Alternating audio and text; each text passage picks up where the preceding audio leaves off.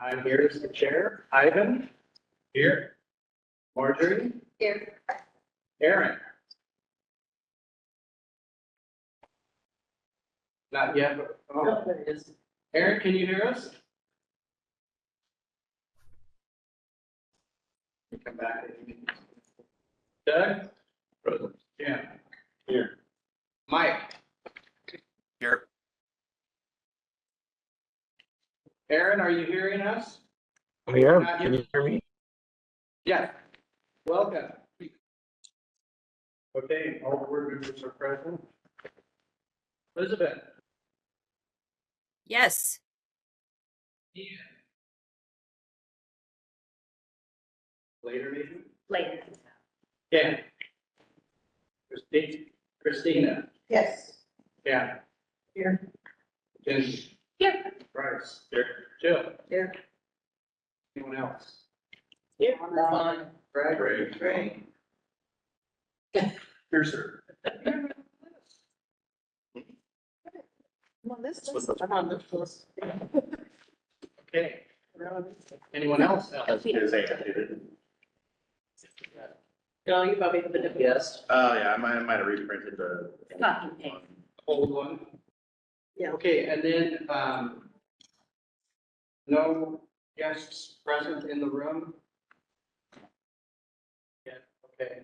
On the line, it looks like there's some guests, is that right? Would you like to identify yourself if you're a guest?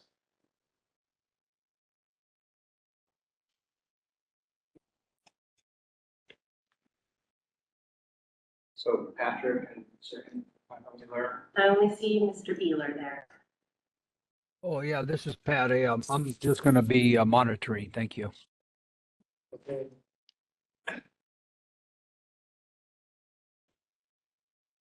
All right, let's move on to the order of the agenda. I move we approve the order of the agenda. Second. Thank you. Any discussion on the motion? All those in favor of approving the order of the agenda, please say aye. Aye. Are there any opposed? Okay, we have an agenda.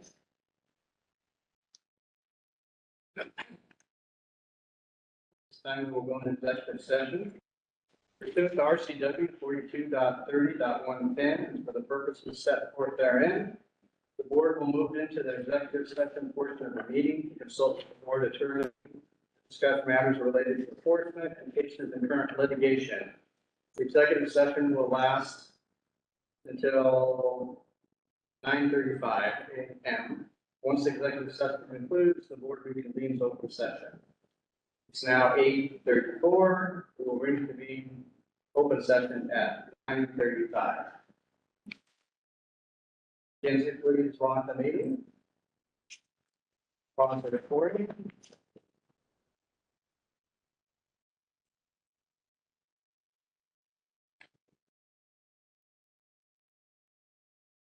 Okay. I'm not gonna ask permission, I have to go. Okay. 10 minutes, everybody? Oh, 10-minute break. Okay, are we back in open session? We are. Okay, welcome back, everyone. We are going to take a 10-minute break. It's 9:35, we'll reconvene at 9:45.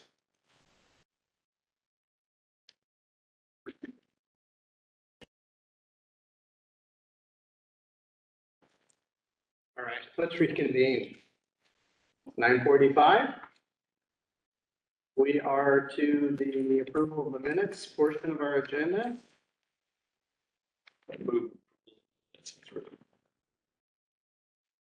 Second. Any discussion on the motion? I had a couple of.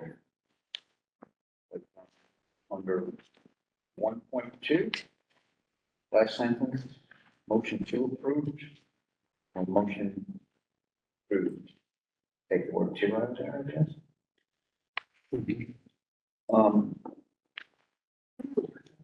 I had just a general question. when it comes to reporting, for motions, some of them just say motion approved. Does that mean it's unanimous when it just says motion approved? Yeah, when it's, well, it's when it's motion carried, that means there wasn't really discussion. You know, everybody was unanimous and we moved on. I'm passing that. When it's approved, there was some more lengthy discussion. Okay, so, of course, some places you put who voted what, even though it's approved. So is there a difference between motion approved? Well, it wasn't unanimous in that case, right? Yeah, Right. and there was so there was just more discussion and a vote with, some yays and some nays. And that's why that's listed, because we need to report that. Okay, Along the same line, thanks for bringing it up, but sometimes we list the chair abstains, sometimes not. I'm not sure why in some cases we note Hopefully it. the case manager abstains when we're voting on cases. Right, but the minutes say Mr. Peden abstained as board chair. The chair never votes unless there's a reason unless there's a tie vote. Right. Yeah, occasionally we have had, a chair vote. And so I believe that's why we put it that way, Okay, which is well, not. it should be listed under every motion. I don't remember seeing it in the minutes before, so. Okay. I'm fine, but let's be consistent. If that's most appropriate to do, let's be consistent with it, I think. Yeah, I agree. Thank you.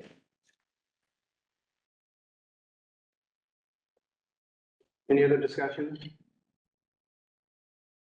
Okay, all those in favor of the motion to approve the minutes from the April 25th meeting, please say aye. aye. Aye. Aye. Are there any opposed?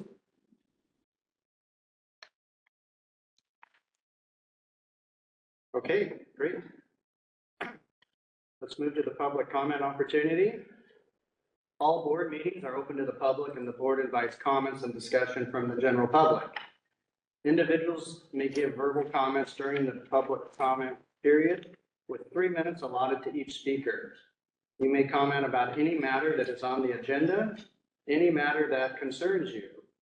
Board meetings are not adjudicative proceedings nor hearings, so the board cannot accept and consider direct oral testimony in support of or opposition to any given complaint or application.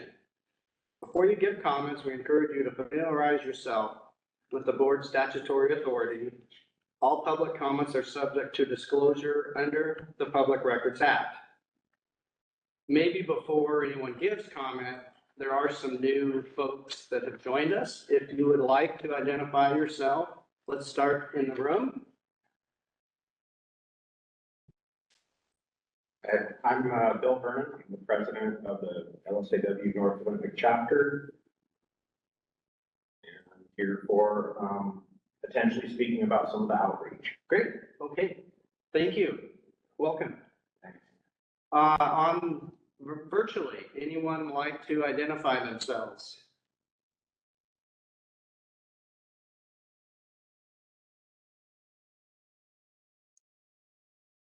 Okay, with public comment, let's start in the room. Bill, you did say you wanted to make a comment? Yeah, I wanted to just kind of state that as the North Olympic chapter outreach, I was interested in communicating with the board on some of the events that we think that maybe talk about co-hosting events, this general discussion on the outreach goals. So that's all I have. Great. Yeah, we're always interested in co-hosting, participating. And so you met, right? Right, so you guys can get together at some time and get together and have some common goals for outreach. Yeah. Great. Okay, virtually, anyone wish to make public comment at this time?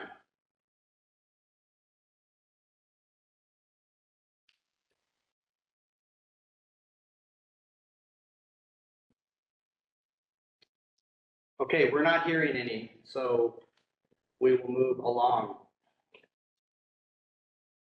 That takes us to item 3, disciplinary action. Jill, case deliberation. Okay, so we have two cases being recommended for closure. The first case is number 2023-0536-00LSB, and Mr. Blaisdell is the case manager. Yes, good morning. This case, the complaints was for the failure to provide information on a survey map pursuant to Chapter 5809 RCW and WAC 332-130. Also was unprofessional conduct pursuant to Chapter 1843 RCW and WAC 19627A. The facts in this case, the respondent is registered as a professional land surveyor in Washington State, and their license number is in active status. The complainant in this case contacted the respondent soon after the complainant noticed the information reflected on a survey map did not match the evidence provided on the ground. The survey map in question seemed to omit the boundary information and features the complainant felt were relevant to their boundary. The respondent performed a survey in 2022 for the property, resulted in the marking of a location of a property line. At that time, the respondent set a marker, a rebar, for the property corner. The respondent later returned and set additional property corners. According to the complainant, the recorded survey did not reflect the evidence to support an alternative boundary. As part of this investigation, the respondent provided information that supported the professional opinion made by him in determining the boundary, and a record of survey was reported with the county in January 4th, 2023, and a copy of that recorded survey was provided to the board investigative team as part of this case. Potential violations in this case, it appears from the information provided that the survey, which was performed by the respondent in 2022, should have resulted in a survey map being filed with the county recorder that reflected the information required on a record of survey pursuant to RCW 5809 and WAC 332-130. When reviewing the survey recorded in January 2023, it was found deficient of many items as required under WAC 332-130. An interview was set up and conducted with the respondent, and an amended survey was discussed as a remedy to the lack of information, and an amended survey was then provided and recorded in April 2024 that appeared to provide the lacking information. Therefore, since information was found that the respondent violated Chapter 5809 and 1843 RCW and or WAC 332-130 and WAC 19627A, his own action corrected the record with filing an amended record of survey that appears to include the omitted information. It is this case manager's recommendation that this case be closed with no further action at this time.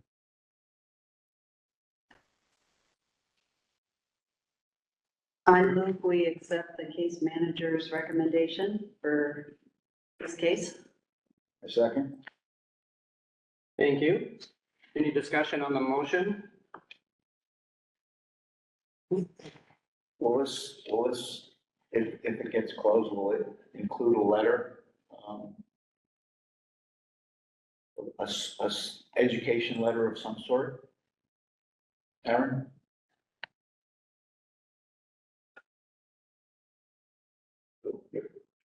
Uh-oh. I believe that would be a good to ask staff.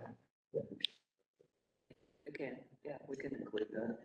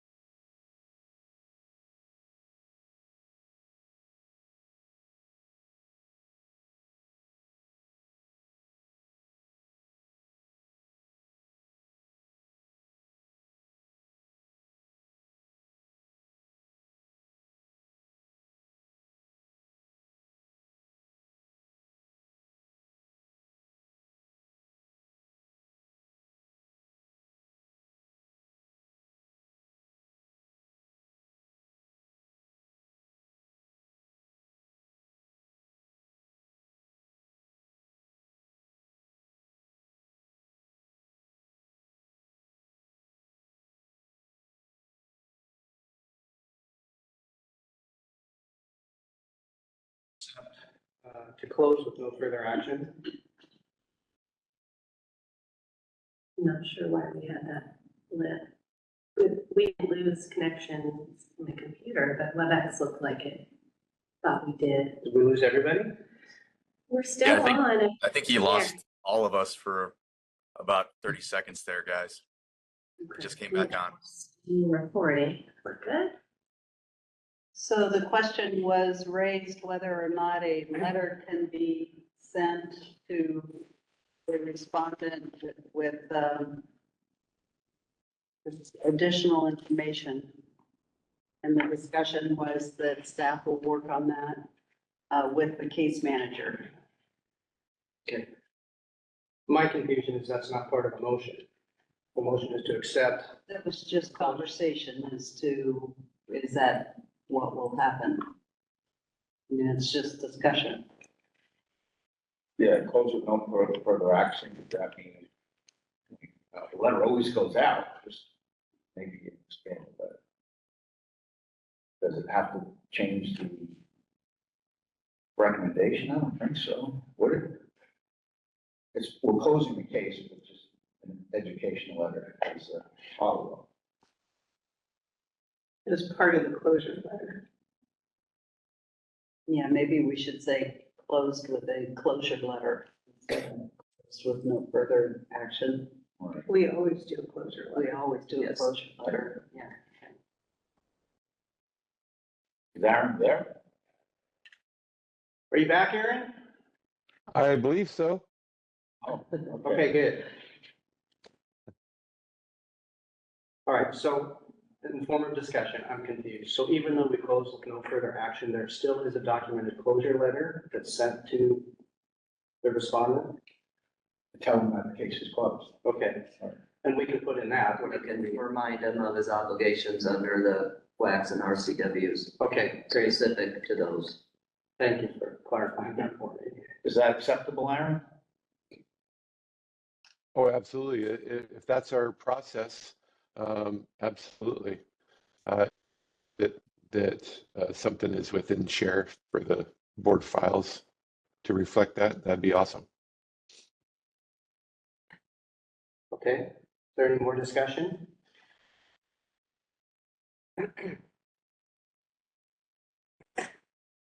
All right, all those in favor of the motion to accept the case manager's recommendation for case 2023-04-0536-00 LSV, please say aye.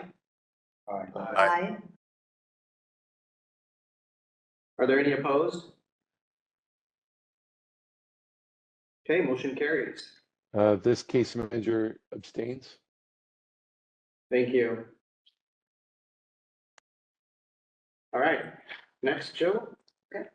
The next case is 2023-09-1922-00 OSW, and Mr. Harney is the case manager. Thank you, Jill. This complaint was received via Polaris. It alleges that the respondent, Washington State licensed on-site designer, was paid to make adjustments to a septic system and handle inspections through the project. The respondent provided the designs and helped with resolving some inspection issues, but when it came time to complete the project, The installer informed the complainant that the respondent was no longer available and the complainant would need to hire another designer to complete the project. The complainant hired another designer and paid additional money. The respondent has not responded back to the complainant. Facts of the case as follows. The respondent was contacted by BRPELS investigator and a brief response date was given. No response received. Multiple attempts to communicate with the respondent went unanswered, and BRPELS staff received information that the respondent had some legal issues in another country. A subsequent email attempt at communicating with the respondent was answered by an out-of-office automatic email reply stating that his business was closed until further notice with hope of reopening in March 2024. On March 1st, 2024, a response was received by the respondent. He was physically out of the country and unable to contact the complainant or the board. Since his return to the United States, he has made contact with the complainant and refunded all of complainant's money. Staff contacted the complainant and confirmed that the complainant received a full refund from the respondent. Complainant stated he is satisfied with the outcome and stated that he would hire the respondent again in the future. Therefore, since a response was received and the complainant was satisfied with the outcome, I'm recommending that this case be closed with no further action. And I move that we accept the case manager's recommendation for closing. Second. All right, thank you. Any discussion on the motion?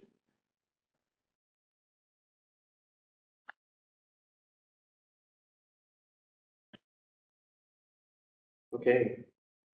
All those in favor of the case manager's recommendation for closure of case number 2022-1922-00OSW, please say aye. Aye. Aye. Are there any opposed? Mr. Chair, I abstain. Thank you. Motion carries.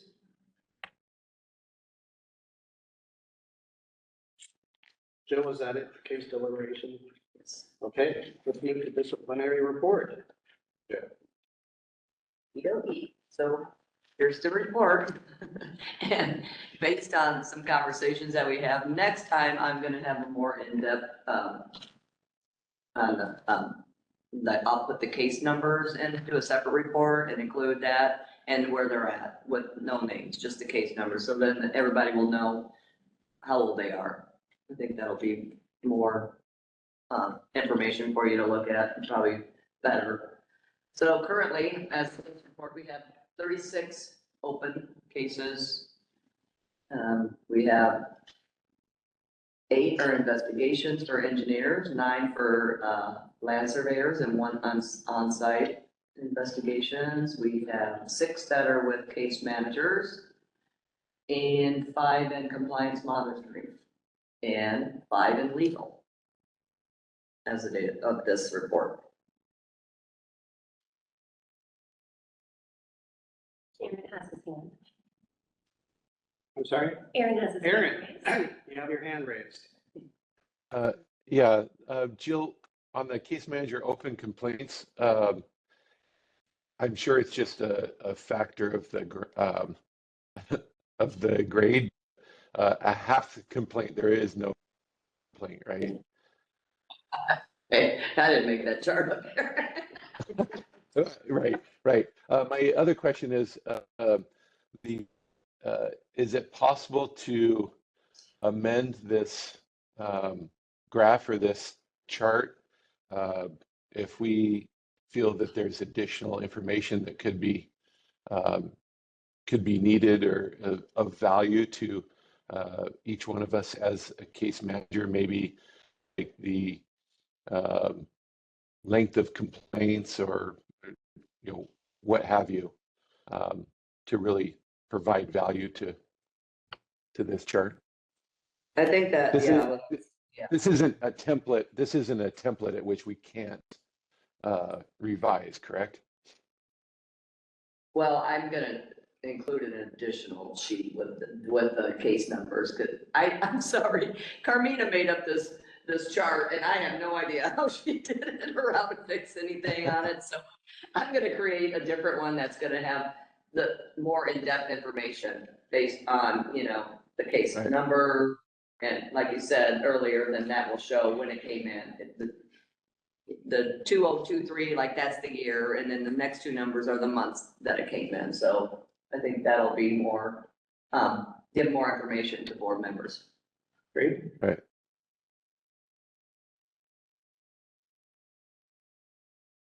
Any other questions, comments?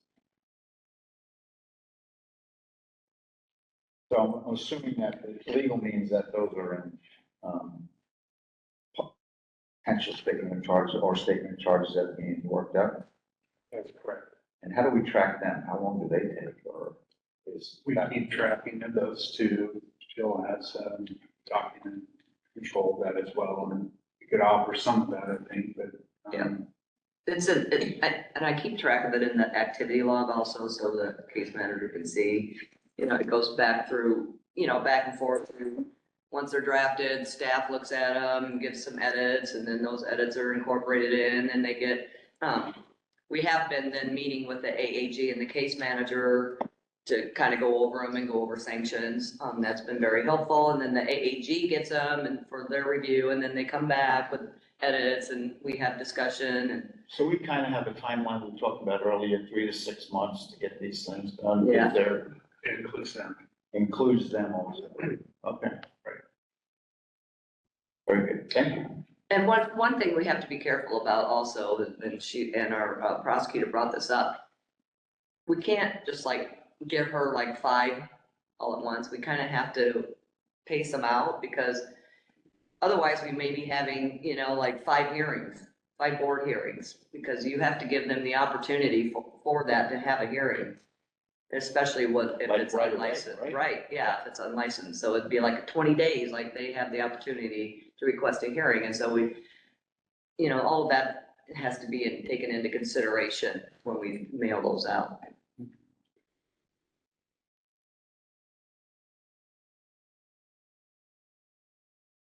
Okay, anything else? Thank you. Thanks, Joe. You're welcome. That takes us to committee reports. Up first is the structural committee. Marjorie?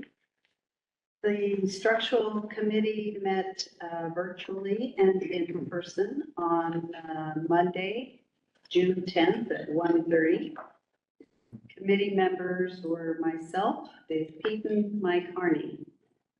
Support staff in the meeting, Ken Fuller, Christina Horton, Vonna Kramer, Shannon Gillespie, Elizabeth Lagerberg, our Attorney General, Assistant Attorney General Representative, Mackenzie Werrett, Greg Schieferstein, I get it backwards, sorry, and Bryce Dixon. Discussion topics. First, we discussed the ongoing issues concerning the United Kingdom memorandum of agreement that NCEES is putting forth, that our board has an opportunity to be a part of. And our board had asked questions of NCEES, one of them concerning whether or not structural engineers were to be a part of that agreement, and the answer was yes. And so we discussed whether or not we felt that SE licensure in the state of Washington is something that can have straight comedy with the UK and or other countries. And this committee is recommending to the board that as we proceed with looking at this agreement, that we exclude the idea that we exclude SE licensure from any considerations as we move forward. So if there is any kind of additional requirements that we require SE licensure will fall under that. So that's the recommendation from the structural committee to the board. Where it was also some conversation about whether or not we could start implementing a state-specific exam for seismic, either joining those states that are using the California seismic exam or doing something similar. And we've decided to put that on the agenda for the next structural meeting. We then discussed decoupling, which is the issues that are in a lot of states have decoupled the experience requirements from the ability to sit for examination. And the structural committee is aware that a lot of states also do that for the structural exam. And in fact, other boards are recommending that examinees go straight to NCWS and take the exam. And then when they've passed the exam, then if they have the appropriate experience, they apply to the board. So we've been discussing this issue, and Mike and Dave both gave reports of information that they heard from the Western Zone meeting from other states about decoupling, and that in general, the consensus was that the other boards felt that it was definitely beneficial towards their administrative process, and that none of them have felt there were any downsides so far they're seeing with decoupling. That was reported. The committee has decided that they want to reevaluate the structural engineering licensure exam application, our instructions and our experience records to make some changes on that application that encourages applicants to provide more clarity in the information that they provide us in terms of the significant structures work that they're doing and the work that they do within seismic. So that is an ongoing task for the structural committee.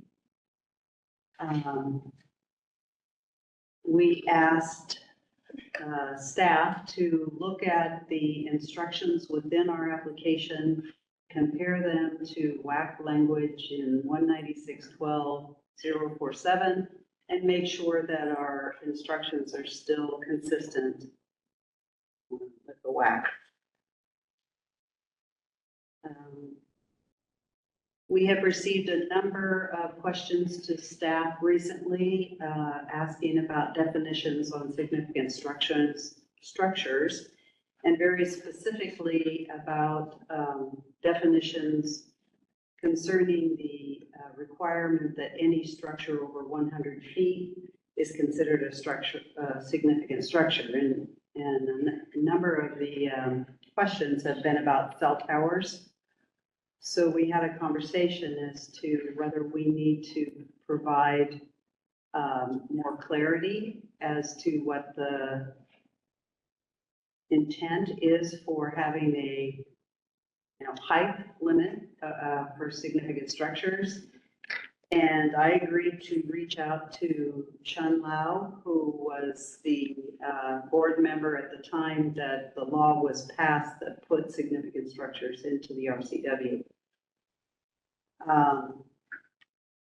We also discussed how this related to the kind of experience that we're receiving within the structural application, and whether someone who has done certain structures, but only one type of structure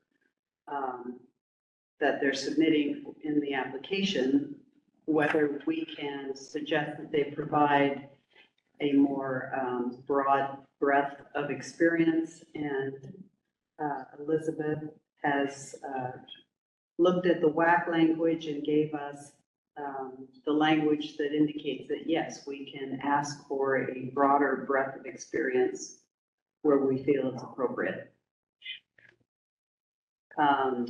And so Dave Eden agreed to start looking at a definition for what different types of breadth of experience would mean, and so that we define that better on the applications, so the applicant understands better.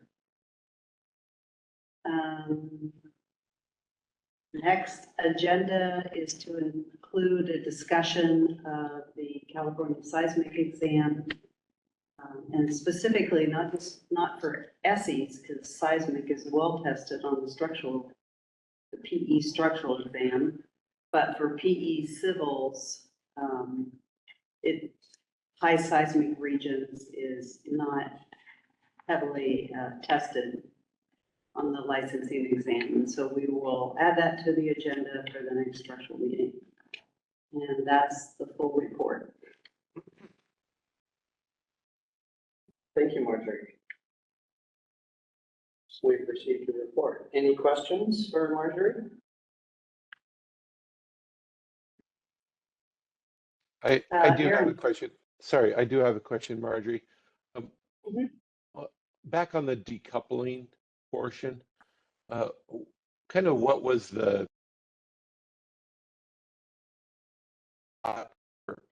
what's the committee's kind of thought on decoupling that experience?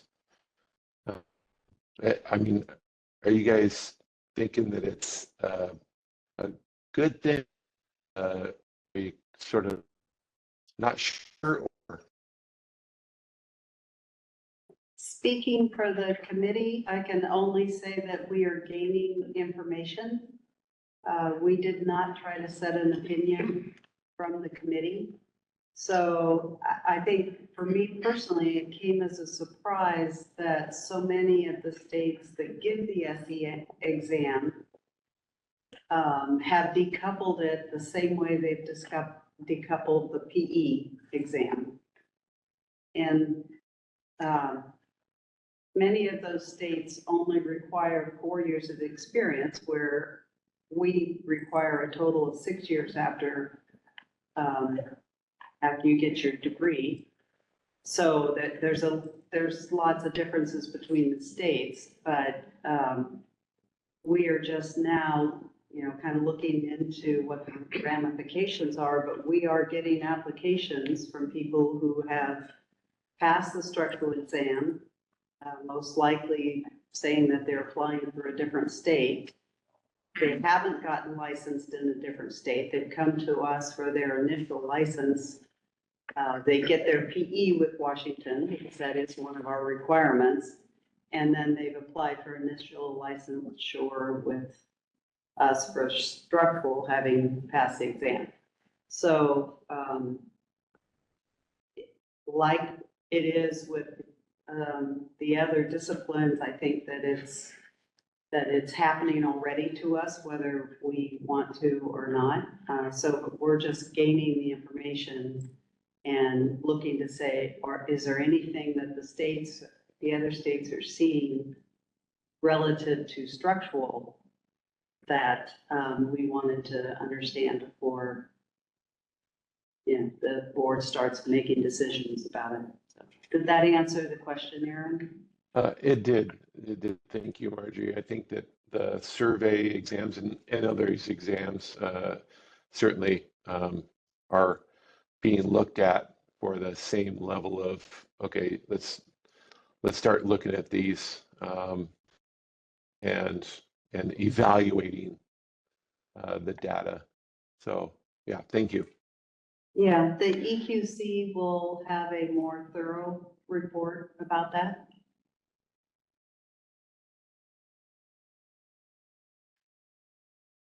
Thanks. Any other questions for Marjorie? Okay. Let's move on to the Exam Qualifications Committee report. Jim. Yeah, thank you, Mr. Chair. The committee met yesterday at 9 a.m. here in this building and virtually on Teams. Committee members present was myself, Marjorie, and Michael. Support staff was Ken, Christine, Lana, Shannon, Mackenzie, Greg, Bryce, and Jill. And we had a guest, Steph Goodenow from NCWS, and Mr. Hendrickson via Teams. Discussion topics were the NCWS decoupling of exams. And we had speaker Steph Goodenow give us a presentation on that. Steph provided, with NCS, provided some information on decoupling of the exams. Currently, 32 boards have decoupled the engineering exam, and 20 boards have decoupled the PLS exam. The committee had a lot of questions for a better understanding of decoupling and exam approval. NCWS does not evaluate anything. Each board chooses one or two approval processes. So the first approval process is auto approval. No requirements needed, education or experience for FE or FLS. And no age either. 15 years old when applied for these exams. And however, to take the PE or PLS, the system will identify if the applicant has taken or passed the FE or FLS. Take the PE or PLS exam. So you have to do that, the fundamentals portion of the exam first. They won't let you take the PE or the PLS exam without that. And then the second way is an education restriction, which I found interesting. So the first one is completely decoupled, the other one isn't quite decoupled because they require education and involved with the exam approval. So the applicant would be required to have one of the following: ASAC, an EAC, or ETAC degree. They got ETAC now? Yes. I don't. Technology. Okay, and there are benefits to decoupling the exam according to NCWS. The examinees can test anytime. Applicants are only allowed to take the exam once per quarter, not to exceed 3 times per calendar year. It encourages those who are examining to stay in the profession, gives the boards and staff easier application flow, and allows the examinees to apply to more boards. The board can write an attestation statement. The statement would be before the exam. For example, just because you pass this exam does not mean you get licensed. So there can be multiple different types of those. So one of the actions items that came out was that staff provide the committee with attestation examples that we received by NCWS for review. So staff said that she would provide us with a copy. I just sent them out to you if you get the opportunity. So she already received them. Send them to the whole board. The whole one? I sent them to the committee. Send it to everybody. Everybody can take a look at it. We should not to see it. Okay. And the second action item was the staff to work with the AAG advisor to see if an attestation letter would allow decoupling without legislative changes. I believe, what was the state that has done that? They have legislation that says they have to have, similar to ours, have the education before the exam, but this attestation letter, I guess, somehow allows that to occur. Sure. So the attestation that Colorado has says something similar to, I attest that I have the 4 years experience required to take this PE exam. Or maybe it says, I have the experience as required by state regulations, which is probably what we would say. And people sign it, it's not verified. So maybe they do, maybe they don't, but at least you're kind of putting it on them. And Colorado has determined that they have not needed to change their laws necessarily, because this attestation covers the fact that people are saying that they've got the experience. Then they come back, and once they've passed the exam, and submit their experience to the state for licensure. So we want our AG to, review this and see if that's a possibility, or if we can't do it, we have to go to legislation to decouple. So the recommendation to the board is, the committee wants the board to move forward with decoupling at the August board meeting. Did we actually have that date? August that we wanted to, With all the information that's being provided. just provide it back. to Yeah, the board and possibly by put it August. on as Not a new, decoupled by then, but. not decoupled by then, no. So it's on the agenda. I've already kind of, It's on the agenda. Yeah, to determine which. it worded that incorrectly, I apologize. Basically, it doesn't matter what we do because they're going to different states, taking their exam. So we decouple or not, we're still gonna get applications of people that don't have the experience but may have passed the exam. So it's gonna be incumbent on us to have a pretty thorough review of the applications to verify the experience. I don't know how that would be done with all the applications that we get for engineering, but probably easier, we can do it with surveying, because there's not going to be that many applications for it. Maybe decide the staff that the committee's looking at those applications more in depth, because that is really the criteria how we're going to give a person a license now. It's not technically just a minimum competency passing an exam. One thing I might add is that this is where the NCWS record could be quite helpful.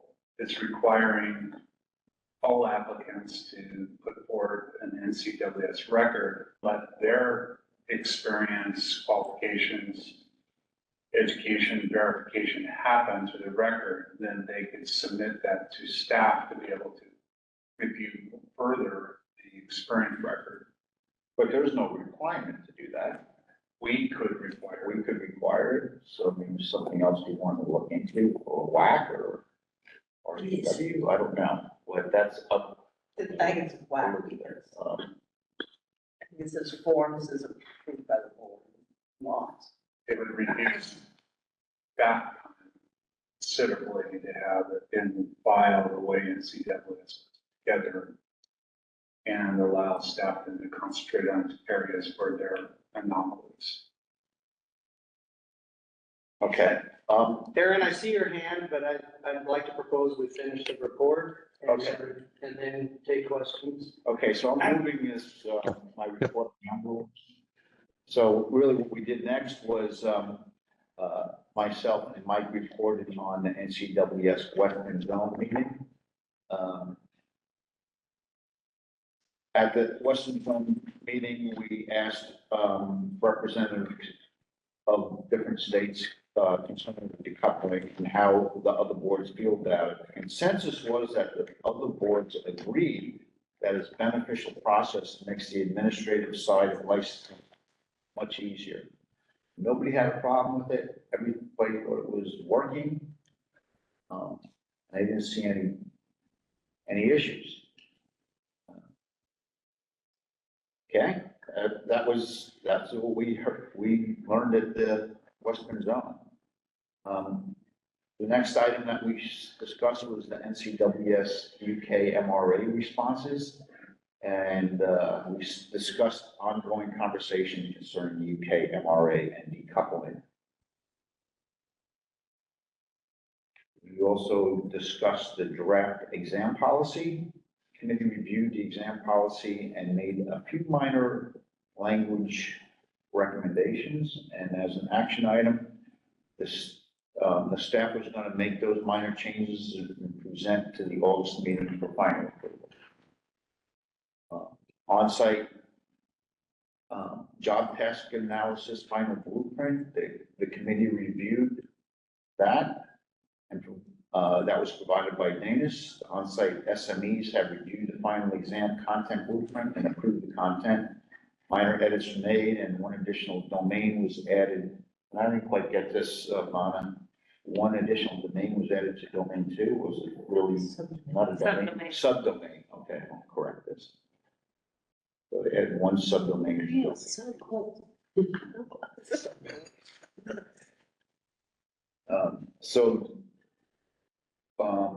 The committee is requesting the board approve the on-site exam blueprint.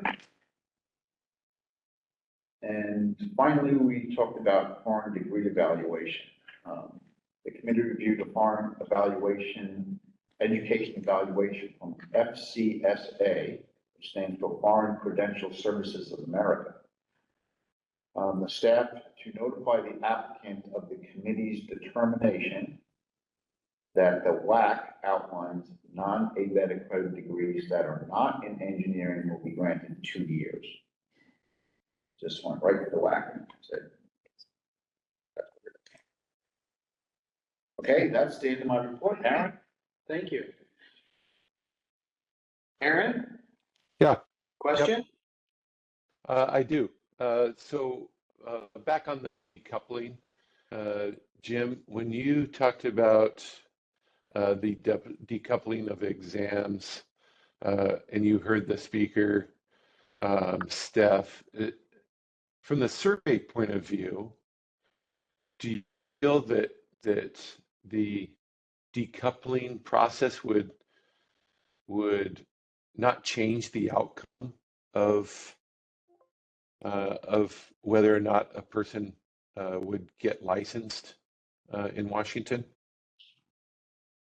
My personal opinion on this is it used to be that the exam tested the minimum competency. And if you passed the exam, you were minimally competent and were issued a license.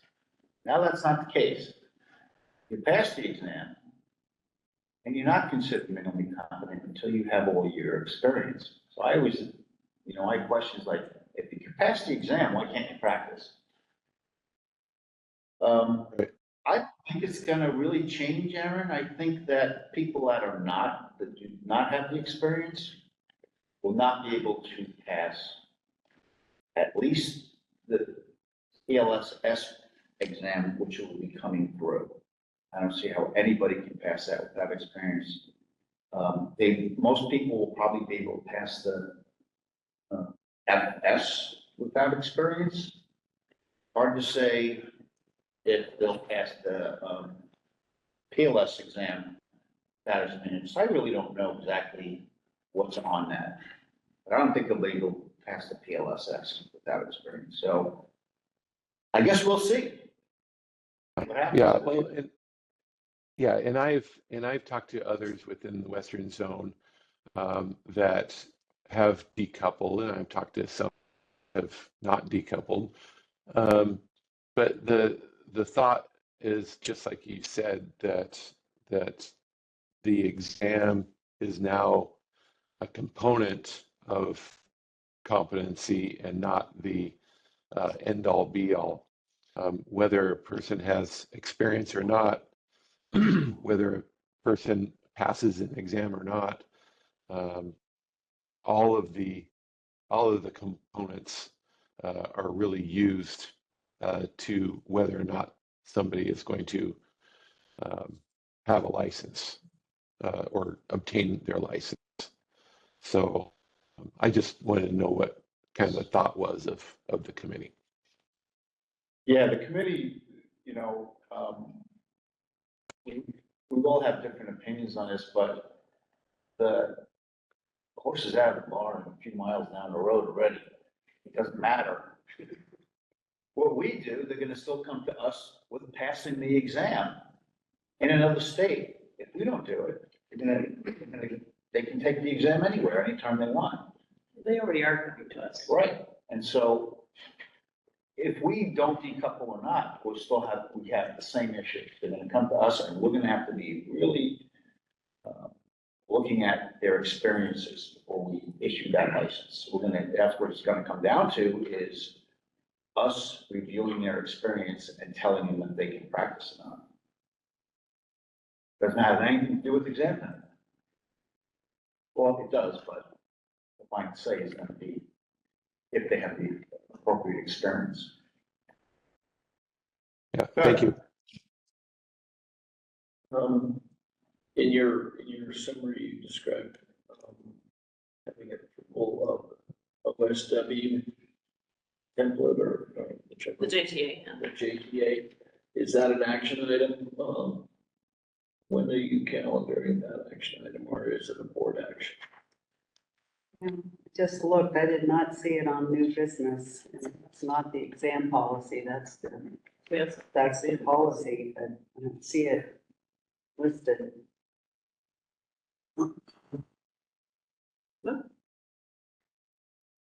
That's why I asked. Yeah, Say, what do we do? What do we do? Well, we'd like for you to approve it, however, the parliamentarian part of it, I'm not sure we can, since it's not a new business item, because it needs to be approved by the board, so. It's your annual meeting, so you can add agenda items. Pardon me? Since it's your annual meeting, you can add agenda items. Does it matter that we already approved the agenda? That's Elizabeth's question. Business, because it is an annual meeting. Elizabeth Lagerberg, Yes? I'm not sure if you heard the question. Since this is the annual meeting, can we add an item to new business that wasn't previously on the agenda? You know, I think it's my memory that we can, like this is the one time we can do that. But what if they've already approved the agenda? That's true. Probably shouldn't do it now since you already approved the agenda. Is there anything you can put it under that seems like it's related? Well, On the we're not agenda? taking board action though, so. Oh, yeah, but if it's related under the board, I mean, where are we on on the agenda? What does the agenda say for right now?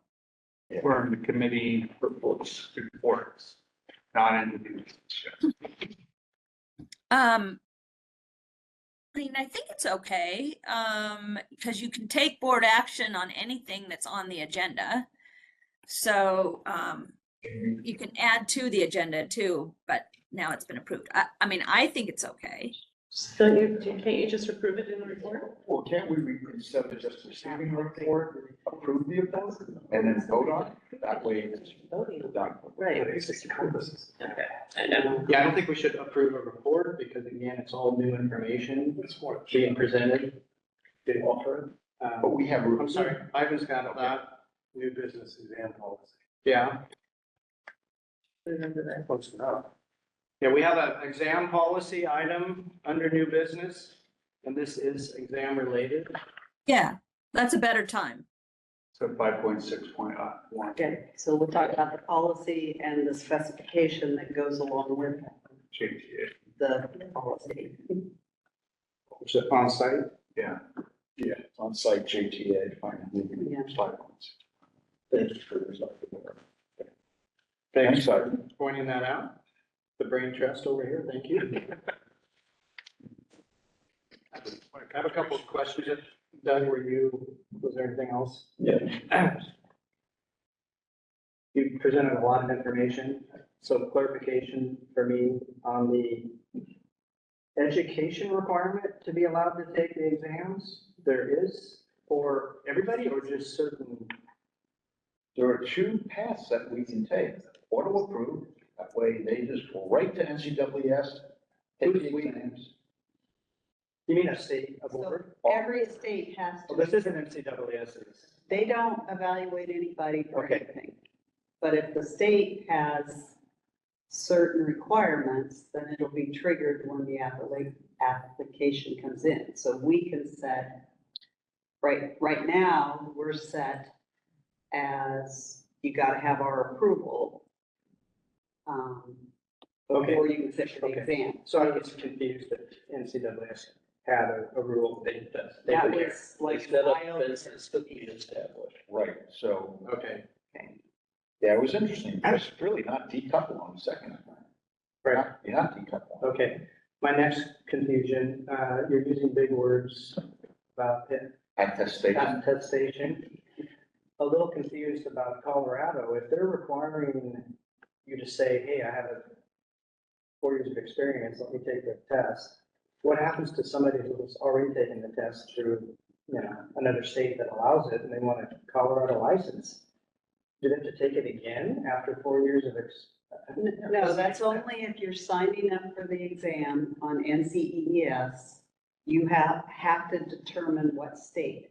Right, So, okay, I'm gonna determine Colorado as opposed to Oregon that is an auto approval state. But Colorado, if you clicked on that state, then you also have to sign an your signature says that you've attested to the fact that you have the right. And experience. is the goal there not to involve staff or an application? Because in our state, you'd have to apply first and we'd have to get approval. The goal is, I think because it's within their RCWs or their laws and rules, they have to do kind of like what Washington does. Yeah. You have to have your experience, your education, Yeah. or whatever, before we're taking the exam. But they're kind of circumventing that by signing the attestation, saying, I meet the qualifications as far as Colorado State, so I can take the exam now. I think, does that make sense? So that's what we need to look into, is to see if we can do that same type, Okay. through that attestation. That's a really hard word to say. And yeah, so, well, Elizabeth, I don't know if she heard us before, but that's what we're requesting, that you review that and see if we can do the same thing or actually have to go through legislation. Yeah, I got that. So we did confirm with staff that an applicant jurisdiction that they are gonna take the exam through, because my question was, well, what if I, say I'm taking it in Oregon and I'm taking it in Idaho, and can I take it more times during the year? Because there's a 3 times a year limit. But she said, no, once you've signed up, you have selected a state and you can sit an exam anywhere. You can sit in Washington, but you are saying that you're gonna apply for licensure in one of these decoupled states. And so what Vonna just sent out to us is examples of what other boards have done on the NCWS website for their various attestations or requirements. So we can look at that and decide if we proceed, if there's something like that we want to.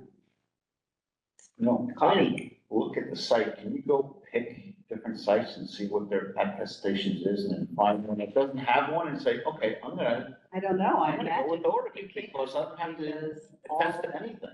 all our Ps in Washington are figuring out other states to go click on, so. Right, yeah, Either they're bypassing Oregon us. Or where. I think basically the main attestation that's being said is that, basically, what is it, if you pass this exam, you will not get a license, type of statement. Doesn't mean that Doesn't passing mean- the test Yeah, makes you licensed. You still Right. have to meet the requirements of whichever state you want to get licensed in. And so if we say 8 years or a mixture of education and mixture, they still have to meet that, even if they have passed the test at whatever point. So, Well, the biggest problem we have is the legislation says you have to first prove your education experience before you can sit, right? That's the biggest problem. So how does an attestation let it get around that? We don't know. That's what the AAG tell us. Steph also stated that there's not a lot of data right at the moment. So they're not really able to see how it's working, you know, because there's not long-term data to figure it out. But from what they are seeing, people are taking it usually at the, like the FE and the FLS at the 3 to 4 year mark of schooling to take that, you know, they're not seeing 15-year-olds really coming in to take the exam yet. So I'm not gonna say it's not gonna happen, but that's like a Doogie Howser kind of situation. But And then she said about the PE exam too, or that what year of experience most people are taking it, right? What was Yeah. that the same as that? it is about the same, I think. Yeah. The interesting part is that the second type, decoupling, where you can have education, it's specific. You know, what if you don't have an ABET or degree survey that you want? You know, I'm wondering if there's an option that we can have that. Well, we don't have any education requirement at all. That would be the auto approved. It's just automatically approved. You sign up for it, you take the exam. There's no requirement needed. Yeah, so I don't even know how we can do the education one. Because we don't require education. So I think coming back in August, the pathway, what it's gonna take to get there, and then the board can take action, give us direction. Yes. And has his hand up. Oh, thank you. Aaron, you've got your hand raised. Yeah, thank you, Chair. So I'm not so sure that we haven't,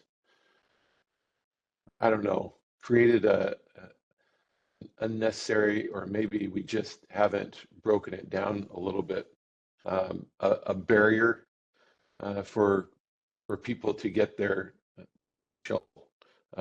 testing out of the way. If I think that we as Washington State or a board need to be careful, because if we have a majority of states surrounding us that have in fact provided a pathway to take an exam at which then they can come to Washington State through a sort of process that they don't have to use our process to get their exam out of the way. I think that we may have a scenario that others may likely the legislature may require that and change that for us. So we just need to be careful of that. I think that if the data shows that taking the exam through a process at which it's a decoupled process does not harm the public, I think that we need to really look at that and be ready to accept that if we have other safeguards in place. So just need to be open to that. Those are my thoughts. Thanks, Aaron. Anything else about the exam EQ reports? That's it. You're sure? Pretty sure, yeah. Easy. And unless anybody on the committee has any additional information? Guess not. Okay. Well, thank you very much. Okay, that takes us to the survey committee report. Aaron? Thanks, Mr. Chair. So the survey committee met yesterday, June 12th at 11 a.m.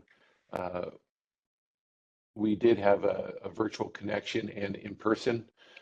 Committee members present were myself, Jim, and Dave. Supporting staff in the room, Chris, Shannon, Jill, Bryce, Mackenzie, Vonna, and Ken. Guests in the room were Tom Barger, Tony Chenier, Paul Golly and Jeff Dugan. Meeting was called to order again at 11:30. We discussed item topics were the PDH issue and the compilation of activities from most recent PDH audits. We also talked about the survey map requirements to record, and that specifically began with a question by a registrant that was sent into the board or sent into Chris, asking a specific question on a specific instance and seeking our guidance.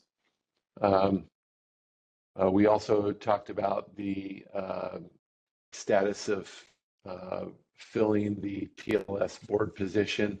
As you know, that Jim is rotating off the board, and his board position. I don't think that we've had any applicants, so Jim will stay on as a continuing board member until such time as a new one is appointed or he steps down. So we talked about just the overall status. And then we talked about the maps provided to jurisdictions as a continuation of last meeting in April, where Tom Barger presented a few scenarios at which maps were provided to jurisdictions that really resulted in the information being used in other projects for maybe not the intended reason that they were performed. So Jill, again, back on the PDH credits, Jill presented a table showing the breakdown of the PDH credits per category. And again, for those that do not know, WAC 1966120 is very detailed in the categories and the PDH units that are required or are used by registrants. And so she reported the number of categories, the units that are recorded as part of the audits between November 2023 and May of 2024. So there's a discussion about PDH audits will be part of the normal complaint process. And if there are some units that should be limited or required, reaching out to professional organizations like LSAW about providing trainings based on the areas lacking. So again, the committee is going to be looking at, because we opened up the board opened up a CR 101 process for reviewing the PDH audit WAC. And so as part of that, the action item of the committee was to take a look at that WAC, take a look at the categories for relevance, and take a look at the units, whether or not the units are appropriate, if they need a maximum or a minimum, and if that WAC needs to be changed.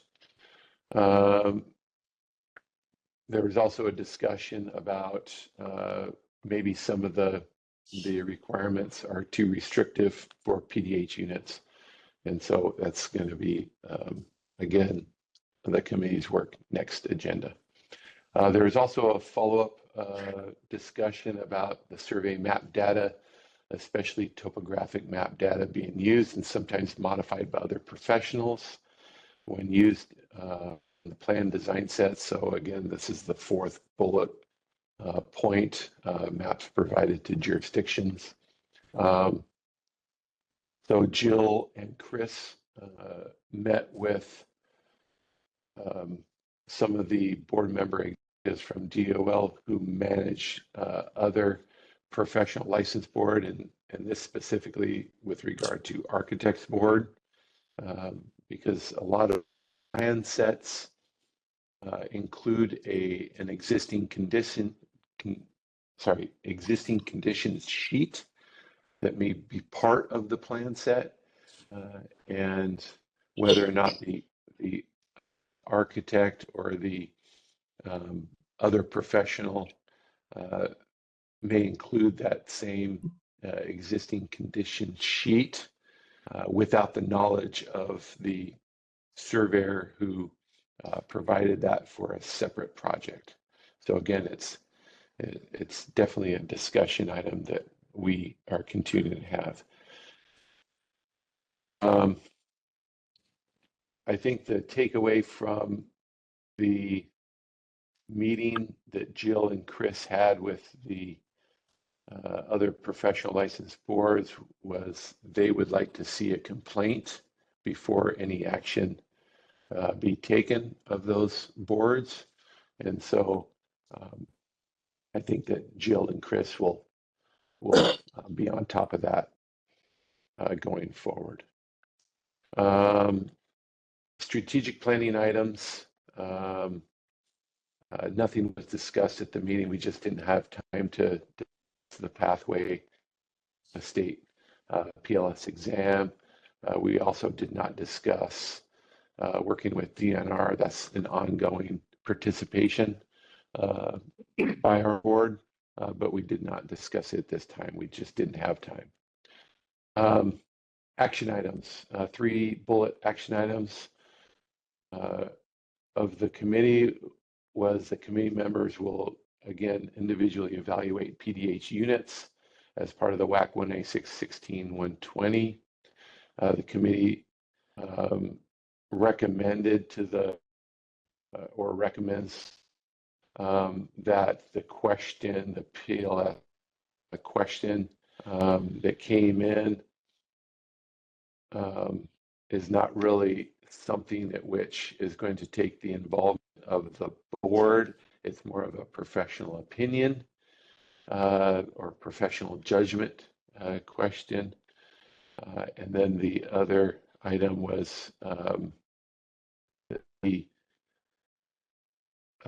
August survey committee meeting will include the PDH compilation report, the PLS exam project update, and continue the discussion about survey data used by other licensees without their knowledge. So again, those are the 3 action items that we talked about, and we're passing forward, and we adjourned at 12:47 p.m. So just over an hour and 15 minutes. Any questions?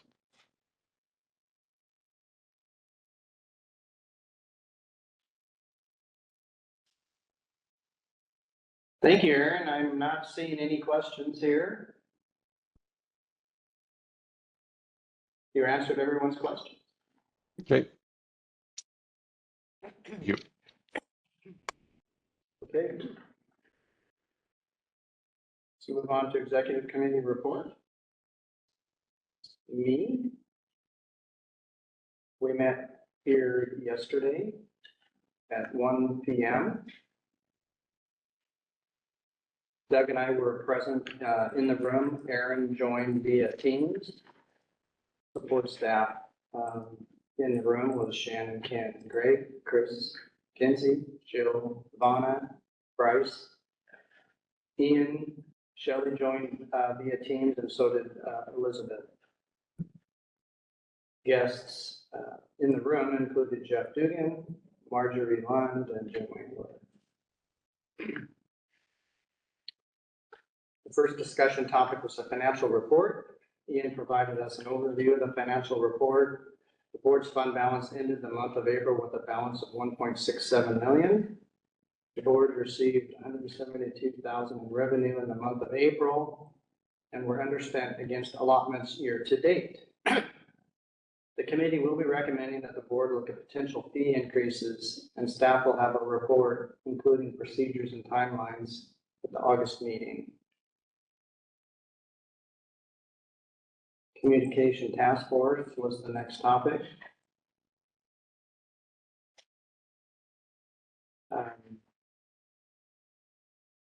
Do we have you're going to give a report, trying not to steal too much thunder here. There was a discussion about the procedures for board sponsorship of organizations. McKinsey reported that the procedures are close to completion. Also discussed was who has the authority to decide who the board will sponsor, the task force or the director. All requests will go to the task force and the board will be kept informed of who gets the sponsorship money. Greg unveiled the character. I'm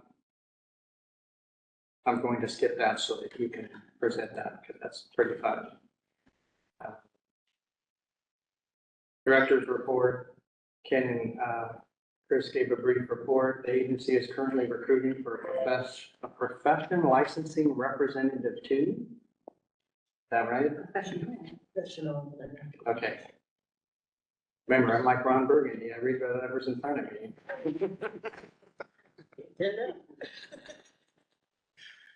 This person would be part of the licensing section. Tim informed the committee that during his report at the board meeting, he would introduce the idea of making one of the 6 meetings the board holds annually a training workshop and not a business meeting. We'll talk about that more during Ken's report. Jim brought up the cybersecurity emails that have been sent to the board members at their BRPELS email address. McKinsey stated that they were sent as a result of WATEC trying to alert people to potential phishing emails. Next, we discussed the review of the exam policy. The committee reviewed the draft policy that was provided in the packet. Shannon presented the draft policy and the comments made by the EQC. She will make the recommended changes and bring the policy back to the August meeting. We briefly reviewed the strategic planning items. There wasn't really much to report. The items include remain engaged and informed on deregulation, emphasis on outreach and education, measure performance and gain stakeholder feedback that's relevant and useful for improving our agency, measure the licensing system software functionality from stakeholders, and early engagement with professional organizations in rulemaking. That's the end of my report. Any questions? A lot of these we can hear more about and we will have opportunities to discuss. I did wish to maybe provide more detail on supporting that exam policy. And these are a set of administrative tools established to ensure we have a uniformity in preparation, a uniformity of management, SMEs and information associated with tests and test conduct, and with assurance that that we manage any accommodations. Yeah, it is a new business, so we can discuss much more thoroughly at that time if you'd like. I think you described it as going to be. But it's still on today's. Okay. We can, yeah. It is an agenda item that we can either spend time on or not.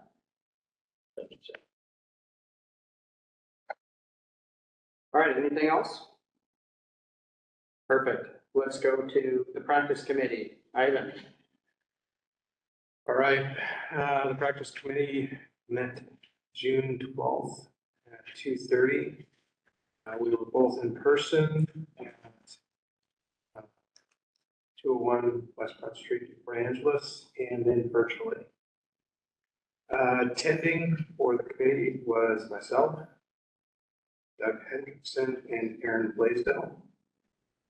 Staff attending were Ken, Chris, Jill, Shannon, Kenzie, Ivana, Greg, Bryce, and Elizabeth.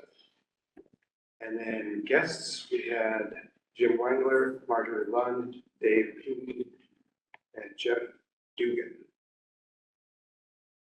We went through the complaint and administration closure summaries. Total complaints received over the last period between our last meeting were 14. Of those, engineering complaints were 8, survey complaints were 6, no on-site designer complaints. Once again, the engineers have taken over the surveyors. Administrative closures were 2. We have 1 engineering closure and 1 surveyor closure.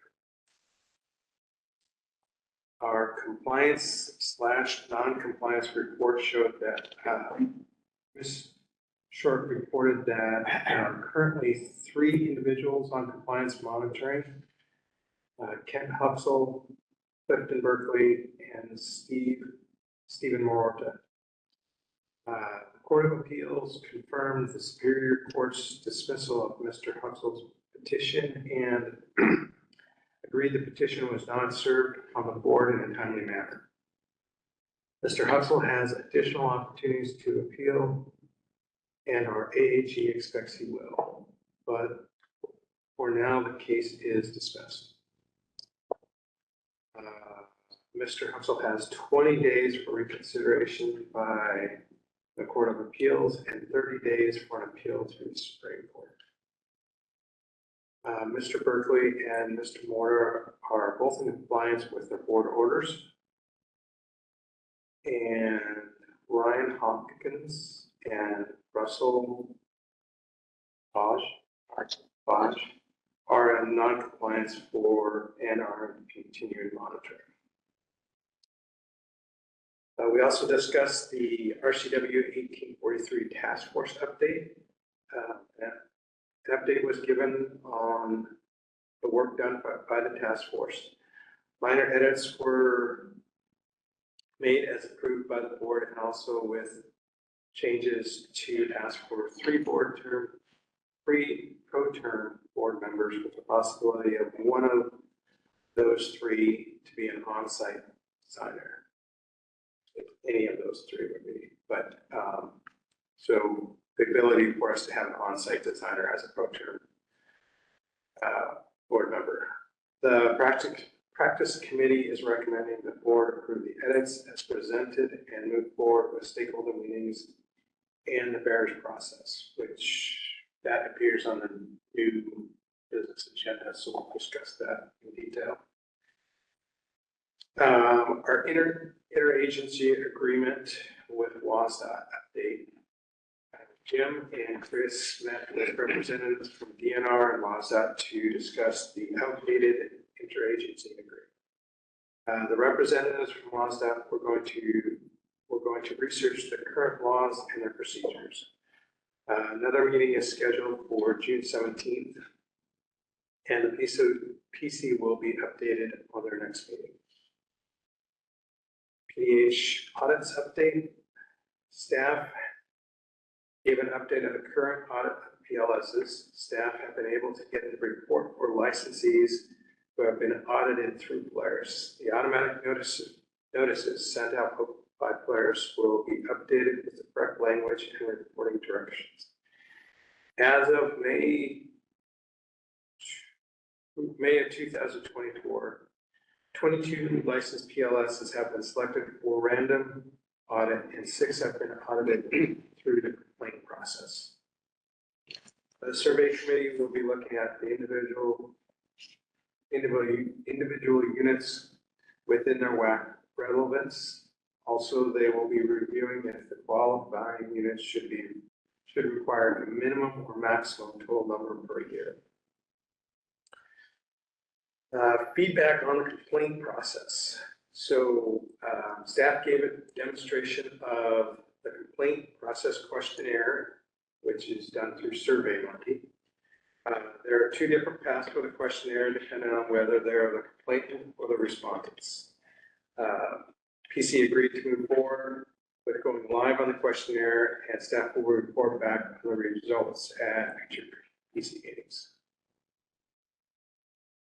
Recommendations to the board is to approve the language, the minor edits to 1843, with the, in addition, those edits have the ability for one or a pro term board member to be an on-site. Action items, none. And we had completed one strategic planning goal, which is the feedback assessment of the complaint process. Any questions? Thank you. Any questions about the practice committee report? Doug? Well, there was an observation, a little bit of discussion. It appears that the audits are performing some value added in identifying the potential of having renewable applicants attest completion of EDH requirements and not having done so. The question I might have on that is whether further investigation that it leads to a longer history of such lack of completion of those requirements. Whether this is only the first time they never actually met those requirements. I know in the past when they were being done, with our previous licensing manager, there were people that didn't meet it, and, it was pretty lenient with the, okay, well, you can make them up this next time. Isn't that how they were pretty much doing it? I don't know how many, I wasn't involved with it at that time. I don't know how many actually didn't complete them, but I know that it was pretty like, okay, well, you can make them up this time, this next, period. It kind of depended how many lacked. Sometimes they were just back. But I believe my question really was, we have an attestation on the website when you renew. Oh. If they falsify that, Oh. how long have they been falsifying that attestation? We'd be looking at that. And that attestation is fairly new. It wasn't always there. So the previous, instances, there wasn't, May not be a record. yet, right? They didn't have to sign off on that. I had just jumped, but is that now back on the online, renewal? Where that question is that you have done that. We talked about this a few meetings, and I don't know if it's there or not. I'm not sure either. I'm sorry. Is it? We requested for Polaris or for DOL to put it back into Polaris and they completed it. So as far as I know, I don't have access into the back end, so I can't see it, but as far as we know, it's been completed. But we're not absolutely sure. They said they completed it. They said they could. How do we confirm that? Yeah. I can, Jill and I can. We'll reach out to them. And we'd like to know the date that went back on, so additional, future, complaints that come in. Tell if it was during the period of time where it wasn't there, or was there. So it would be nice to know when that was put back on Polaris. Margaret? Now that we have kind of a program in place to do audits, can we have a journal article or website article, LinkedIn, letting people know that we are auditing? Because part of the reason for doing that is to let people know that, you better get your PAHs in before you renew. And so the fact that audits are happening, maybe, people just figured it was never going to be looked at, but now we can let people know that, we do have a program in place. And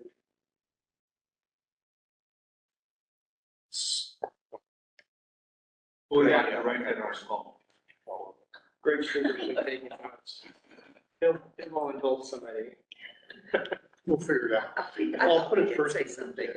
In a more expanded article. yeah, right, you can just, start getting some zingers out there. Yeah, thanks for the idea. Yeah. I got a question with regards to the players. Is it just a check mark that they basically say, acknowledge, yes, I've completed, I think it's 30, right? It's, What am I in? I've read I have read RCW. and understand. I read or understand. I have read and understand. Okay. RCW 5809 and WAC 332-130. Two basic. The Recording Act and minimum standards requirements. So they're not required to submit their courses that they have. I know that No, question. no, that's That's what been No. a question even there also. That's a PD, but they do get, you know, that's a separate thing under the audit. This here is, you get credits for reading these, a minimum amount it's listed in that. But we want to know that they have read it and understand it. Plus, But when they go to renew. when they go to renew, correct. We've run into complaints, you know, we ask them about something in RCW and they say, I had no idea that was in there. Well, we just renewed your license, didn't you read it? No. Did you attest to it? Yes.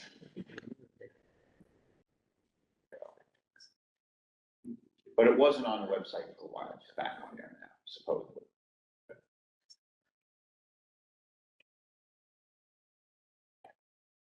Any other questions? Aaron has his hand up. Aaron, you've got your hand raised. Yeah, so on that same notion, and we have the ability, because it's in our interest to actually see what the public or the registrants actually answer or respond to when they renew their license, like this attestation question. We should be able to get a screen capture of the actual,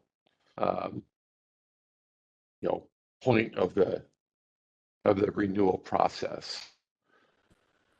I'm concerned that we just say, well, they told us it was taken care of, and it's obviously we don't know until somebody reports back, and we can't even verify that. The second question is with regard to Jim, what you just said is yes, somebody can attest that they've read it and understand it, but how do we enforce that?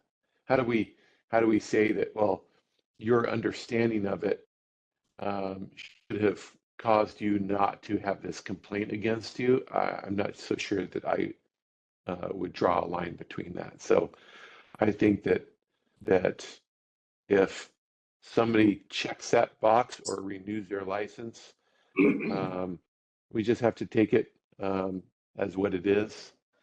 But what we're going to do about it, I think, is another question. I think Jill had a response to your first item, Aaron. Jill, was that?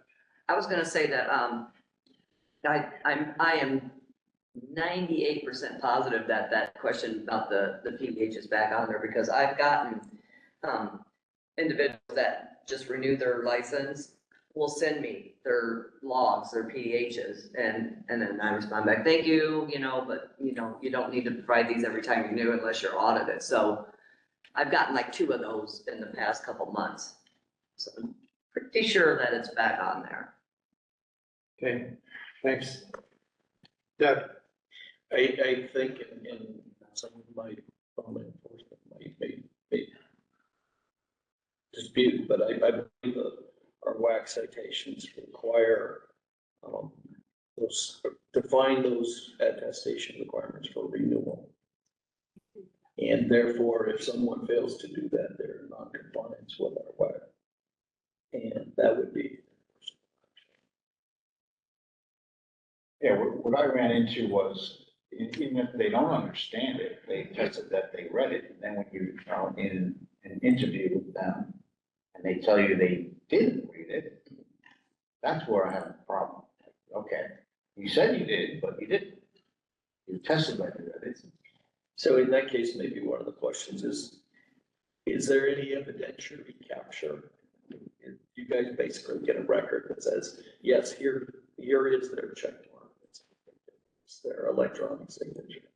You can get their answers, right? So, Yeah, I was just looking at that. You can, to answer Aaron's questions earlier, when they go through the renewal process, they have to, answer specific questions. There's legal background, and then there's the, I have completed this or that. We do have access to that in each individual licensee's account, so we can see how they have answered. So if it's been falsified, you have the evidence in place to move on it. Thank you. Okay, anything else for practice committee?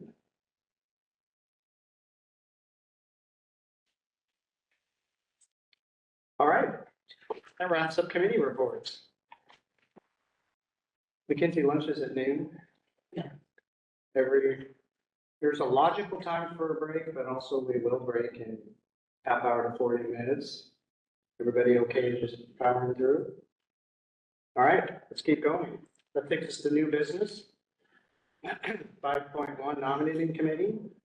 The committee consists of Doug and Ivan. And you have a recommendation for us. Yes, we recommend that Marjorie Lund be nominated for chairperson and Doug Hendrickson be nominated for vice chairperson. Okay, thank you. Are there any other nominations?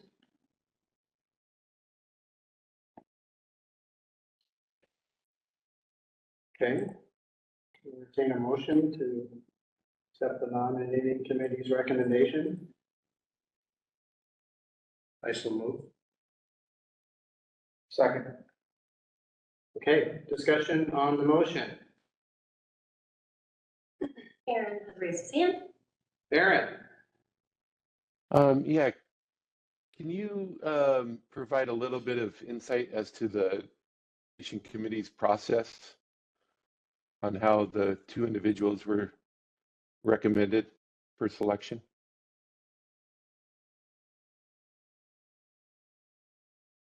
You did address that? Can you please? So we took a look at the members of the board that could fill the positions. We decided that Marjorie and Doug would be the best choice based on available bandwidth to handle the tasks for the positions.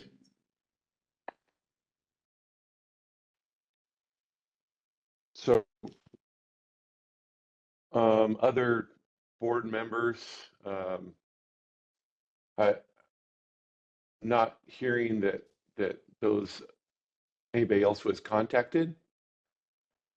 I guess what I'm getting at is there's no correspondence or discussion with any other board members, including myself as a board member for the positions. I'm not sure the bandwidth question was ever raised with any of the other board members. And so I was just wanting to understand the process. I'm not sure that we had a process to do that. So how was that bandwidth even evaluated?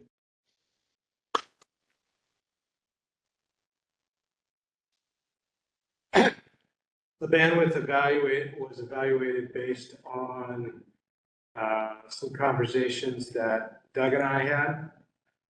And then Doug and I had with other individuals.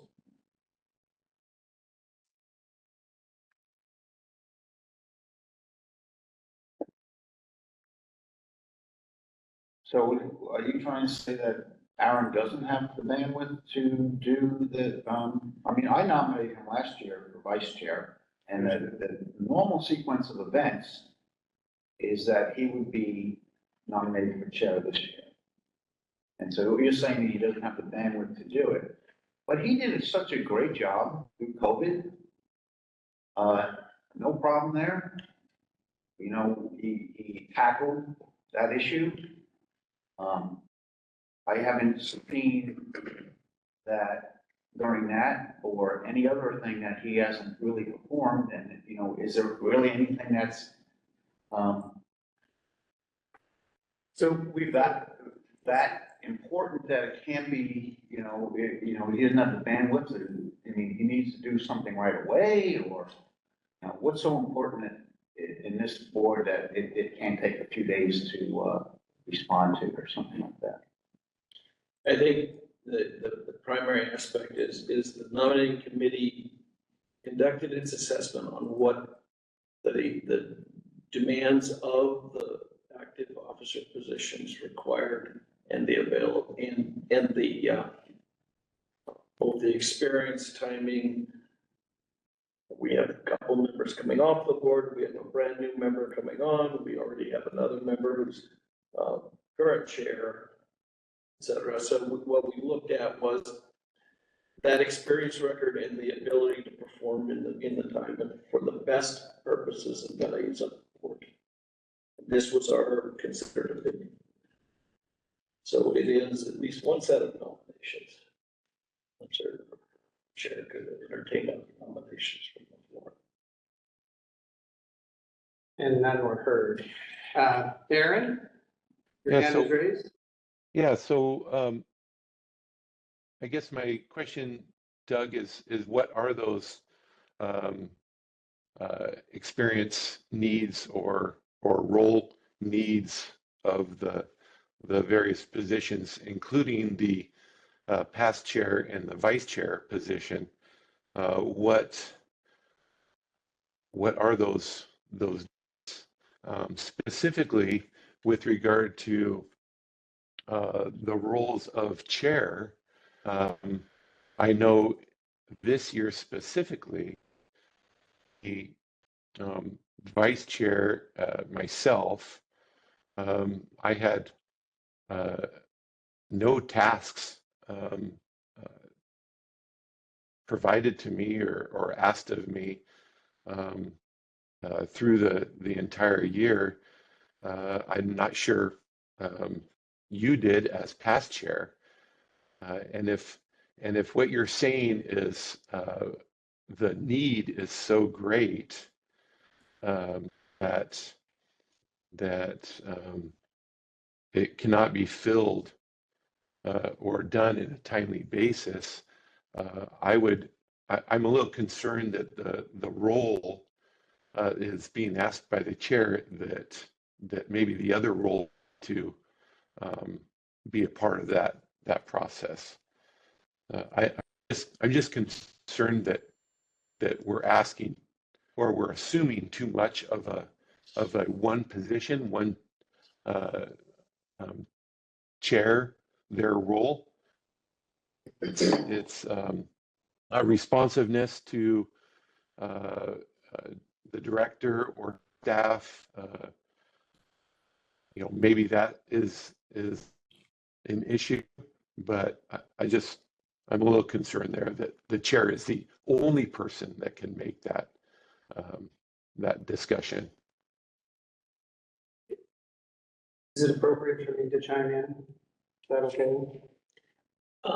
What I would, if I would just reassert that it was the considered and weighed opinion of that nominating committee that these constituted our best recommendations for the projected officers for 2024.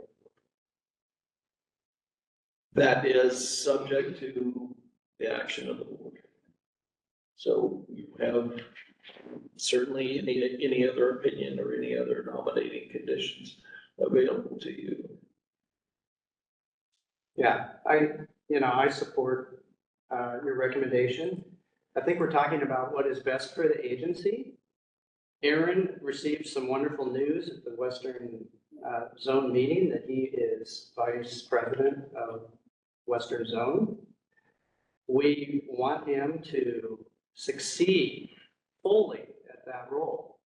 and put more emphasis towards that, rightly so maybe, than this agency. Aaron's got personal commitments, he's got business commitments. Marjorie is at a stage of her career in life where I believe she will give full attention to the agency. And I think it's the right choice. It's not that Aaron has done a bad job as previous roles. It's just that right now, we're looking at what's best for the agency. And so I'm supportive of the recommendation. And Aaron, we have had some conversations. You know this is not new information.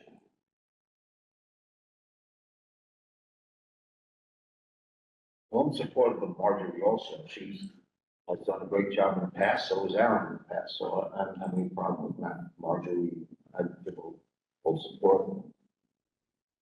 But I think, just personally, I think Aaron, it's a bandwidth thing. So Reyes have a lot of bandwidth. I think he could do it, but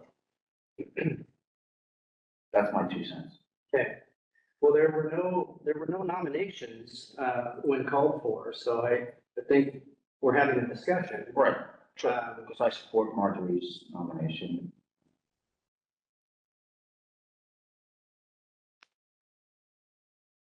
Any other discussion on the motion?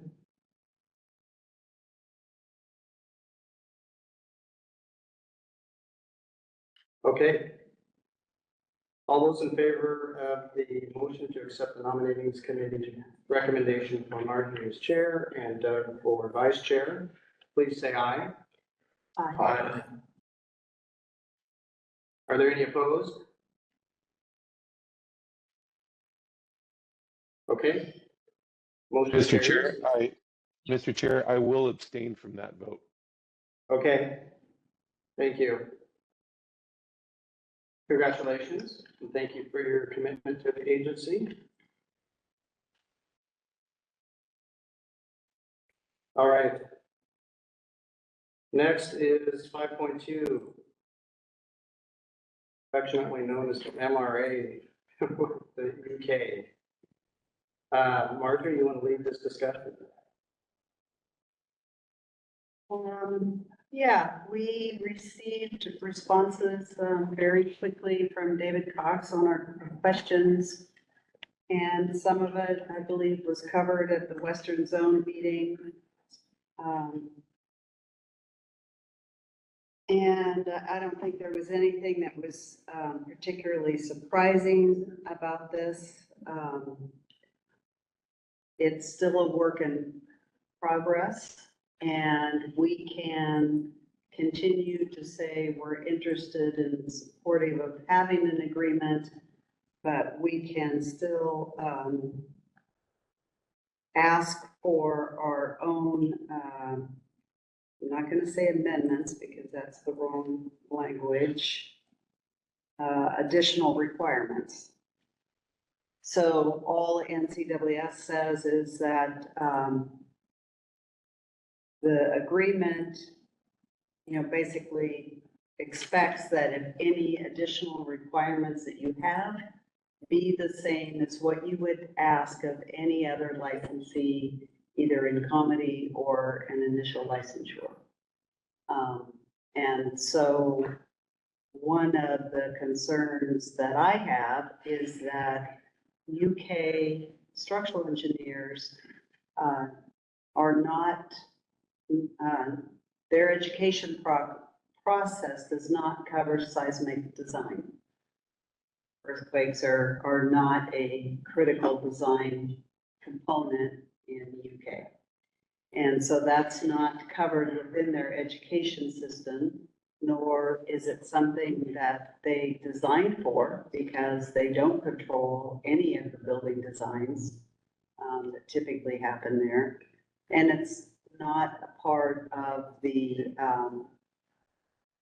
licensing or the certification process in the UK because their CEing, which is equivalent to our PEs, are required to give their experience and then have an oral interview where they defend it, much like a thesis for a PhD. For the structural engineers in the UK, they take an exam. The exam is basically a conceptual, show us two ways of providing a structural system for a building, and then take one of them and develop it far enough along to get a cost estimate. Their exam does not really cover the full kind of design and drawing criteria, and especially not code criteria, which our structural exam happens to be very heavily code driven because we have so much seismic requirements in that code. So that is why the structural committee is recommending that we not consider structural licensure when we're looking at how we would evaluate this agreement. However, there's also the concern I have of C-INGs, which are equivalent to our PEs, and whether or not they could come into our state with a equivalent PE license, and they're not trained in seismic design either. The majority of the buildings in our state are designed by PEs, not SEs. SEs are required for significant structures. Also, just for your general knowledge, earthquake design controls low-rise buildings. It does not control high-rise buildings. So the majority of the buildings that are controlled by earthquakes are the buildings that are designed by PEs. So how do we feel about PEs in the civil structural discipline who come in who don't have that kind of experience? Ken and I decided to have a quick meeting with some of the other Western states, which we call the Ring of Fire. So California, Oregon, Alaska, and Hawaii and Guam, who deal with seismic design. We quickly invited California, Alaska, and Oregon to a meeting to discuss how each of those states were feeling about this mutual recognition agreement. And, you know, their thoughts specifically about the seismic issue. And Ken wrote up a great summary of the meeting. It distributed to people who are interested. But in essence, Oregon hasn't really looked at the agreement yet. They're going to look at it in July. And they are concerned about how their statutes may not allow for some kind of agreement like this. California is the most knowledgeable, I would say, of the agreement. Rick Moore, who is a surveyor and is their director, executive director. He has been more involved in the process. And so they are leaning towards looking at approving or working more with the MRA. They require all civil engineers, whether they're structural designers or roadway designers or fluid mechanic designers, all of their civil engineers have to take an additional 2.5-hour seismic exam and a surveying exam as part of their licensure. And it has been that way for the 40 years that I've been in business. So California has always had this seismic requirement separate. And so they say we require it of all comedy licensures. We will require it of any foreign license. And if this goes forward with the UK, it would be required of them. But they haven't voted one way or another as a board to sign on the MRA or whether or not they've determined any additional requirements other than the seismic surveying exam. Alaska, Elizabeth, who is with us still today, had a very good comment about the fact that this kind of an agreement is sort of the first with foreign degrees, and that we need to evaluate it carefully because it's kind of a prototype or an initial that will influence how we work with other foreign jurisdictions. She had two structural board members on the call with us and their director. And they have not looked into it completely yet either. But Alaska has a cold region design course, which would immediately be an additional requirement. And they are, interested in knowing more about how this would affect licensees that come in who are not trained in our building codes also. And we say they have, Elizabeth pointed out that this will be discussed at the annual meeting in Chicago, and specifically at the Engineers Forum, and that we will help kind of with any process in terms of that discussion.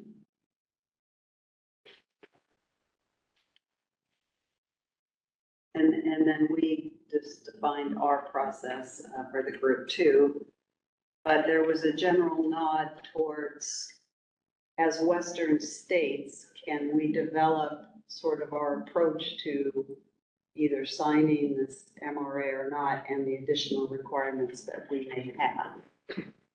So that's one piece of it, is how can we look at this, really as a whole Western states approach, which I think would be valuable.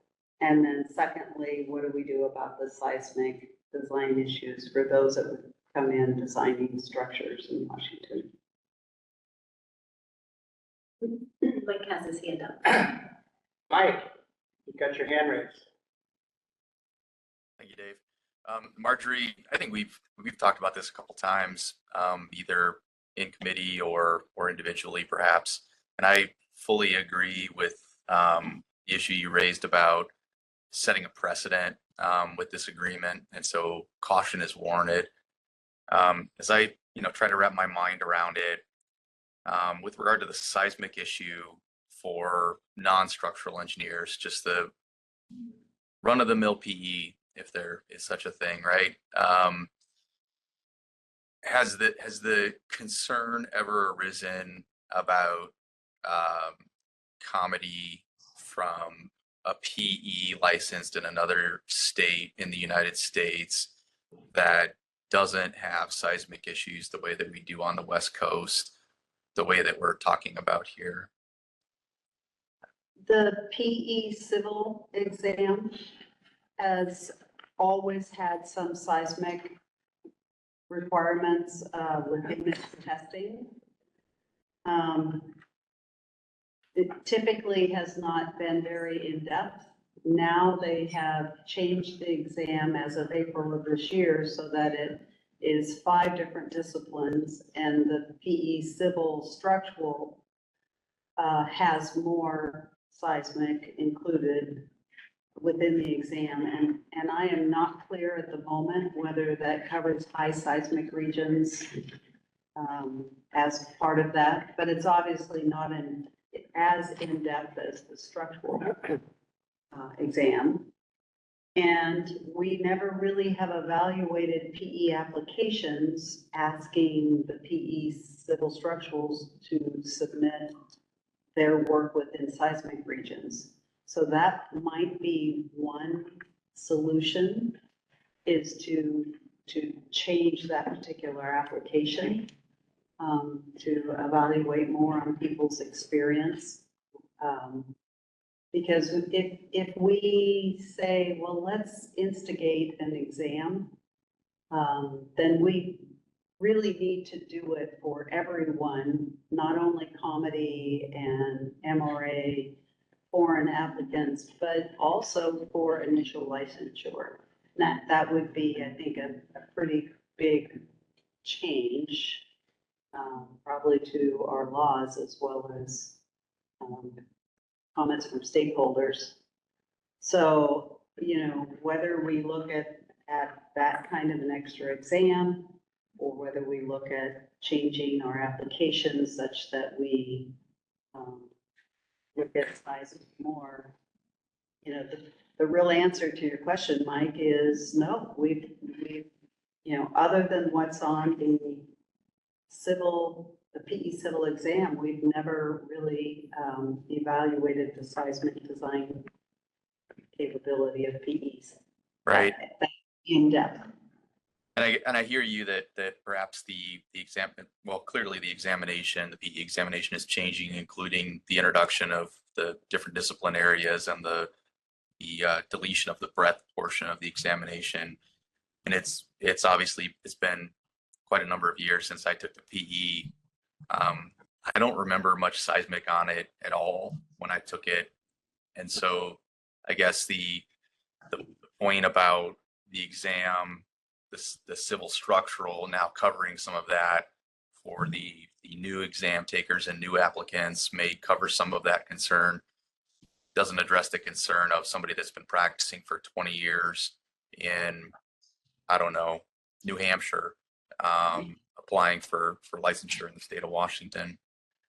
And I'm obviously being a little bit tangential and hyperbolic here with this line of questions, but I'm thinking about it in the context of, with regard to the seismic issue, and setting aside all of the issues associated with this recognition agreement and setting a precedent based on it, just with regard to the seismic issue, for that part, are we treating those applicants potentially differently than we would a 20-year licensee from New Hampshire?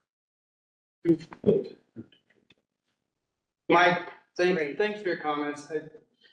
I'd like to raise this to a much higher level. We have the annual meeting coming up. The minutes reflect in our last meeting that we wouldn't sign the agreement.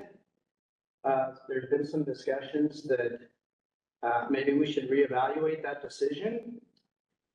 Participating in the signing does not mean we're adopting. It doesn't mean we're agreeing. It means we're moving it forward. There's legislative hurdles, there's the seismic hurdles, there's all kinds of hurdles. And I don't want to speak for you, please speak up, but I think you would like us to attend the signing. I don't know if you're allowed to make a motion. I think maybe you are, you just can't vote on it. At any rate, if someone would like to make a motion, then we could further discuss on whether or not we are present in support of the signing. I think I want to remind us all that we have a zone VP that's, is from our board. And I think it would be good to continue showing support to NCAAS. It doesn't mean we're adopting it. Well, I'd like to make a motion, this would be my first one if I'm allowed to, that we do participate in the ceremonial signing photograph presentation of the MRA with NCAAS in Chicago. There is no requirement that you have to be a signer in order to participate. Just to participate, and that you are agreeing to keep moving forward is the only caveat of what was the invitation. Was not agreeing to signing, just pursuing it, moving forward in the good faith of looking at this MRA. And so I would, that is my motion. Is there a second? We can have a discussion in a second. Okay. I'll second. Thank you. Okay, Ivan, you had a comment? We keep moving forward knowing that we have no ability to change the MRA. Correct. all one-sided. But no, We have to adapt our processes to the MRA. that's not true. Yeah, We have state-specific requirements. But but we can't change the MRA No. in any way, shape, or form. No, So I just want to make that but we sure can that's clear. exclude structural from it. We can add seismic testing if we wanted. Well, We could, we can say, in our added requirements that, PE examination is required of all licensees.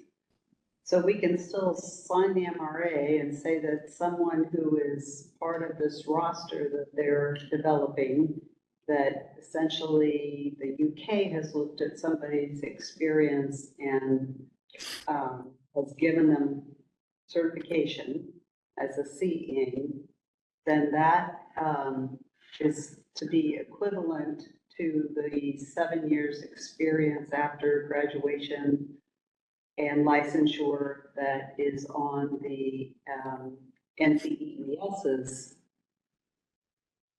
evaluation to get on the roster. So then there's this roster of people and they come to us and we can say our additional requirement based on our laws is that you take the PE exam, which is kind of how we treat somebody from the UK right now. If they've been experienced long enough, we waive the FE, but they still have to take the PE. We've done that one. We have a couple of hands actually online. Aaron, Mike, I'm not sure if you still have your hand up from your last comment. I believe Aaron's first and then Elizabeth. Aaron first? Okay, Aaron. Mr. Chair, I'm not so sure that the MRA, in fact, I do not see the MRA precluding or exempting an applicant from our process, right, in Washington State. It doesn't exempt them from anything that we desire to be a requirement for licensure within Washington State. To have certainly laws and rules that basically say whatever an outside organization doesn't say or writes up or puts into their code, and simply just saying whatever they say is good enough for us and we just let them get a license. I don't think that's what we're saying. We're just basically, this MRA is just an ability or a resource, as I see it, that we can reach out to gain an understanding or to use in the evaluation process. It doesn't mean that they're going to get a license without even applying. Doesn't mean that they're going to be able to sidestep any of our requirements as far as I know it. I do not believe that we should put up any more barriers than we need as Washington State for gaining licensure. It doesn't. I don't think that there's data out there that says that this MRA is going to put forward bad licensees or bad practices. There's no data, to my knowledge, that says that. So those are my opinions. Thank you. Thanks, Aaron. Elizabeth Lagerberg? Yeah, I was just simply going to confirm that this MRA still allows every state to have these additional requirements for licensure. And as Aaron said, people that come through from the UK still have to apply They don't automatically get licensed. Just because the board signs the MRA or agrees to the MRA doesn't mean that they automatically get licensed. So they apply for licensure with Washington State, and they still have to do whatever the other things are that Washington State would require. The only thing I can think of that it could overcome is, well, experience. So you could say, well, if they have the, if they're approved by NCWS, then they, we assume or we trust that they have the experience. And you could also do the same with the examination if you want to, but you don't have to. You can add on the requirement that they have to take the PE. So, just because you sign it doesn't mean you agree with every part of it. Thanks, Elizabeth. One of the reminders, our governor has signed an agreement. Right. So this would at least be in the same direction as the governor's office, as far as continuing this forward. Well, this government. We're gonna have a new one soon. But how does this work with decoupling? Okay, so we decouple.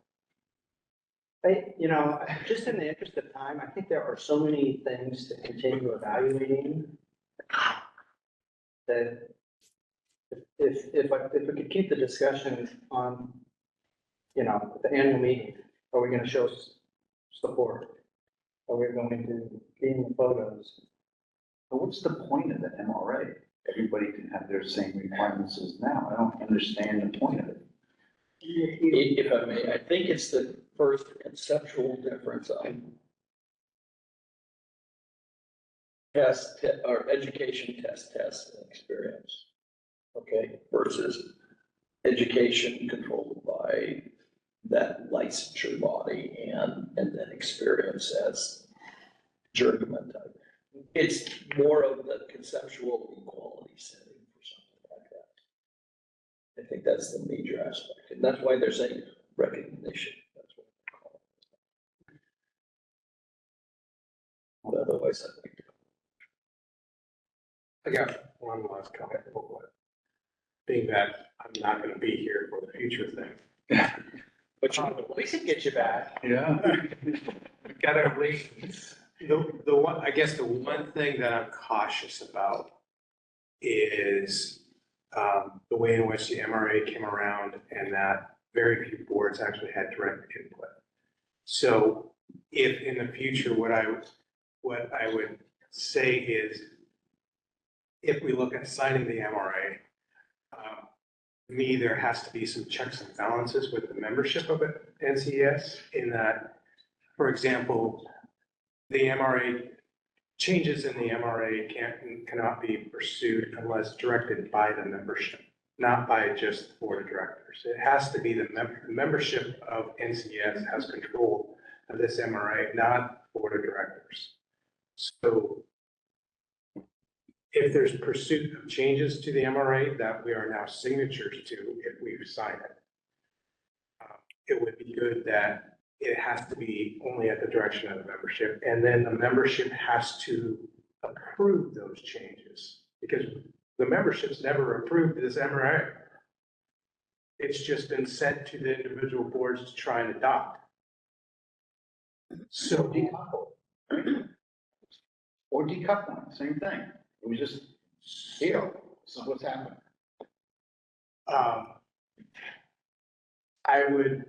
Those would be my cautionary points going forward. I think that's very valuable. Thanks. Thanks. To remind everybody, my motion was just to attend the party, not the same. Aaron also has his hand up. Yeah. Okay, Aaron? Yeah, so have we had any applicants from UK ask for licensure within Washington State? Yes. Yes, and how did those applicants or how were those applications evaluated? Any difference? Did you see a competence or any sort of question? Do they need additional evaluation in those? Like any foreign Because- applicant, if they're providing education, they need to obtain a foreign degree evaluation through NCWS. Their experience, if it's, you know, if it's only foreign experience, that has to be reviewed by either Ken or a board member, to identify that they, you know, meet substantial requirements, you know, in experience within engineering. And then I'm assuming that, you know, and then making sure that they have the 8 years of experience. So they're evaluated the same as a stateside engineer who's applying. It's just they have a couple extra steps that they have to go through being foreign. Right. Makes sense. So my second question is, do we have any registrants within Washington State that are on the roster for that mutual recognition? I know of one. I'm applying now. I So- believe Ms. Johnston could affirm that. She is a Washington resident, registered as well. Right, right. And so I don't feel that the signing or not signing in this case is going to, again, exempt anyone from any sort of process. I don't believe that it's going to circumvent whatsoever. I think it's going to be beneficial as a resource. I think it's going to be beneficial to what we want it to be. It's not going to really preclude or erase any sort of process that we have. I think it's an enhancement and not a detraction. I think we should sign it. Thanks, Aaron. Okay, McKinsey, so we get the motion correct. Could you read it back? So Ken recommends, or Ken motioned, if we can accept Ken as the motioner, participation in signing the US-UK MRA at the NCEES Western Zone meeting in August. The celebratory. Annual meeting. So, Oh, I'm sorry. I don't know why I wrote questions. They're even gonna sign, just No, just In attend, August. go and sign. drink some tea. attend the photo wall. Okay. All in favor of the motion, please say aye. Sorry, Mr. Chair, I have a question. Sorry, it wasn't. If you don't want to recognize me, if you want to recognize me, that's completely okay. I will recognize you. Okay, so why won't we sign that agreement? Why are we just going to attend and not sign? What is that? What's the difference? It's a good question. I think at this point, Aaron, if I can answer, we haven't had that question back in front of the board. We made a decision last time that we weren't yet prepared to sign it. So other than that, you know, the participation in one thing is a separate question than signing it. So in response, I would say it's just that we have not brought that question back to the board. Yeah, let's complete this motion and please make another if you would like. So, all in favor of attending? All those in favor of attending the ceremonial signing, please say aye. Aye. Okay, any opposed? Hey, Okay. 2 against, 4 in favor. Did I do the math right? Okay, motion carries. Thank you. Any other? If I may, I request that everybody just double check your registration for the annual meeting with NCEES. There is a portion there where you select that you'd like to attend the signing. I know the majority of everybody is funded, so I Yeah, don't have access to your registration as easily. So just double check that. and we most likely did not accept it because at the time of registration, we, based on our last meeting, we elected not to attend. Yeah, correct. I will correct that, and they asked for 2 names.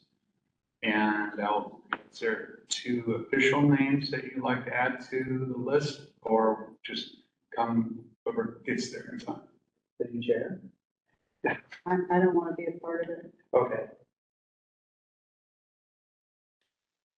I'll be there. So Aaron and Dave. I'll put Aaron and Dave's name down as the 2 attendees. we limited to 10? Well, it only asked for 2, so Find out if you can go. I'll be there. I'll be in the background, just like Yeah.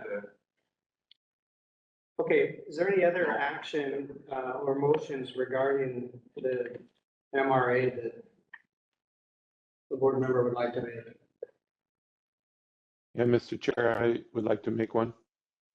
Yes, I'd like to make a motion that we sign on the mutual agreement and have Washington State have a role in that agreement process as Okay. a signator. yeah. Is there a second?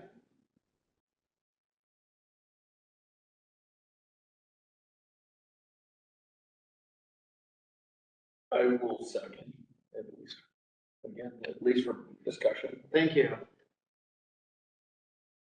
Okay, yeah. Maybe it would be good to focus on what would be the obstacles as to, or the negatives as to why we wouldn't sign. I mean, we still have a lot of control over the final implementation within our state. NCAAS knows that. There's legislative hurdles potentially.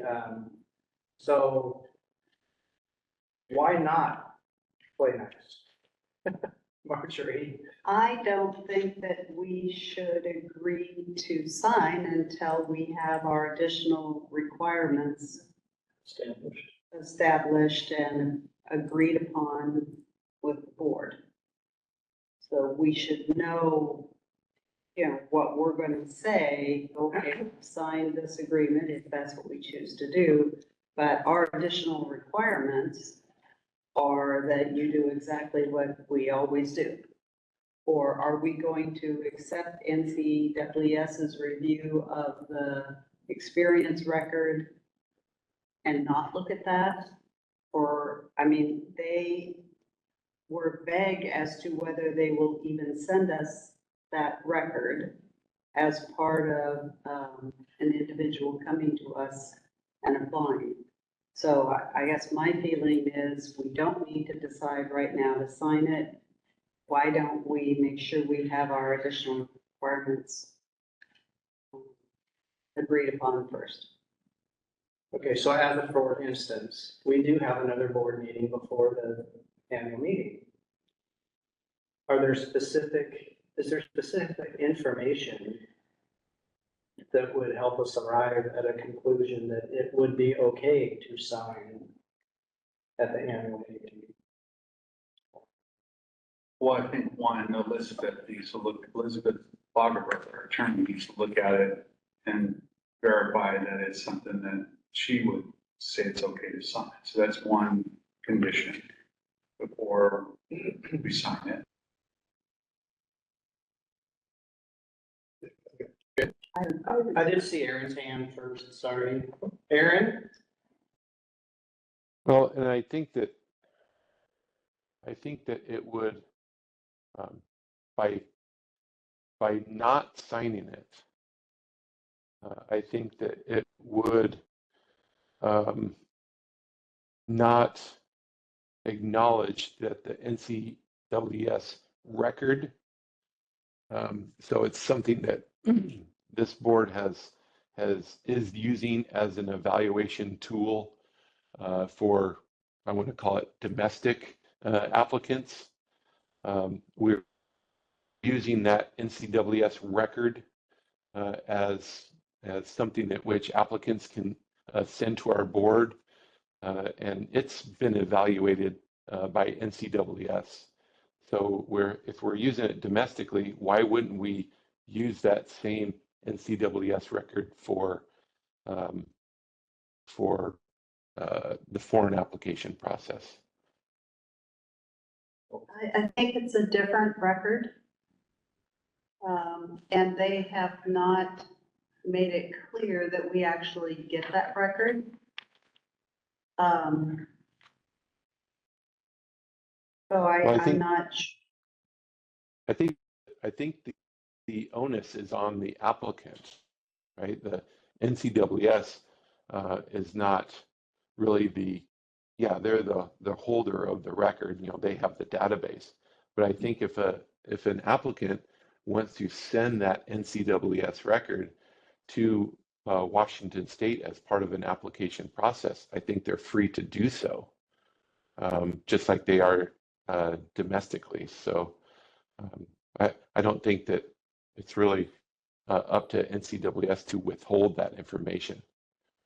The applicant may. Oh, Aaron, whether they get the record, because the UK engineers are evaluated through the UK service, and then they're placed on this roster. And so I don't know whether NCWS even has it within their database. And I guess the same, your answer is the same, then they could send us the experience record from the UK database. Marjorie, I just want to point out that question number 6 that we had to NCES, he did answer that a little bit. So that the engineering council will verify that they have met the C, E, and G and INTPE requirements are in good standing. We still need to finalize with the UK the details of what package of information is to be provided. So they don't quite know yet what the package is going to be, but it sounds like UK will be sending something to NCES package-wise. Okay. So something similar. To the NCES record. I think it's just premature. We're not ready yet. Elizabeth Lagerberg, you've got your hand raised. Yeah, so as you know, the Architects Board just went through this same process. They had a mutual recognition agreement similar to this. And what they had decided to do was accept the MRA and recognize that the board was satisfied with the testing piece of the MRA, but they were not comfortable accepting just across the board the experience. So they still wanted to evaluate the experience of each applicant.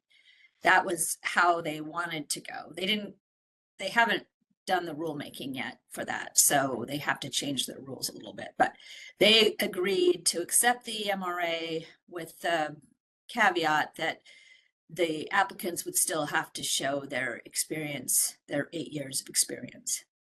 So again, you can accept the MRA and just decide, the board can decide you still have to take the PE exam or you still have to show experience. You're not opposing the MRA, accepting it with the knowledge that you can add your own requirements. So that's it. That's all I had to say. Thank you. Doug. I think a lot of some of this discussion really summarizes and gets back to we're not adamantly against it. We just don't have enough details solidified. And there's some aspects coming out of NCES is what do we really know about the applicants for registering? And I don't personally see it an issue. Holding off action until we know more and have decided what is fully acceptable to this board. So Skipped over you. Hold on, Elizabeth. I haven't got comment. Nope. So in looking over some of the stuff with the civil structural side, we know that there's some areas that the UK engineers might be lacking in the seismic stuff. We don't know how many types of engineers do we currently license? 20, 25? 26,000. Less than, hold on, are we talking number of licensees that are active? No, types. Discipline. That's more like 17. So we don't know the difference in each one of those either. I pointed out that the way the electrical is done is quite different from UK to the United States. We've got to take a look at each one of those and see what the differences are and analyze whether or not we need a PE test for each one of those disciplines or don't need a PE test for each one of those disciplines. That's just one of the things that I think there's a lot of homework that has to be done. And I agree with Marjorie, until we've got kind of our ducks in a row as to how we want to approach each one of the disciplines, it'd be premature to assign until we don't have that together. What's the rush? Elizabeth Lagerberg? So what we did in the architects process, I mean, they discussed it for a year. Every meeting for a year made no progress. So we finally, I wrote a full explanation. I read really carefully the MRA, wrote an explanation from the legal side, and then we put in the various questions that had been raised over the course of the year, summarized those questions, summarized the answers to the best we could, just to pull it all together, present it to the board so that they could make a final decision. Otherwise, I feel like you go round and around and around. If we can just pull everything together for some point, maybe it's not next meeting, but the meeting after, where we kind of pull everything, the questions that we're hearing, an analysis of the MRA itself, so that we have it all in one place, so the board can make a decision. Yeah. Thank you, Elizabeth. Jim? Yeah, what's the rush? That's it. Okay. Aaron? Well, I mean, I like Elizabeth's sort of, I guess, point of that's what they did on the architects board. I would ask, with the outcome of this vote, I would ask that that our AAG review that agreement, and we come back in August with that report knowledge before that meeting, and we are ready as a board to sign that agreement or take the next step. There needs to be action on this. If we continue to look at it, study it, research it, just like they found with the architects board, we could just be doing that for no reason at all, other than we're shying away from something that may not be there. Yeah. Thank you, Aaron. I'd like to support Aaron's thoughts. This board nominated and was successful at getting 2 officers on the Western Zone. So I think I would also plea for a little bit of cooperation if it doesn't mean we're signing on to specifics that aren't within our control. And so I will call for the vote here soon. I'm afraid it won't go well, but what I'd like to see is some follow-up, if possible, so that at the August meeting, if we could go to the annual meeting in support, in concept, in whatever it means to sign, to say, yes, we want to advance this, we are advancing this, but it may take years before we're ready to say, okay, here's what Washington State is specifically doing to allow implementation of this within our state. So if there's other comments, otherwise I'll call for the vote. Okay, so the motion was to sign the agreement.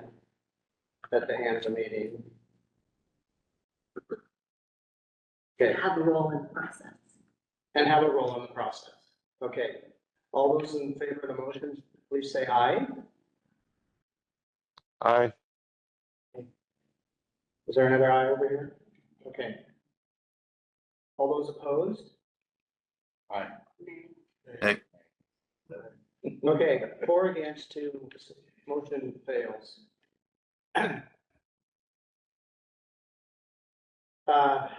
I will work towards trying to bring better information to the next meeting through the structural committee, so that we can discuss it before going to the end. Okay, I appreciate that. That is up to myopic though. I mean, that's gonna be a concern that we're gonna have to wrestle with and probably won't accept. Well, I guess what I would like someone else to do is to say, how do we document that we're going to have our own approach? Yeah, I know that UK PEs have a pretty strenuous process towards licensure. I would, in the big picture, I would love to just say we're compatible with PEs. But I'm not able to say that now. and I don't think we will be able to play Different August disciplines either. are different, so. All It's- we're saying is we're gonna follow our same process even though we've signed this MRA. And if I may, the position we're in is our code establishes that set aside professional, structural engineer.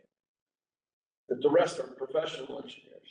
So even though we have a plethora of disciplines, that doesn't mean that we have to, you would basically look, even if someone's across a different state rather than from the UK. If they meet their qualifications as professional engineers in that other state, the point of this whole discussion is treat them the same as if they're here in the US. And that's the point. So the question is, how else do you want to treat them? And so we need to define that. But the point is that if they're from the states, they have taken the FE and a B. Not necessarily. With very few exceptions. I mean, I don't remember, in the education committee, I don't remember accepting hardly anybody that didn't have those two under them, if they're from the states. Very few waivers of Very. exams. There'd be more waivers of fundamentals than there would be of PE. Right. But there Or some. There are some, But yes. we always have the PE. Right. We always have the PE. That's the difference. Yeah, Well, also, And that may be our answer is that. maybe our precondition. PE, which is- Maybe. And, I am cautious about the fact that we're looking at British Columbia right now, and we don't have the same agreement with them, so let's, That's true. and they do study seismic. So let's think about, all our other relationships too as part of this. I mean, signing just cause. Okay. So we have lunch ready too, by the way. Mr. Chair, because of the urgency that's presented here, and I think that's a good point, and preparing for the August meeting for the recommendation, would it be good to assign a working group to move forward with the recommendation, including Elizabeth Lagerberg and including Marjorie, to try to come up with a conclusion that our recommendations are board by August?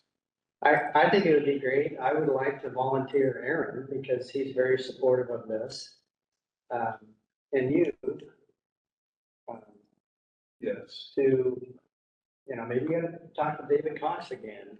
And I think, and I don't know what the rest of you think. In my mind, it's, okay, what are the negatives to signing? How, are we handcuffed or are we just saying we're going to keep advancing this? if that's what we're saying, I think we're willing to advance it. We're gonna discuss it at every board meeting, probably for the next few years. Well, But If we sign, and we get an applicant from the UK the next day, what do we do? we don't know what signing means. I know, that's exactly it. That's what we're proposing for Ken, Marjorie. Yeah, Aaron, if I can volunteer you, I know you got your hand up, but to find out, what does it mean? You know, and NCAA knows there are potential legislative issues in all the states maybe. and even that might be incremental. Right now, we could expect a Canadian engineer coming to the US, but they still have to take the PE exam. But with their PNG, we will allow them to come and go right to NCAAS, and if they pass the PE exam, we give them a license. We could do very similar in this agreement as step one. Yes, we would accept everything up to the PE license for the UK engineers, but we'll keep looking at it. So that could be step one. They still have to come and take the PE exam.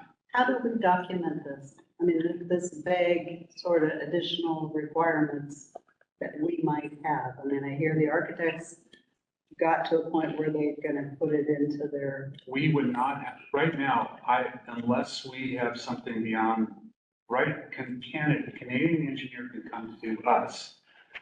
When they submit their PNG license to us. no, I'm saying, No, I know, but if we sign the MRA, right. how do we document that we have additional requirements? And I think that's what we have to ask Elizabeth. Those are the marching orders, I think. Yeah. Right. And if we can have that figured out, the goal would be to have it figured out, give us a comfort level by August, so we could go to the annual meeting with more support. If we can't, we can't, but, Aaron, your hand's up.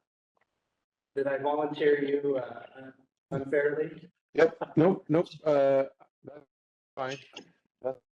I was just doing a quick search here that in California, there's only 50 UK registrants in the last 40 years in California. So I think that this may be something at which is we're devoting a lot of time and effort to something that it may be a small, very small percentage of candidates that were developing a huge process or a huge barrier to throw up here. My other real question is really with regard to mechanics or logistics. What does that look like? Ken, you probably could chime in here, but what does that look like if we just passed a vote to attend the signing of a document at which we are not going to sign on? So how does that? I'm trying to. Well, roll that. I'm trying to put that into my mind that we're going to we're going to attend a signing of our governor to sign a bill, but we are actually not in favor of the bill. Would that be a similarity? I'm trying to. no. We didn't say we're not in favor of it, we just don't know yet. Right. We may sign it. I mean, The invitation was specific to boards that are willing to continue on, but enjoy the ceremonial photograph of the UK and NCAAS signing this agreement. We're not signing the agreement, NCAAS is signing the But agreement. we are a member board. We've had this problem before. That NCAAS did that. Well, we can say no, but NCAAS is still signing the agreement. You know, And so by us being there, we're presenting ourselves as in support of us figuring out how it will work. for us. and we're doing that. We're going to go.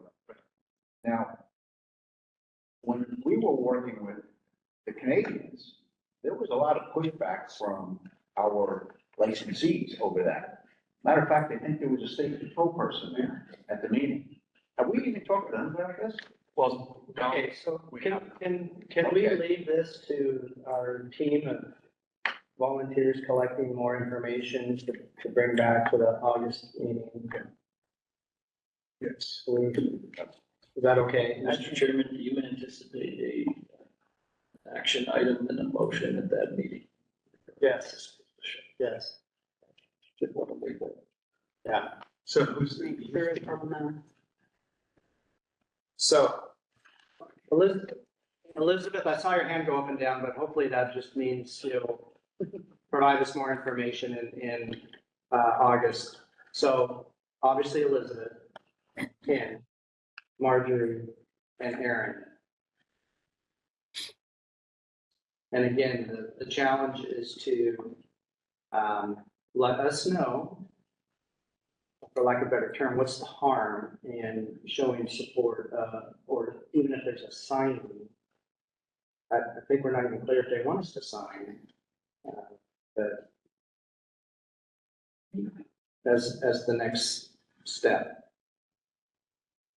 Okay. We may or may not be done discussing this, but let's break for lunch. So it's 12:30.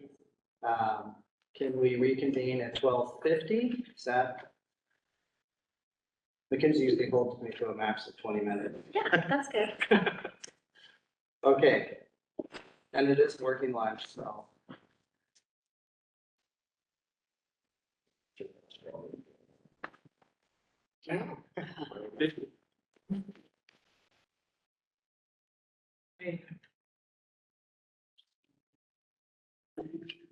Time to reconvene.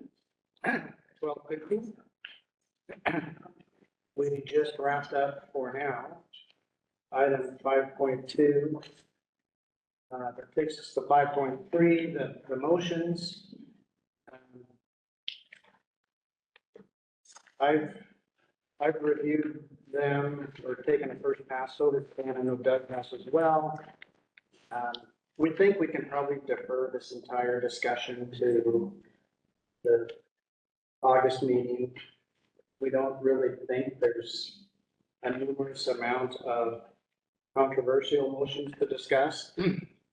So if you haven't yet, please look at those. Specifically, we'll want to make two decisions. One, do we accept the consent agenda as published? And then there are a handful of motions that are not on the consent agenda that we will need to vote on one by one at the annual meeting. So. May I ask one question? Yeah. If there are ones that are on the consent agenda, any board member would think in close that it might need to be pulled off, they could let me know as early as possible, because David Cox would ask for an email just so that they're a heads up, but way before this meeting is long. So if there are some that any board member feels needs to be pulled off in their review, let me know, and I could at least notify David. And let's talk about those now, if you know right now. Aaron, you've got your hand up? Yeah, I have a few that I would like to have pulled off the consent agenda because they may need some additional floor discussion. So 1, 2, 3, 4, maybe 4 right now. So Okay, which of those? MB motion 1 and 2. I'm sorry. Sorry. MBA motion 1 and 2.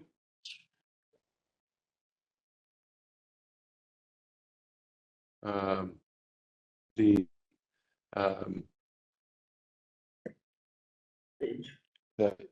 ELTF. Oh, sorry. You want to do these one by one? Okay. Well, yeah, sure. So what page, trying to get to those, where are they? Oh, boy. Let me go back my notes here.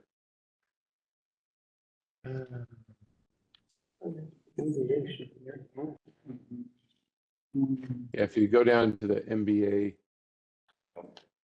It looks like it's page 27 and 28.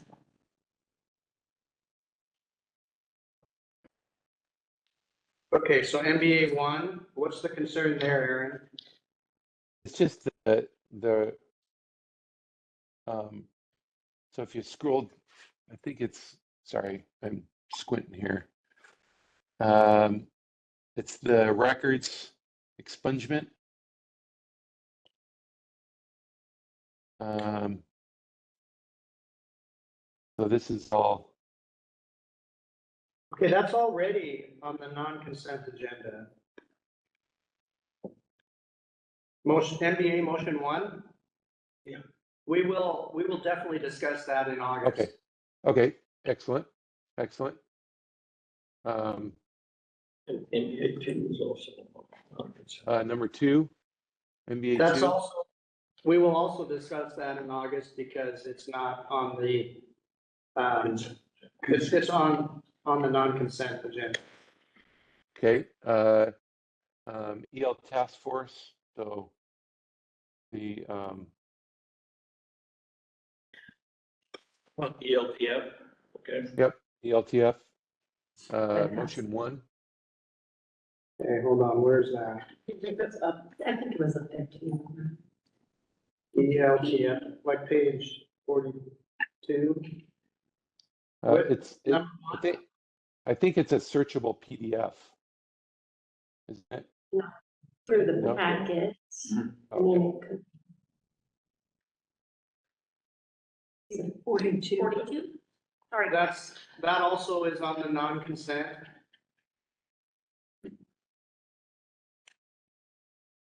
So we will discuss that also. Okay, can you see if EPP motion 20 is on the, is out of non, or out of consent? Because that one as well.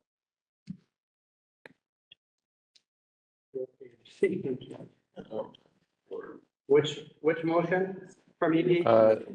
20 EPP, EPP motion 20. Okay, yes, that is on the consent. So let's go ahead and discuss your concerns on that one. Okay, it comes up on the screen. It should, hopefully that's the right one. Yep, yep, that is. That is.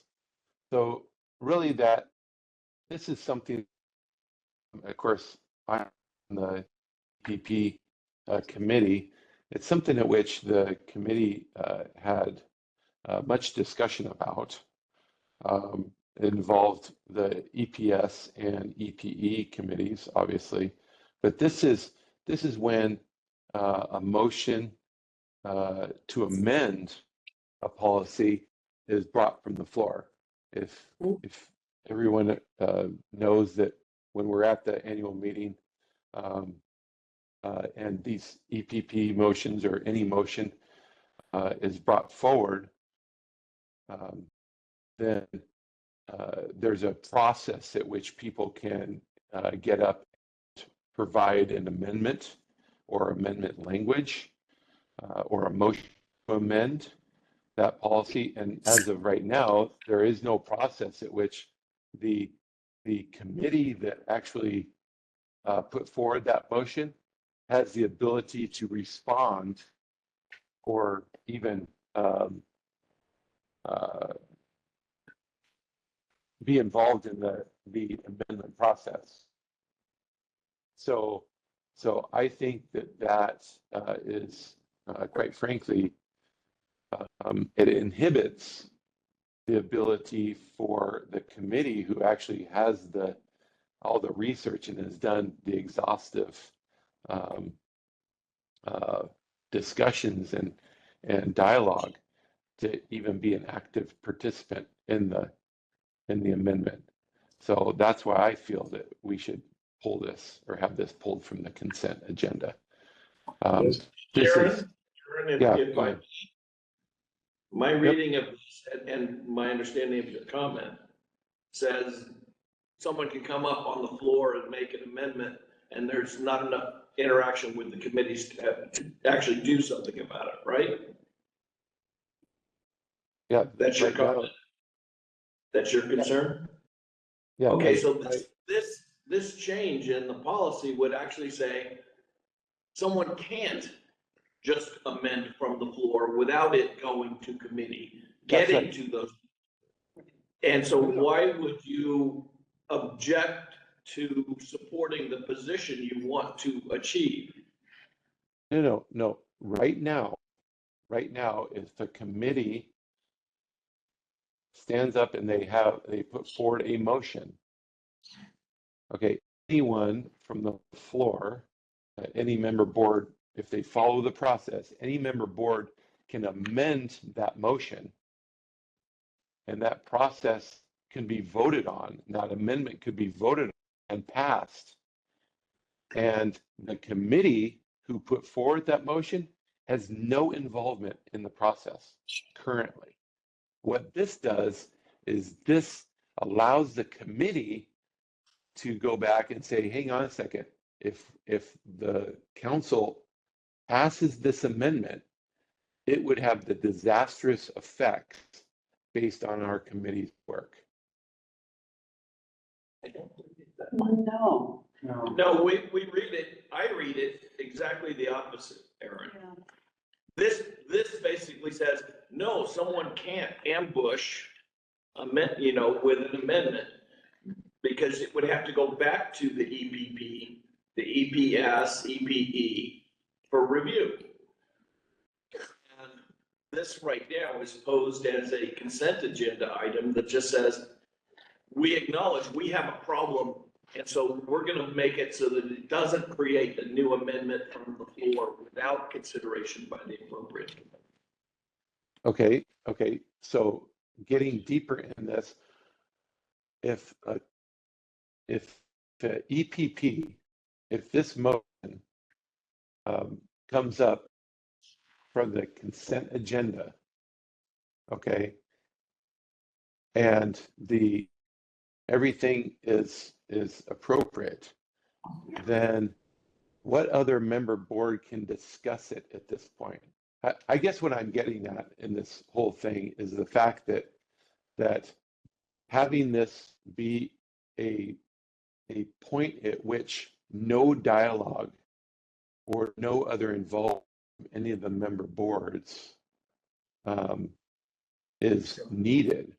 That's why I want to pull it off the consent agenda, is really discuss it to get the full flavor of the council participation. That's why I'm asking that this be pulled from the consent. Now, again, this is just my opinion.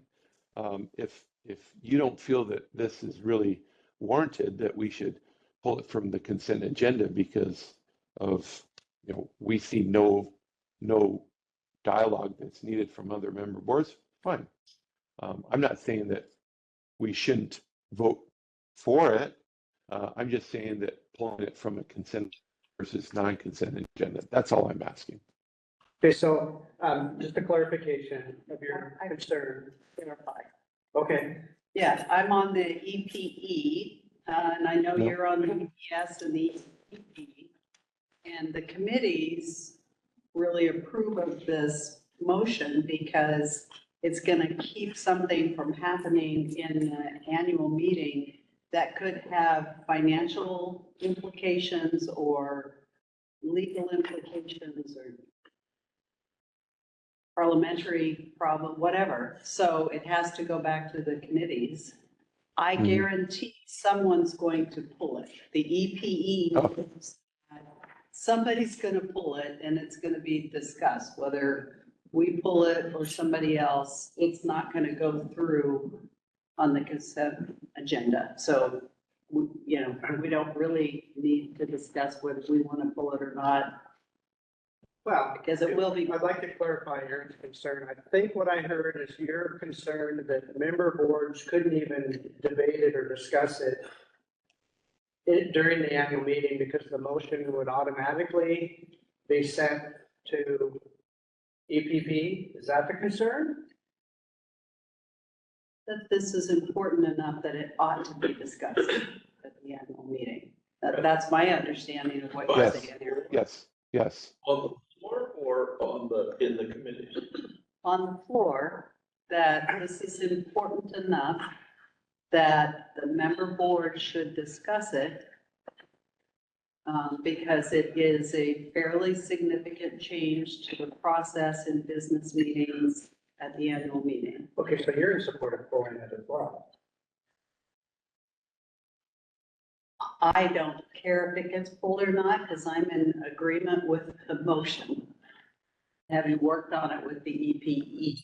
Okay, Yeah, so it will get pulled. David Koch's request is to first give him the questions and concerns, because maybe he can answer before we pull it. So would you like Ken to contact David with your concern about how a motion would even be then discussed if it automatically just goes back to committee? Would you like that? Well, yeah, I like the dialogue portion, but maybe I'm not explaining it well. Maybe if I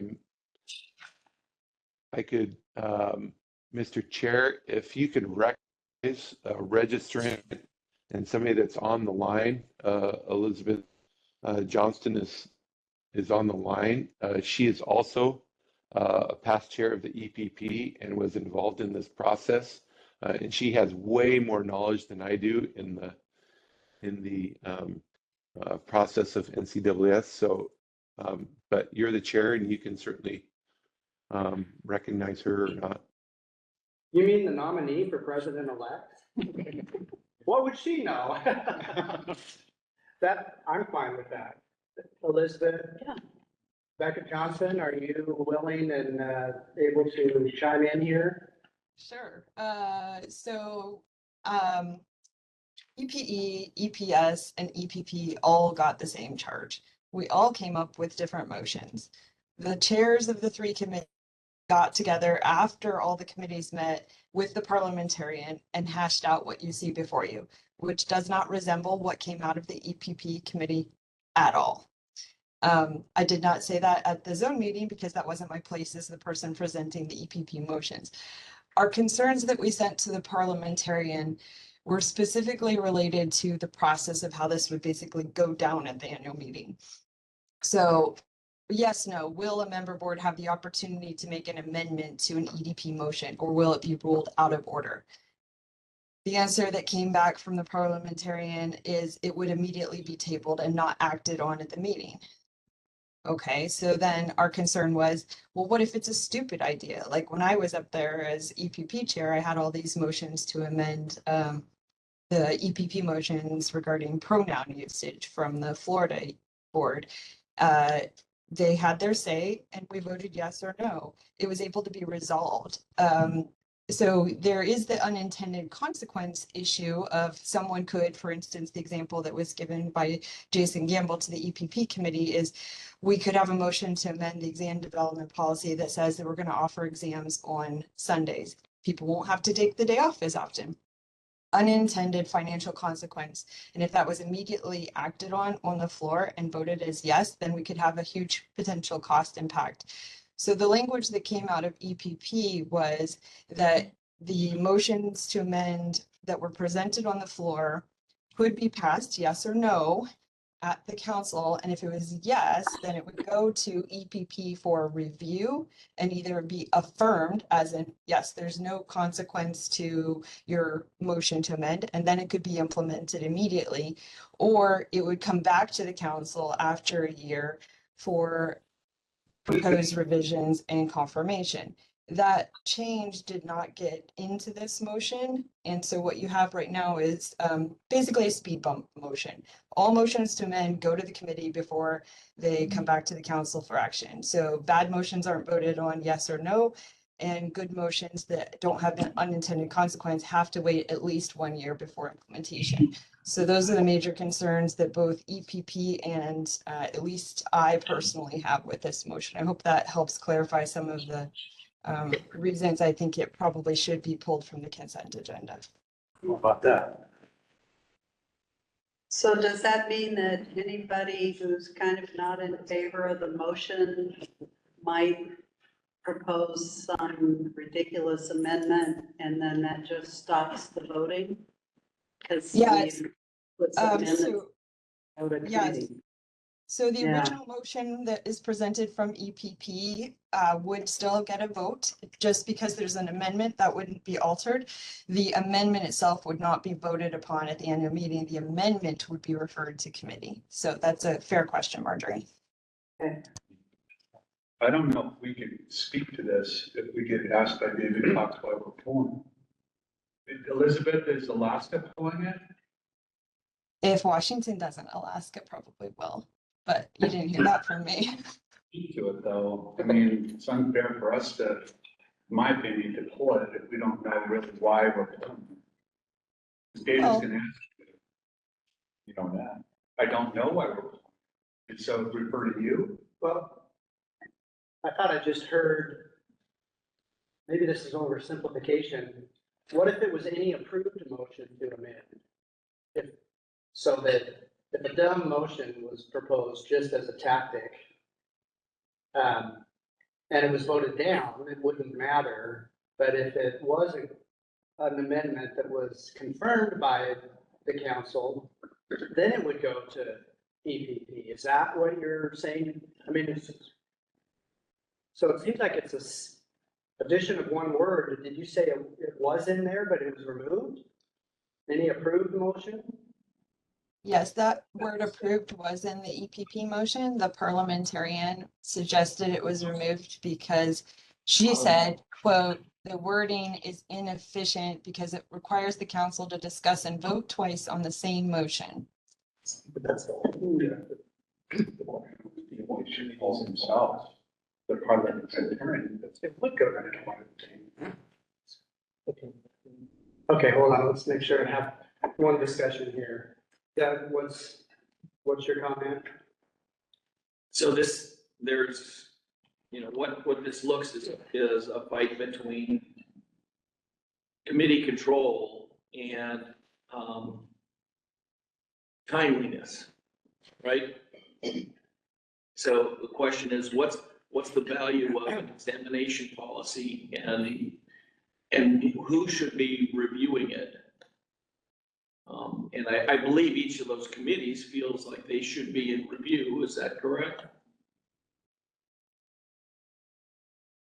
Kind of a maybe. And so would you otherwise want to have the floor, be discussing a plethora of editorial changes to an examination policy? Or would those committees prefer to end up with a product that's valuable by bringing it back to those committees? Well, I guess if I may, what the passage of this motion would mean is, regardless of whether it's a good or bad amendment to the motion, it is stopped, basically stopped, referred to the for a year. Yeah. Okay, absolutely. What I am, I guess, asking, or my comment is the fact that the ability to have a floor discussion on this motion is basically not, you're not able to do so under the consent agenda. Pulling it from the consent agenda, at least we can discuss it as a council. So my response to David would say, we would like the council to be able to discuss on the floor without any specific argument. Leave it at that. And say that's what we're choosing to pull. Well, why couldn't we be more specific? What I'm hearing is the concern that should be discussed is the inability for the council to discuss the amendment because it's halted right there. That's done for finances, it's done for model law and rules, it's done up above. for all three other kinds of conditions. Yeah, yeah. How about any floor motion outside of committee? Because that's really what you're saying. You would like committee's motions to be approved. Well, that's what it says, amended But at any the motion annual business to amend. meeting. So it's only amendments that come up on the Right. floor, annual meeting that. Other than, well, it's there. It's there. It's any motion other than what the committee. Right, but it means I can then put up a motion to do something insignificant and stop this whole process. On the flip side, what I hear Elizabeth saying is that some people made motions just to correct some pronouns, and that was agreed upon and moved through. Couldn't do that under this Yeah, amendment. right. That's gonna just So who made sure stop whether this. it's a good motion or not a good motion?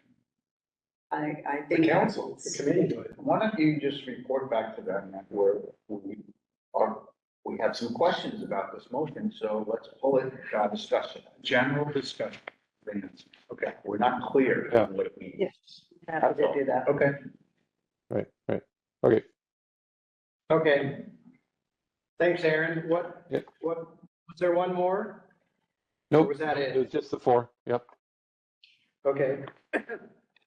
So, yeah, Aaron highlighted some of the ones that we're going to need to discuss and that aren't on the consent agenda. And, thank you, Elizabeth, for your insights. Appreciate it. Okay, anything else on the motions? Any other concerns from board members on anything on the consent agenda?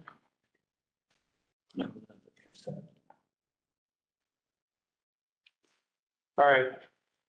So Mackenzie, this will be an agenda item for August. To discuss The motion. EPP 20, we're all. No, all the motions. We're basically, in the interest of time, and we don't think it will take a long time at the August meeting. We'll continue the decision on the motions at the August meeting to be prepared for voting at the annual.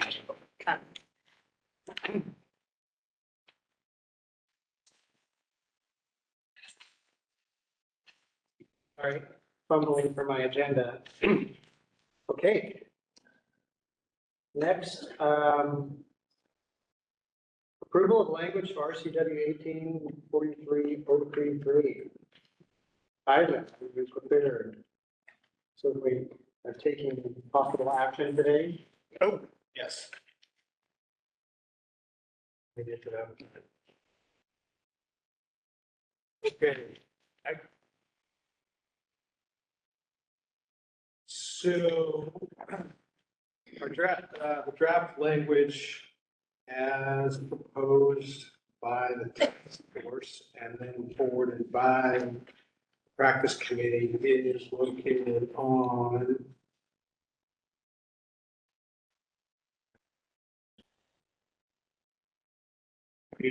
what page of the document are you on right now? 19.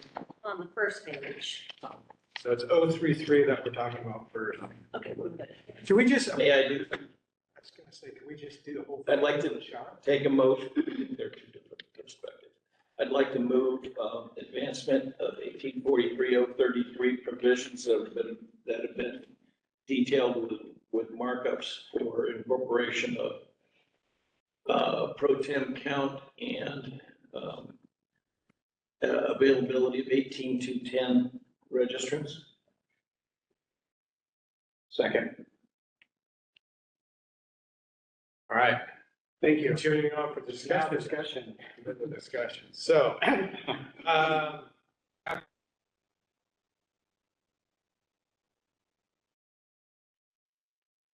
3-3, keep going down a little bit. I'm sorry, I was trying to capture that motion in time. Oh, sorry. That's all right. Pretty quick. Draft motion is in front of you, or draft language is in front of you. Pretty straightforward.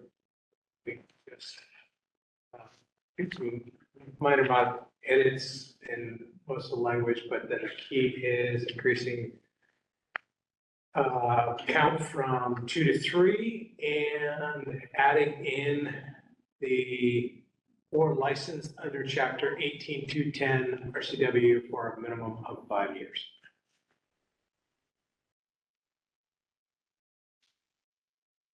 Any questions? Or did you have anything to add? You're No. the chair of the DAP. Nope, I think it's ready to go. Okay, and the concern that was discussed before about having all the powers of a regular member, I believe we resolved that by it would be in the, what those powers are would be in the agreement with the director. Right. Actually, with the chair. This is the way we did it. So upon request of the board, the director shall select a candidate for a pro-term member, and upon approval of the board chair shall. The chair is actually making the appointment. Is this consistent with other parts of the RCW? 235. I thought it was the director's duty or privilege to appoint the. Because they basically become an employee of our agency. Yeah. We'll make sure we get that correct. I'm trying to change that because the board was approving it, so the board chair made the appointment. No. We'll verify and make sure it's correct with the language. Because it's an HR process. Well, does that mean this is ready for action then? Right. Can we just, Elizabeth explained, Elizabeth that made that recommendation, sorry. We can, the chair can, upon approval of the chair, because we essentially appoint you.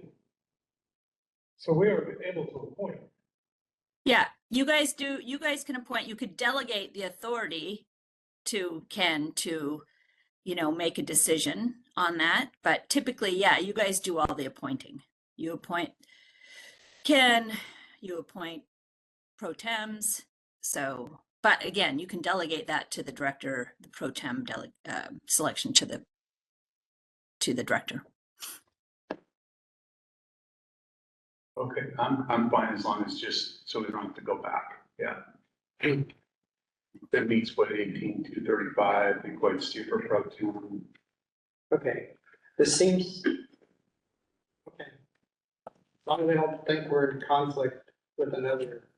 Yeah, 18235, this would take precedent over 18235 because this is the more specific statute. So if there's a conflict, this one controls. And it's a different setup, yeah. Over 235-040 basically says the director does this with our approval. Yeah. Right, but that's meant to be for DOL, and it's meant to be the director of DOL. All professions. Right. We supersede with this. Yes. Because you guys appoint your director, whereas the director at DOL is acting on behalf of the governor, because the governor appoints that person. So it's a different structure. Okay. And then Aaron has his hand raised. Aaron. Yeah, thank you. One question I do have is, I've read this multiple times, and each time I'm sort of waffling here, but where on this, let's see, third line down starts an appointed individual must. No, down next page. Right there, where it says an appointed individual must be registered under Chapter 1843 RCW or licensed for a minimum of 5 years.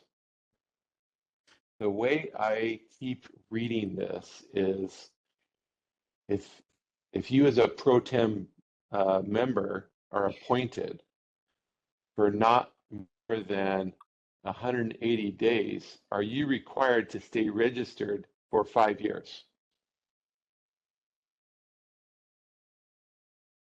Reading that wrong? I keep looking at this going, ugh. It should say must have been, I think would be clearer. Yes. Oh, I see. I see Yeah. that. But our other language was in advance, for the preceding 5 years or something. Yeah, you could say that as well. Right. Either way. But that, I see your point.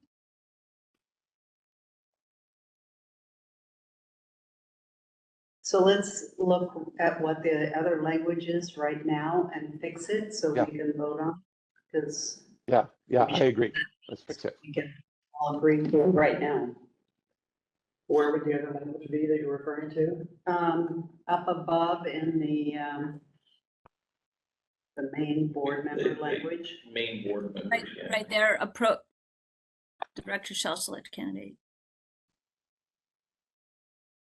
Oh, there's nothing there.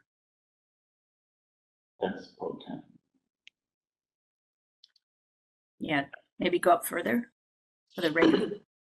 Yeah. I think 43030. Well, I think we have to stick within the pro tem. At least 5 years immediately preceding. Is that what it says? Oh, right. Yeah, Yes. right here. Yep. Oh, wait, that's resident. Yeah. That doesn't say. Yeah, but we can still say. You can use that language. It's can fine. use I that don't think language. it matters. I think it's fine to use that language. It doesn't have to match exactly. Yeah, immediately prior is the wording. Yeah. Yep.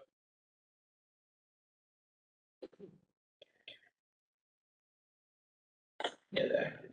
Where does that wording go? Yeah, it's the last sentence of the second paragraph. 5 of which shall have been immediately prior to their appointment to the board. So something like that.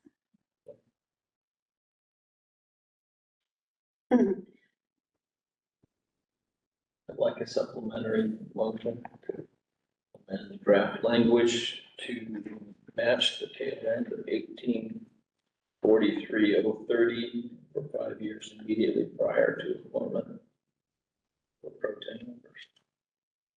So they need to be licensed under 18210 RC4. Do I second? Take out for a minimum of 5 years and replace it with what? You consider it as friendly? Yes. Okay, so can we edit that? Right. I'm This has editing it to be, right now. Yeah, This is why I'm trying to figure out where you want me to put it. just not So visual.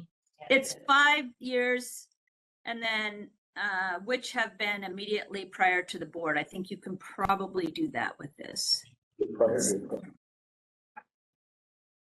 Minimum of 5 For a minimum years. of 5 years immediately prior to the appointment.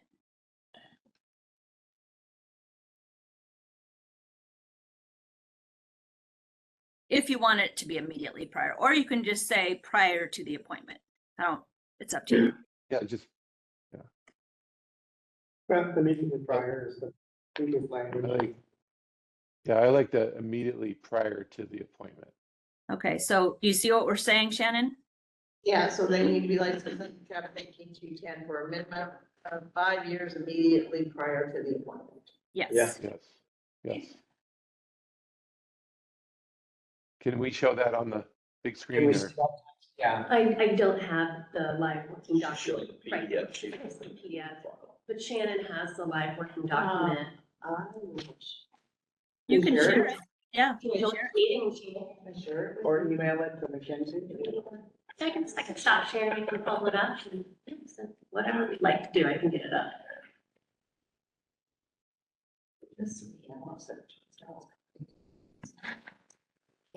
Sorry. I just knew you guys were gonna okay this language. We tried so hard. Okay, I just sent it to you.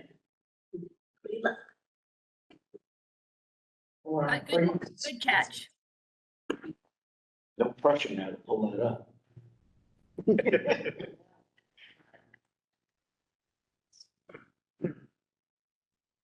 My phone got it.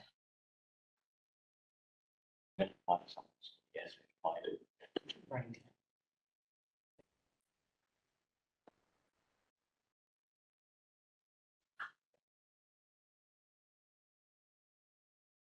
I should queue up for Jeopardy music.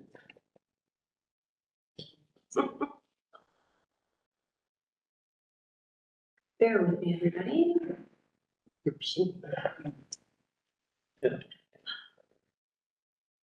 There we go. Okay, so.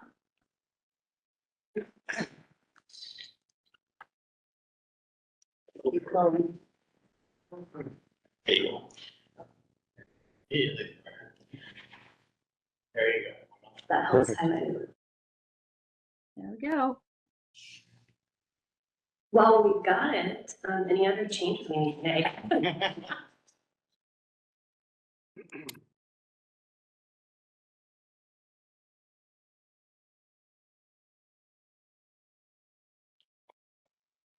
Okay, I'm not hearing any other comments.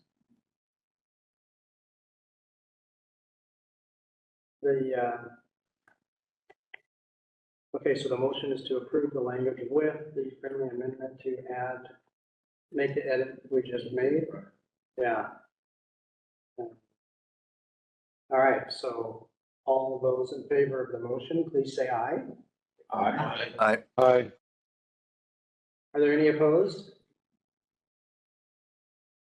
Okay. We have a proposed change to 1842. Yay. And now what? Now you have to propose it. Now you have to write it down. Thing to the. Yeah, this then allows Shannon to get going. And so Shannon, maybe explain next steps real quick. We have to do stakeholder meetings, so we're doing, sending out a constant contact message to all of our licensees. And we're just gonna bullet what we're changing, we're not gonna provide the language yet. Set up some virtual meetings in July. And then if there's enough interest, set up in-person meetings, and 2 in-person meetings, one in Seattle area, with the, we haven't decided yet, and one in Spokane, maybe, we haven't decided yet. But set up 2 meetings to meet with stakeholders, and then we have to have all the information entered into BEARS. I just looked, they haven't given us the new 2025 schedule yet, but it's mid-September. And once we enter all, and so that's why the 1843 task force is meeting again before July 9th. That's right, and then we're gonna, and then so we get that, they're gonna help me answer all the questions. There's a lot of questions we have to answer on that, in BEARS, and I have them all in Word, so we can just answer them, whether it's ready for us to do or not. And then once we enter everything into BEARS, well, we have to send stuff to the code revisor, make our changes. They send it back, it's called a Z draft, we enter it into BEARS. And in the meantime, we have to find sponsors. And I think so far we're looking at one person right now. It's going on with that, Greg and Ken. So since the next action it would sound to be a replicate of follow-up activities, are there any shortcuts in the editorial things we're looking at? The next action? What do you mean? Anything less than doing the same as that?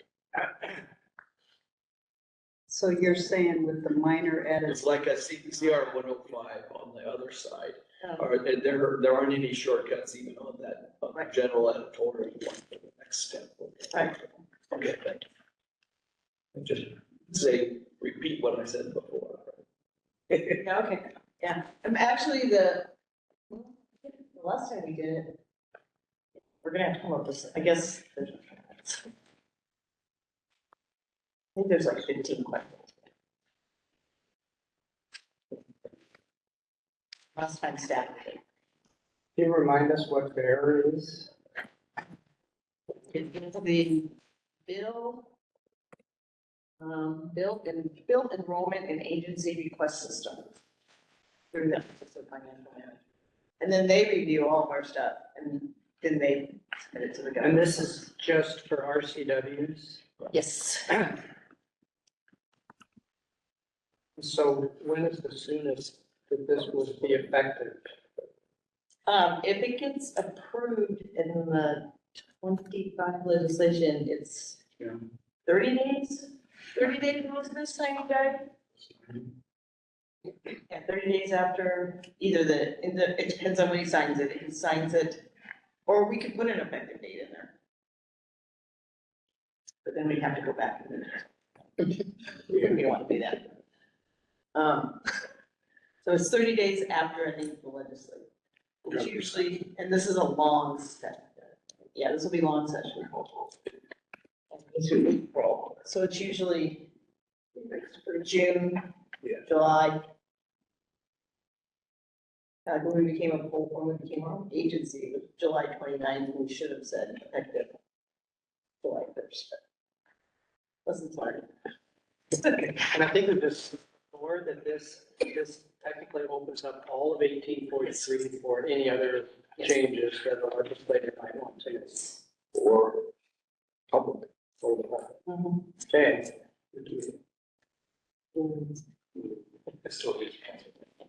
And I'm hoping with the stakeholder meetings that we'll condense at least our stakeholders to not go in there, try to do anything with that engineer type. Yeah.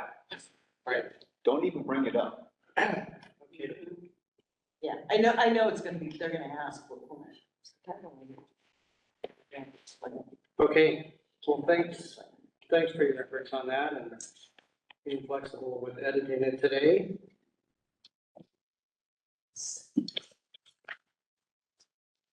Okay, that takes us to the approval of minor edits for 1843. I move that we approve the minor edits for 1843 as shown in the board packet. Second.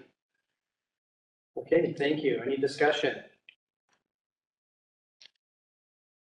I have reviewed them well, and they seem to be well considered and clean.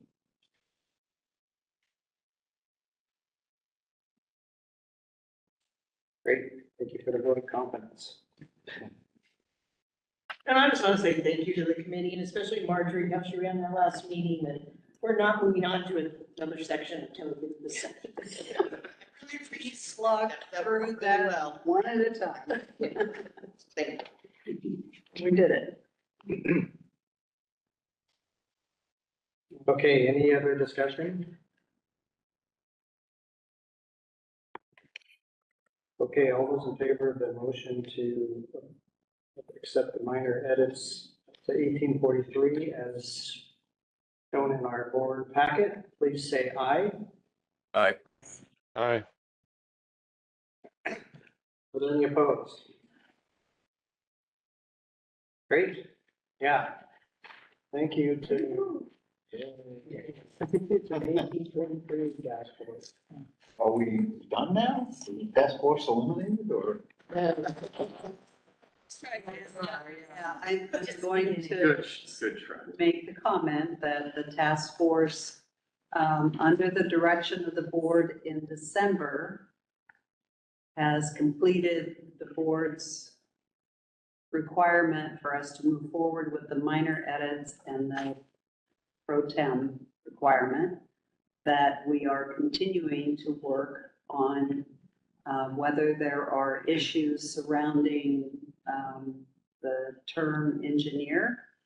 And that is, we had that questionnaire that went out in January and got a lot of feedback from it. And we've looked at that and we know we need to do more evaluation of what the stakeholders are feeling. We need to reach out more to the general public. So stakeholder involvement is certainly high on the list for how we proceed with that. These edits do not drop that requirement.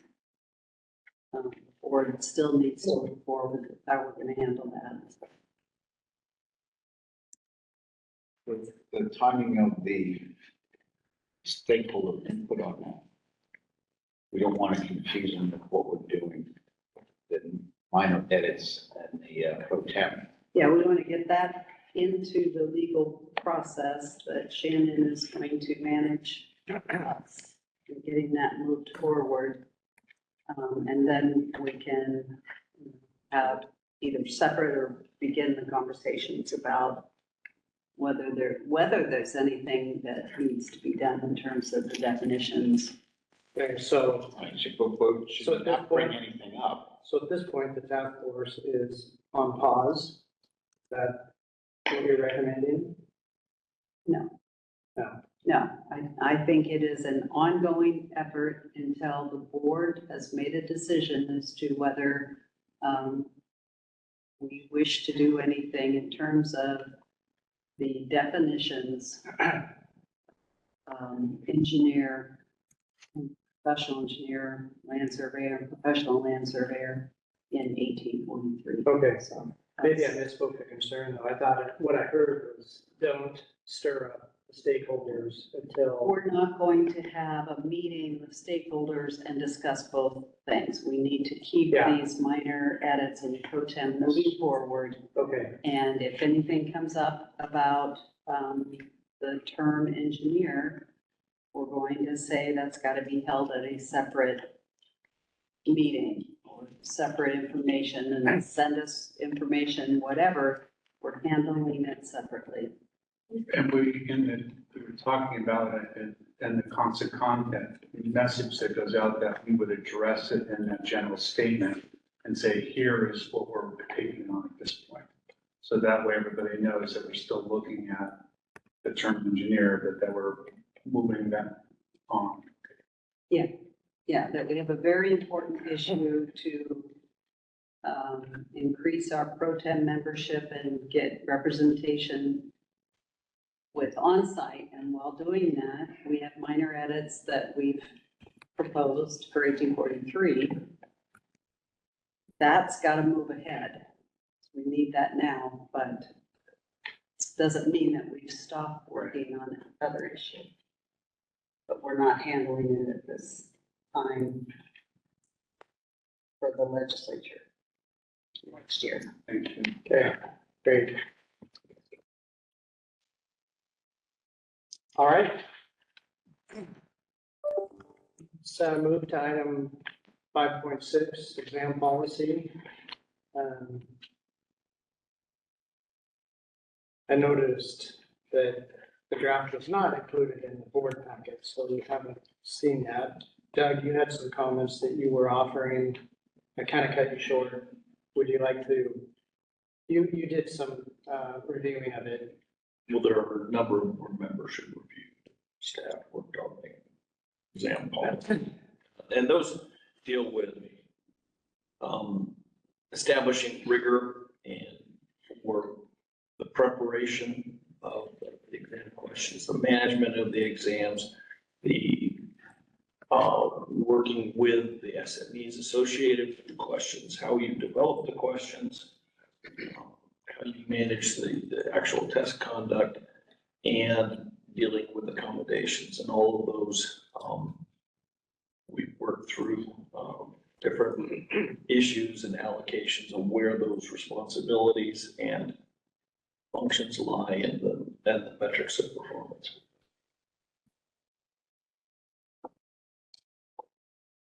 So I believe the goal would be to have this ready and in the board packet for August. Motion EQ was to recommend. That's a second item under Yes. this. Of the Okay, anything else on exam policy? Great, okay, yeah, as a second item was the onsite exam recommendation from EP. I move that we move forward with the on-site job task analysis specification write-up that was reviewed by the EQC. And do we want it up on the board for everyone to see? We're asking you to approve This was done by Danis and subject matter experts. Had great evaluation that was presented to the EQC. Doing commentary along my motion. Sorry. Okay, so that we approve, so the motion is to approve a document that's been prepared by EQ? It's basically planning structure for test content. These domains and subdomains and. Okay, is there a second to I this? second. So this is a concern I've expressed before, when we're asked to take action on a document that we have not seen. I don't think that's proper procedure. It wasn't in the board packet. We haven't seen the language. Shall we postpone until? Well, Elizabeth Lagerberg, am I off track here? I mean, No, I think you should see it. I didn't Yeah. realize we weren't gonna provide it as part of the EQC packet. I was under the impression we could, yeah, never mind. It's trying to, she's trying to get it. I can just get it from the committee. No. Yeah. EQ? It's not from EQ. Yeah, sorry. I mean, No, it's not. Because we just got it late, thanks. Good for you, great job. Right away. I think it's in there. Because we just got it, so it's in, under licensing exams in Dane's folder. So it's on the staff show. So Staff do you show. want to postpone this issue until August? I think don't that's- think it I think hurts that's anything, what's appropriate. I mean, is it gonna So we stop need any to of get that, the though. preparation? We do need to get this approved to continue moving forward with exam writing and The next Okay. execution of There it the is. exam is in September. so, yeah, well, we are, gonna make a few changes to the form that we're gonna use in September, just because of some of the law changes that went into effect the Department of Health, made, and then the new form will be in April. But we are going to start in August, sitting down with exam writers, so.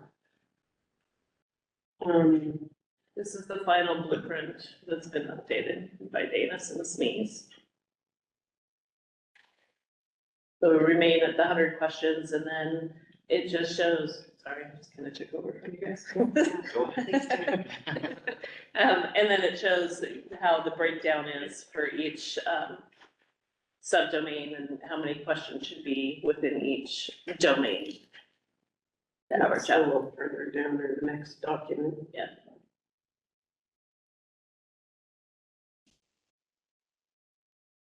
Okay, so it's not like this is that exhaustive of a document that would be hard to approve. I just, this is based on recommendation from our consultant.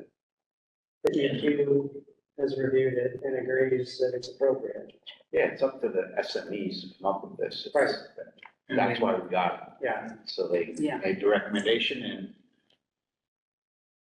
And so, if I may, part of the aspects of the SME contributions already have been, some of the work should be more heavily weighted in this category. And that's really what they're doing, is they're redistributing. So, Yeah. and that's the practice. Okay, well, I am not as concerned with approving this because it's really based on information from our experts. So, I mean, to give our current outline for onsite is in the domain 2 area of design. We were only requiring 37 questions. This means they've decided that that's more of an important feature that they need to know, experience or qualifications. So they've upped that to 45 questions. They just went through our current, like Todd said, made it more important in other areas. So as on-site ad hoc, Mike and I, staff have reviewed this. We concur with advancement. Yeah. Okay. Yeah, I don't object to voting anymore. Thanks. Any more discussion on the motion?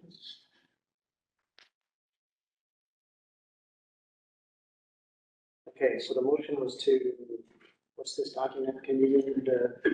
It's the job task analysis for the on-site wastewater designer exam. And I believe Marjorie's motion was to, excuse me, to move that forward. Yes. Okay, thank you. All those in favor of the motion, please say aye. Aye. Aye. Are there any opposed? Great. Motion carries. Thanks for your efforts on that. Both committees. I didn't hear it. I didn't either. Darren's still, okay. Aaron, sound check. We just want to make sure we can still hear you. Are you? Yep. Okay, thank you. Yep. All right, that wraps up new business. We're on to director's report. 6.1 financial report. Ian is still online, I He think. is online. So Ian is here answering any questions, the report that you have. Ian, if you take maybe 1 minute to do an overview. We don't have to go into detail as the committee.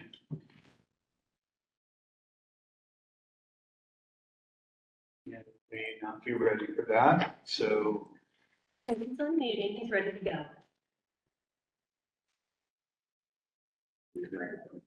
Hey, good afternoon. I'm sorry, was it my turn to start speaking? Absolutely. All right. Well, thank you for having me.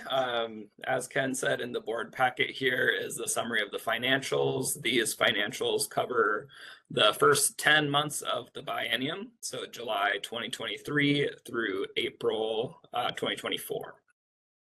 And through April, we have seen revenues of about $1.67 million and expenses of 1.54. This has led us to have an increase in our fund balance through these first 10 months. Fund balance has increased from 1.5 million to 1.6, almost 1.7 million. With that said, these financials do also project for the next 12 months until June 2025. And the projections are showing that expenses will begin to exceed our revenues, and they're showing a drawdown of that fund balance over the next 12 to 14 months. The projections are showing by June 2025 that fund balance drawing down to 1.3 million. And just for context, again, the fund balance started at 1.5 million, and by June 2025, we're looking to project at 1.3 million. That is a high level picture of the status of the financials at this time. There are further details in the board packet and more commentary on specific items, line items within the budget. So I'll add a few minutes, seconds to this is that we have planned for our minimum of our fund balance would not drop below 700,000. And so to start addressing that level, knowing that as costs have increased, revenues have flattened out, and they will continue, or costs will continue to increase, we will be presenting in the August meeting a proposal for us to move forward with a fee increase. That would be maybe $20 to less than $30 over 2 years. So either $10 to $15 per year fee increase, but try to project that out so we don't end up in the same place of looking like we have a growing fund balance that becomes a sweep. So we got our homework to do. We'll present a go forward plan for you guys to deliberate and direct us on in August. Great, thank you. Thank you, Ian. One question. Yes. If we were to, we have the ability to set those under WAC. If we approved a renewal or registration fee increase, what would be the timeline for enacting such? We're thinking 1 to 2 years, depending on what path we have to go down. We haven't figured that out yet. We'll have a more detailed report for you in August. Okay, because I think from the discussions we've had and exact and whatever else, we're looking at probably falling between last year and this year about 2/10 million in end of year, correct? That's correct. In these current projections, yes, 200,000. So if we're continue on the same path for a couple more years, we're gonna be down at, 9/10 residue or less. Yeah. Yeah, so if we don't consider an act upon it, within the next year, we could be in dire straits for continued operability. Yeah, so we will come with a very closely shown report for you guys to deliberate on in August, and maybe incremental adjustments, but we'll come with some options, and because we certainly do not want to turn the throttle on and have to back up and start braking, for when it comes to these, we'd rather just incrementally, keep it covered around our corpus funds, what I call it. I know again, it's not the right term, but a reserve minimum. And however, we may have some longer term, larger costs that we might want to propose some future allocation or licensing software, either contributions to DOL as they maybe go through an upgrade of the system, or potentially however it may be in a different system. So we'll have to look at that as a what if as well. Yes, is this going to require a small Yes. business impact statement? Yes. So we're trying to get our feet wet. Well, Shannon's been waiting in the pool for a while with those, and she's ready to dive in, not just get her feet wet, go all the way up to her head. With the snorkel. Yes, because I don't swim. How long do they usually take to do? We don't know. We don't, it just depends. We'll figure it out. We'll know when we're done, right? Yeah. We'll have a pretty good idea by August. Thank you. Yes. Anything from you for Ian and additional questions? Okay, moving on. Agency operations, I was gonna pitch the ball to Chris, if you don't mind. Again, caught you off guard a bit, but I think you were ready, you saw it coming. Yeah, well, we're still operating, so that's good. We didn't sink the ship like Ken has been gone. Yeah, things are good. We do have a few small changes. I think you can see in Ian's report, we're reallocating some positions. We're adding a position in licensing. We're looking at, because we're adding another FTE, where we're going to put them within the office. So we maybe do some rearranging there. We don't want to get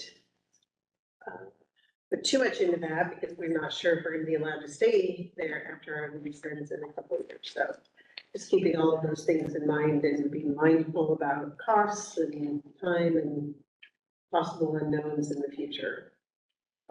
That comes into play. I was trying to think what else came up.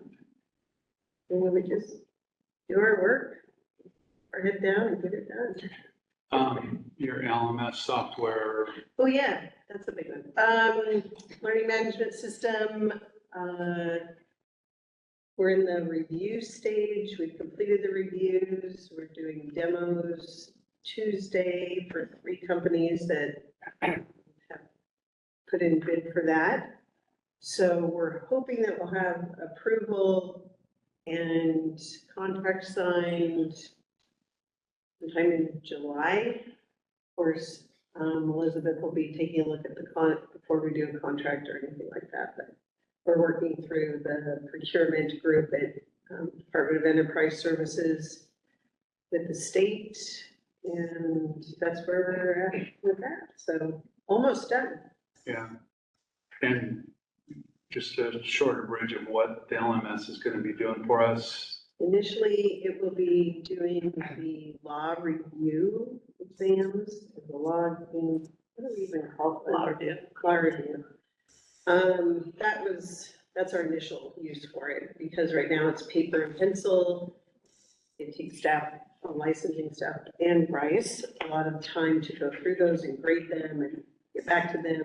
So what this will do is it will force them to,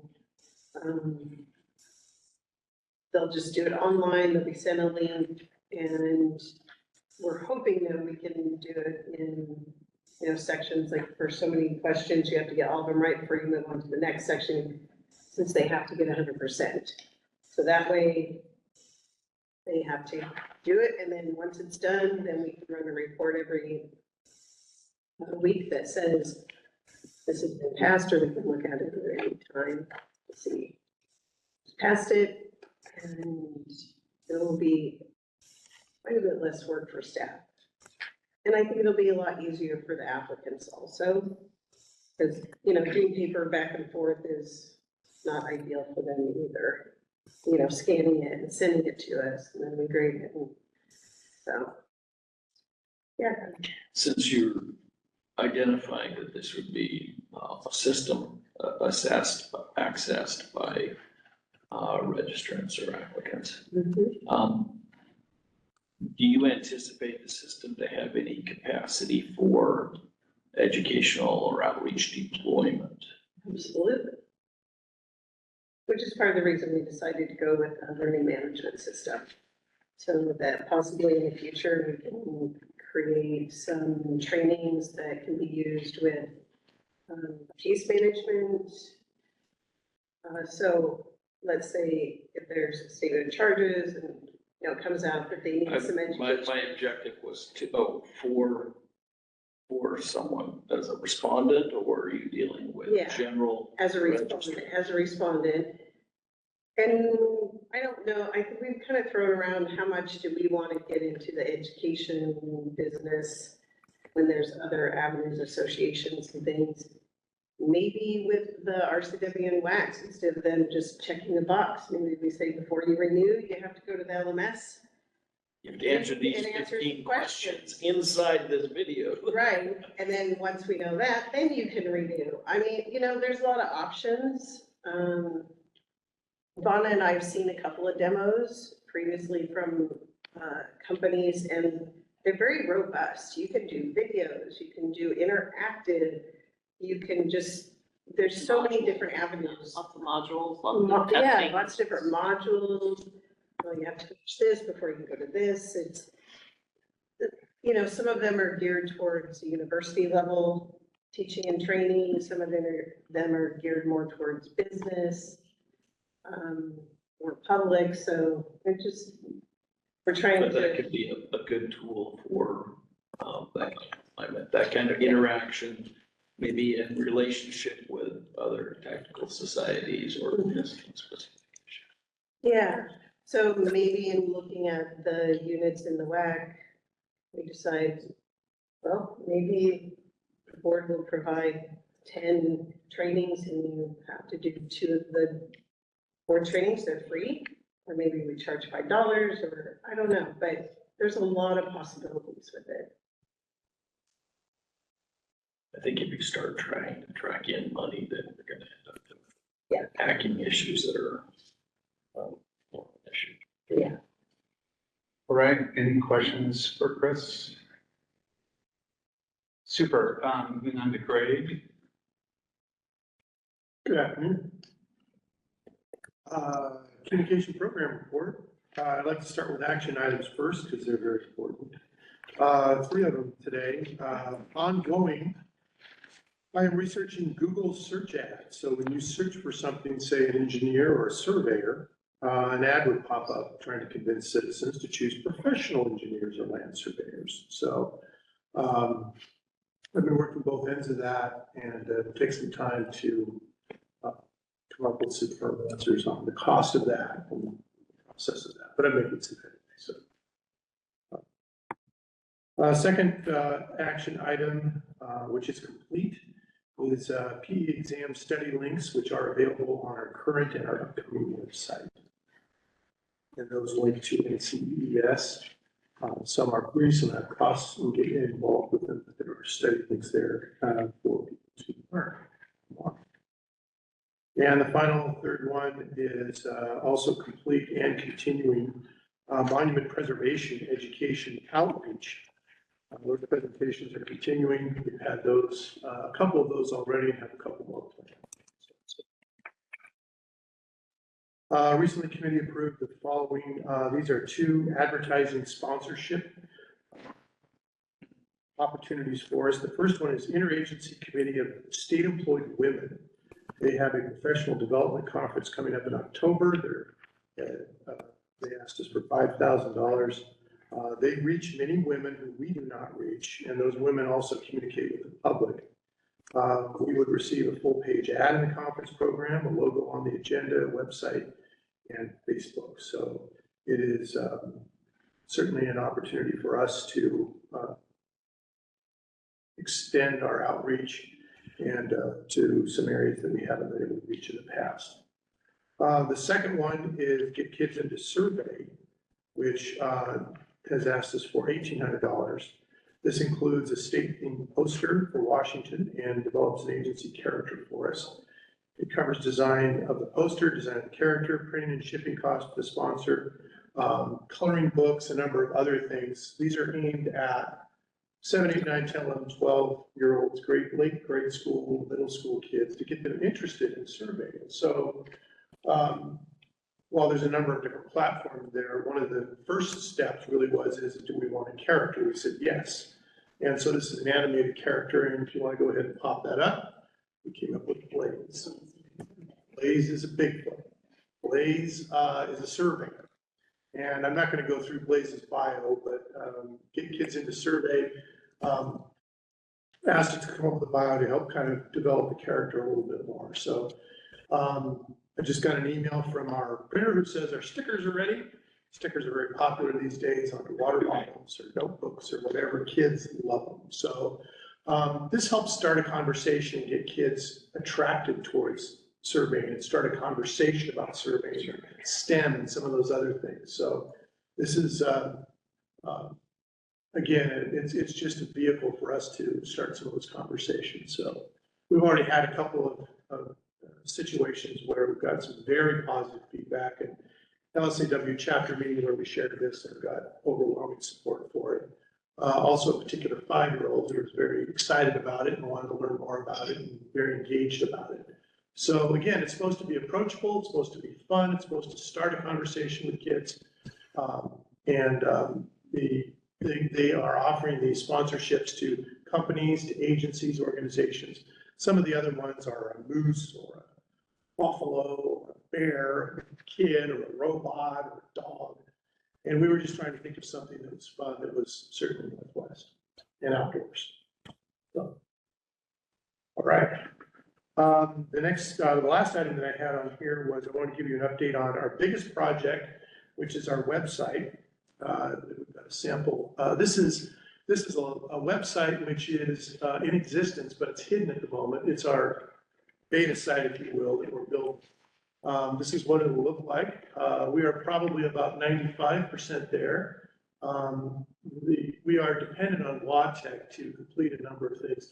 We've had all of staff really involved in the last year in rewriting all of the content, reorganizing all of the content.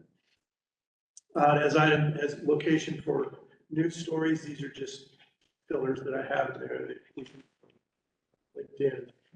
And then some quick links and things. And there was a lot of discussion about what was important, where should it go, and we're very happy with it.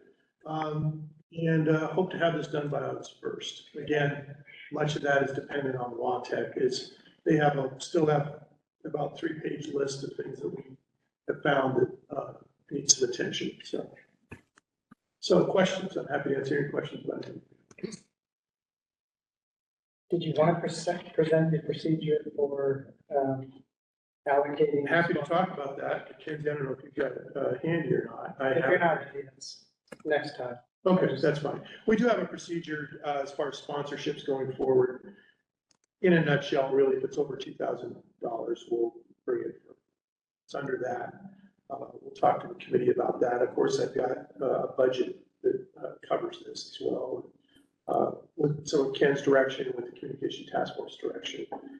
Some of it is a pretty simple yes. If it's more than $2,001, we'll bring that to. So we'll have that all spelled out for you. I have it in a draft form right now. But that's the skeleton. Thank you, Greg. Other questions? Shannon? Oh, okay. Sorry, I'm looking at the posters. Rulemaking, the CR 101 has been run for 19616 and then refiled. Get the PDH language in there. Public requests were pretty normal. We have 24 as of today. They're all done, yay, and then we have work process documents and the committee, the board SharePoint, there's each committee folder, there's standard committee documents. And it just has stuff, it has some stuff for staff, but it also has the new committee chair script.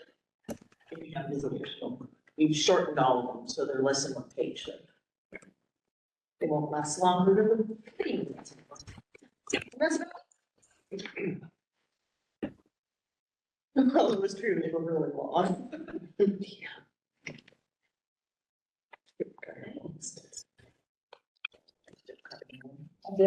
Any questions for Shannon? Right. Shannon, is that the number of public records requests since the last meeting or for the year? No, for the whole year. Okay. Since the last meeting, I think we've got 6. Well, thanks, Shannon. Jill? Okay, so, as you all know and have heard twice today, I just continue to work on the PDH audit, so I don't know that I really need to update you on that again. I'm actually continuing to work on the sanctions list and the, desk reference guide. Along with my other duties, investigations and SOC packets. That's, any questions for That's Jill? my report. We've asked a lot of questions of Jill and Shannon and Greg, we get ready to speak so today. All right, Vonna.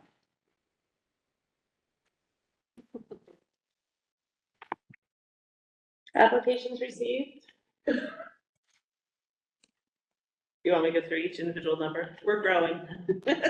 Is between this and the, extant licenses, is it possible that those columnar things could be put in log scales? Sure. And we'll be able to see the land surveyors a little bit better.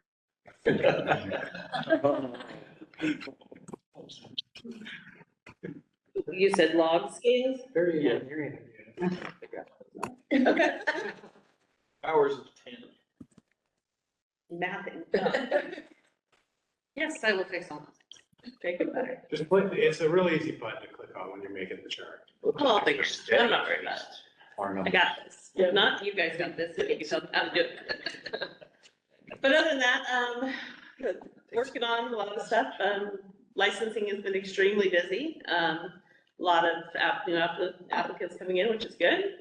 Finalizing the Danish JTA project. Still working on some Polaris bugs. Been in updates, so I have finalized some desk manuals for structural and for EQ, working on onsite. Still need still need to finalize the box cleanup, which basically is just a cloud service where we have a bunch of documentation saved. We need to get through it and review it. Yeah. I mean, there's a lot more to highlights. Any questions for Vonna? I think that's the first time I've seen you have a bullet that new endorsements. Is that? New endorsements You've meaning. shown that? No, yeah, so, a couple meetings ago, we were talking about, we looked like there was some revenue missing. So I've been pulling financial reports and getting them over to Ian, for 2023 and then monthly this year. New endorsements meaning that you're already a PE, civil, but you also want to be a mechanical. So pulling those, like they're adding an endorsement to their existing PE license. But it doesn't. But it's, For the exam, it doesn't cost anything. so, but it's still revenue that comes in, so it's just, yeah. That's what that is. We're not adding One into time endorsement to licensing or anything like that. All right, Mackenzie, Realized I put Bon's report after mine, I apologize for that. I just want to add one thing, Donna, that we're working on is getting all that old venture data from DOL. Oh, yeah. I forgot about that too. Yeah. Yeah, we're working with, Chris and I are working with DOL, from our old licensing system Venture. They still have a ton of records sitting out there. They're in the process of pulling all that data out of that old licensing system, and putting it into an access database for us. So we've been working with them to finalize the view and, the accessibility of it, and the searching capabilities and everything. So we are this close to getting it. We met with them last week and they have a couple minor edits to do. So hopefully we'll have that within the next, I would say hopefully next month. Yeah.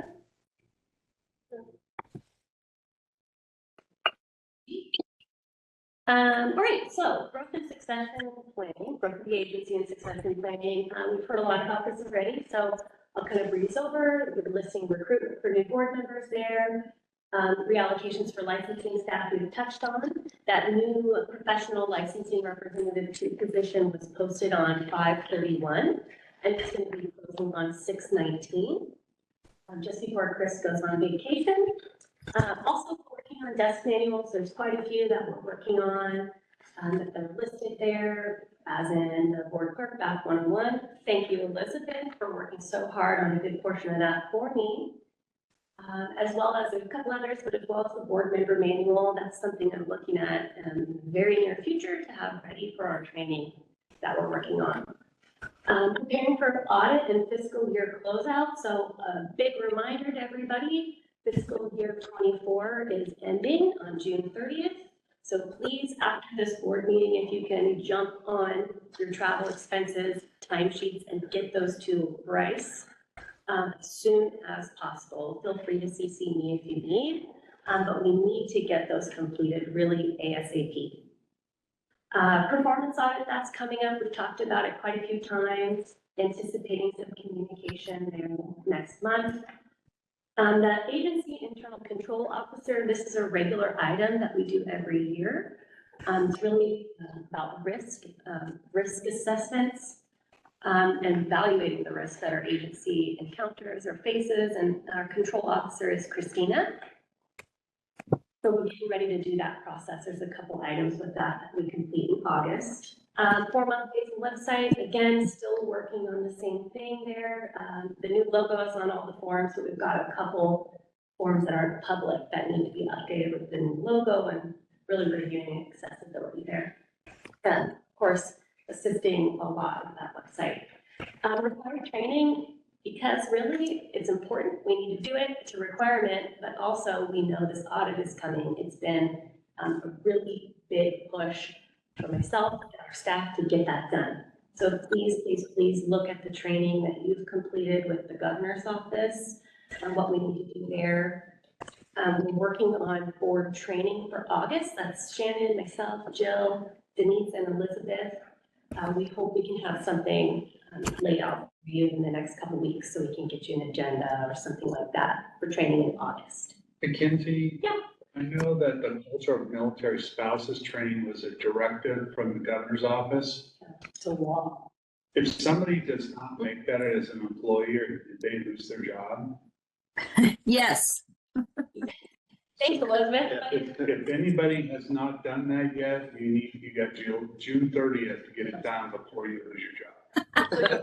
45-minute video. Very stern. And boards and commissions. Yep.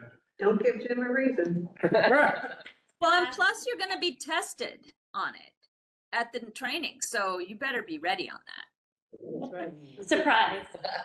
Not only the training, there's a lot more that comes along with that is we have, and we don't really need to get into it right now because it's a long conversation, but Bryce is really tasked with being our military liaison. He's working closely with Shannon to look at what we need to do because part of this law change is that we need to actually have procedures put in place on how we handle military spouse applications that come in to our state.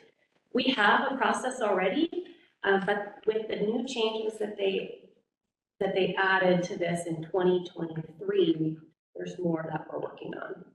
So if there's anybody that has not taken it yet, that needs help taking it, we'll set up some popcorn sessions, because Mackenzie had those before, and it was good to watch this particular training, and I'm not sure, I think you reported there's only 2 people that haven't taken it. Yeah, we really only have 2 people. I don't know if I need to call them out. You know who hasn't taken it. Which one are you talking about? Cultural, military? The culture, military. Right. I think, Now, where do I access it? it's a YouTube link, so it's open and available to anybody. How do I don't know where it is. We'll give it, so we'll send it.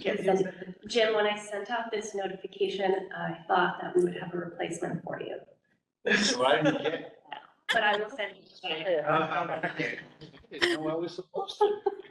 I don't think you're one of the 2. It's a 45-minute YouTube video. No problem. And then what you do afterwards is you take a short survey that says basically feedback on how. Yeah, send me a link, because I don't even know how to access it. Yeah. What it's called. There is one other current board member that actually is still gonna be on besides Ivan that hasn't taken it as well. No names, but please take it or help us to help you. Yes. Yeah. Let me know if you need help, Well- but Jim will send you. Are we all current on the D? I have the same question. Yeah, Aaron, what's the question? I have the same question. I have no idea whether I mean, I've sat through it, but I don't know whether I have, kind of checked that box or not. And I can't see it on share. So other than going back to my, I guess, deleted emails, I don't keep emails like that. Is there a way that we can, that I can see whether or not I've taken that or not? Not really, because it's a YouTube video training that the VA established, there's no real tracking besides internal. And so I've saved every one of the training certs on the staff side, which is where we save a lot of the board member. So if you've sent her your completion certificate, then you've got it. But, Aaron, Okay, I'll include I'm the not. email I sent to Jim, so you can have that. And then again, anybody, let me know if you need help getting that certificate of completion or finding the training.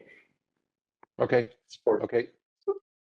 It just, the questions, I think, are just, did you watch this? Yeah, literally. Right? I mean, it's not. Pretty much. That If we have. you've watched it already, just go to the questions. And it couldn't be any easier. Yeah. So the DEI training is Yeah. kind of we watched a video, right? Yes. But we still have to do some instructor-led. Yeah. It's a 4-module, so it's a very large training. First piece was to watch the video. Once you watch the video, it then in your Learning Center account that we have through the state, it enables you to start actually registering for these modules. And I will say it's very difficult to get a seat in the modules. I'm keeping it on the report because it's important. We need to get it done.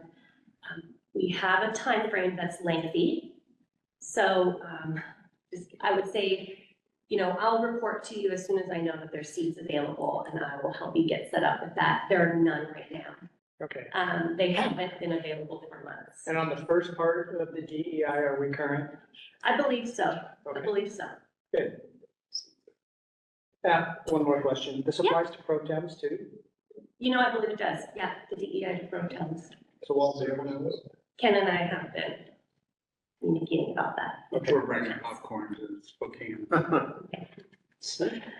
Yeah, but it is this is really important. We need to get training done so we can be compliant. So again, I'll keep reporting on the DEI modules and I'll let you know if there's any available. Unfortunately, I can't see in my account because Christina and I were lucky enough to get them done. So Bryce has to log in for me and check to see. But I will keep you updated. Moving on, admin policies. This has been the core of what I do every single day other than the regular duties is making sure we have as many policies as we should, making sure that they're updated and developing any of those that we see gaps. The biggest one and the most time consuming is the continuity of operations. It's very, very robust, just like the exam policy. It's a big policy. And then lastly, two policies that I've completed are the salary determination and compensation policy, which is required, and an update to our layoff policy. All right, any questions for Mackenzie? Maybe a topic sheet address. Do you want to add anything to the recruitment for new board members? I do.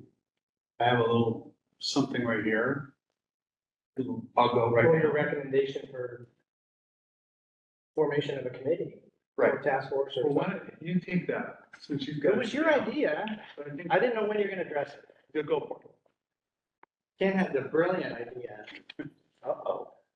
of forming, we're not sure what to call it, committee, task force.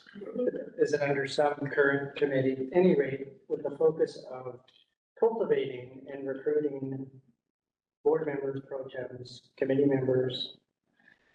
Subject matter experts. Yeah. Being a little more proactive instead of reactive. So I think I'm told that we're kind of in a new era where we used to get quite a few applications for board positions, and it's harder to find applicants now. So I think this is a reaction to maybe a new era. And I think it's a great idea to be proactive on it and, looking out there, okay, which positions are, who's turning out next, and be ready, so. Well, and also it's an opportunity to bring people in from the industry and let them experience a little bit more of what our issues are, what we're doing. And so it could be training ground for future SMEs or board members, but it's also just broadening the knowledge base, because you talk to somebody about becoming a board member and they have no clue, what the involvement is or, the issues. So I think if we can use this to try to encourage people to get involved in some of our ongoing committees and activities, I think it would be great. So signing it. So I think it was a great idea that we had, and my last act as chair would be to delegate it to the next chair to figure it out. To assign a person who's in charge of it. Oh, wait a minute. I think that it's awesome. Matter of fact, we have 5 candidates now for the PD board position. And one potential, but zero for the PLS board position opening that's coming. And as you know, Jim is agreed to stay on, as we talked about last night, which is awesome. And we're gonna keep him busy for minimum of a year, even if that position does get filled. And with that is maybe couple of these 5 candidates could be assigned to special projects, whatever, and to come in, and I've already talked to a few of them that they called me, how do we get involved? And so I suggested we might go this direction. So that's, I think, a good idea. So, any questions about that? Barron's got his hand up. Barron?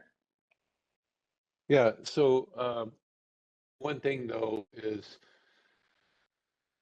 I guess when you're looking at pro temps, right, are they're selective, civic, short-term, strategic, and focused. And so using those at sort of a longer length, I don't want to be seen as an appointment of the director as an over, I guess, overblowing the governor's appointment, right, of process, of sort of a volunteer of a board position.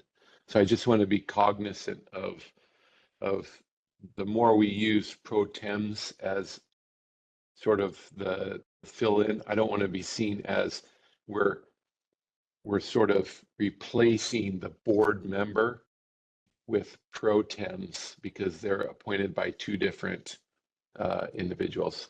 That's number one. And then number two is the fact that creating a task force or some other smaller group as a recruitment sort of group, I would think that role and responsibility is already sort of under our outreach sort of strategy. And so is that something that is more suited by maybe Greg under communications or something in which an outreach effort should be also doing that and not necessarily forming another committee?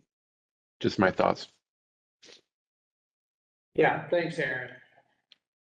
So I probably misspoke and I apologize. I did not mean that the getting other involvement. I was thinking about like the example of our on-site ad hoc committee.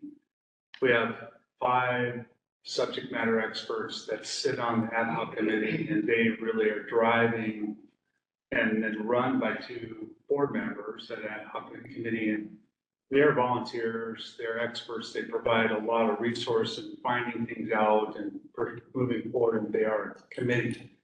And so they're not pro temp members, they're committee volunteers, subject matter experts. Some of them double up to be exam subject matter experts too, so they sign NDAs for being part of the exam processing. And that might be an example that we use for going forward with PEs and PLSs, that we move those folks into more of a committee level investigation, whatever process may be, but they're not board members, not pro temp board members. I would suggest they're actually subject matter experts coming and volunteering and allowing them to see and feel being in what the board does and being responsible. So it's an idea.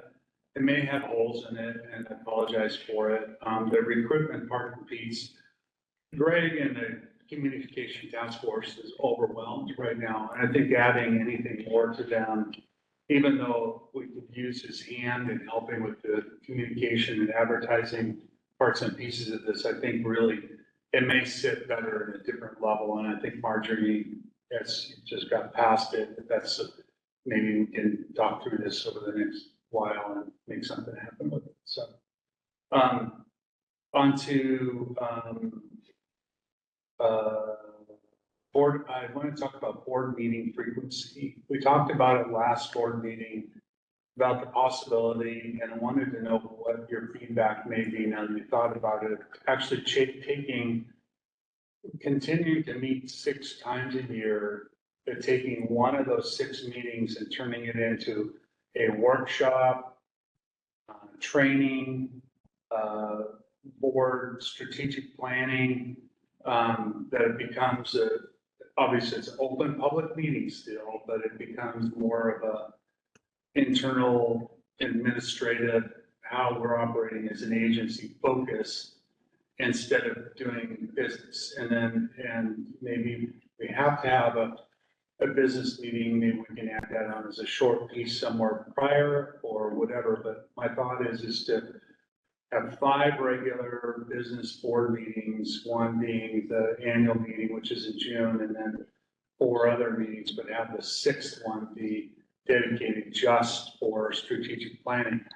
and workshop and education.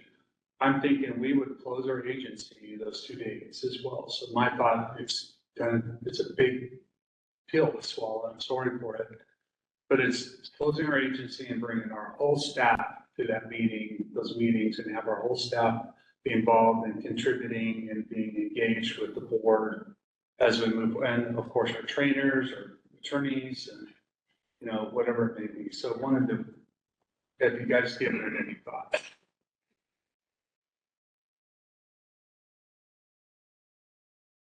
So like a what if? Go ahead, Aaron. Well, I guess my thought is this, I like the idea of a strategic planning session, a devote meeting time and space where we can focus on the strategic plan. What I'm not endorsing is to remove a board meeting or a committee meeting through the year. Again, and I've been very vocal on it in the past that and those committee meetings are very much the public's conduit and the public's forum to come and listen and to engage with our board and our committee and our board members. So I'm not in favor of removing a meeting. Also, we've heard under this meeting and previous meetings as well is we're often not in the same room. We're often not able to be available all at the same time, and those 6 times a year are very, very important for to be in that same group. I think that it's a focused time, and that is my opinion. Thanks, Aaron. So I'm just kind of what ifing and looking at a typical agenda. If we skip normal board, we're still gonna meet. But if we skip normal board functions, there's four months between meetings. So can case deliberation wait 4 months? Am I doing the math right? Yeah, it would be. Committee reports could probably wait. New business will just adjust it. You know, where the report outs can always be given written. And then it could be very much shortened to like any question. So it could be very condensed business portion and then the strategic. Is that what you're thinking, or? Yes. Because can we really ignore some items for 4 months? If we haven't before. For instance, what if it's the August meeting and it's the main focus is strategic planning and preparation for the annual meeting? We would probably be going out and having a bunch of other business too, right before the annual meeting. I don't know. Yeah, between June and August is always feels like it's only a month. Yeah. Because the way it's short. Yeah. Aaron has his hand. Aaron.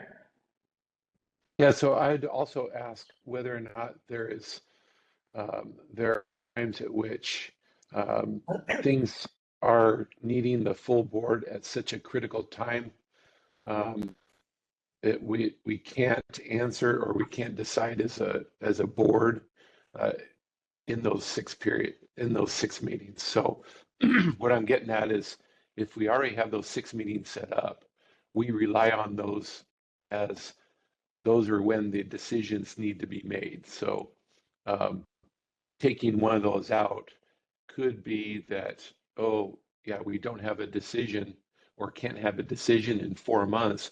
We've got to have another special board meeting or call on another special board meeting.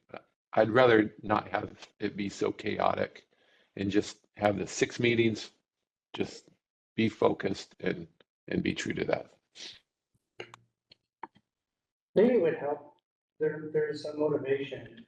What is the reason?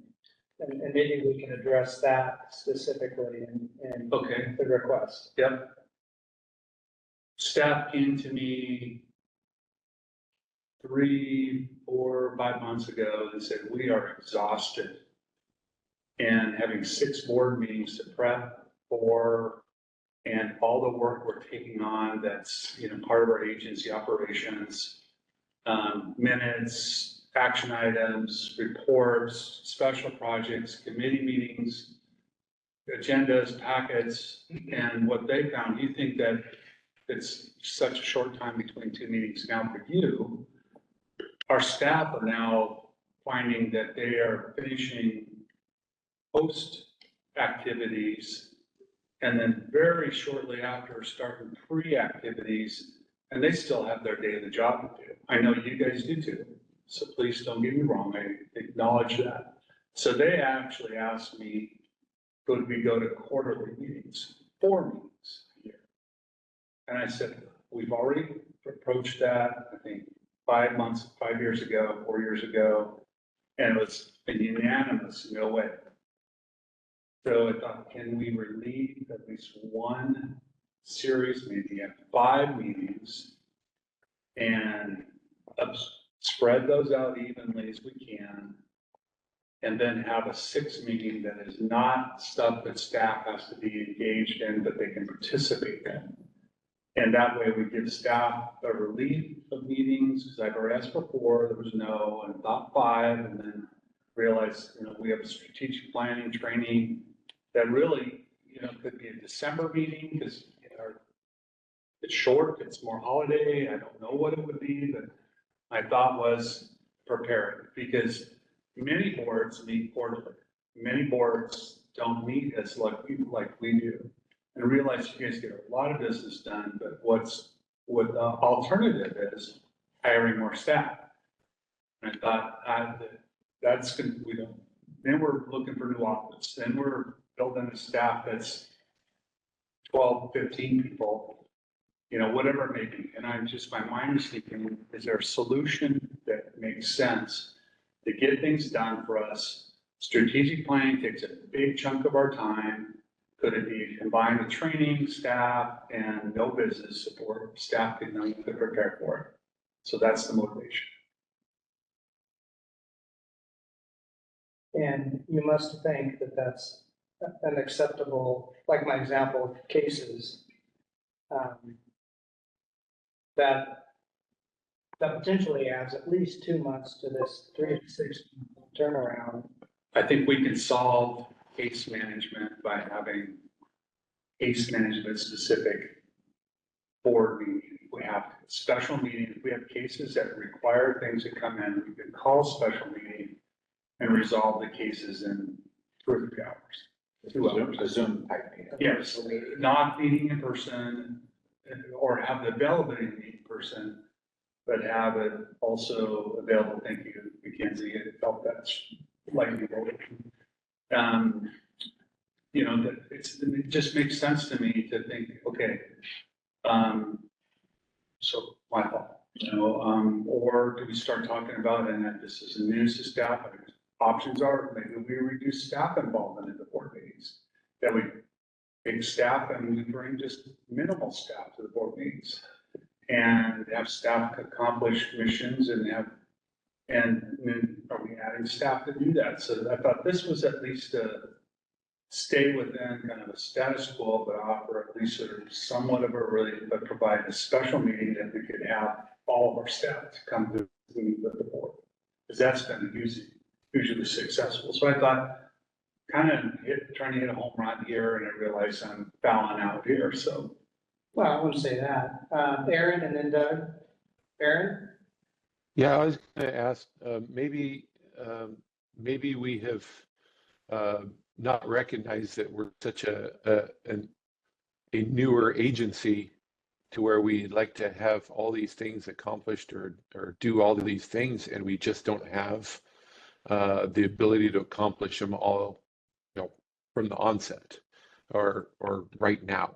So maybe it's a scheduling that the board needs to evaluate. And I know that, we have through strategic planning, but if we say that everything's a priority, that means nothing is a priority. So maybe we need to take a hard look at scheduling things. I also think that maybe some of the reports and other things that staff need to get to the board meetings, maybe those can be streamlined to where it's something that's a report that's within our packet, but doesn't need to follow up with a verbal or any sort of group meeting.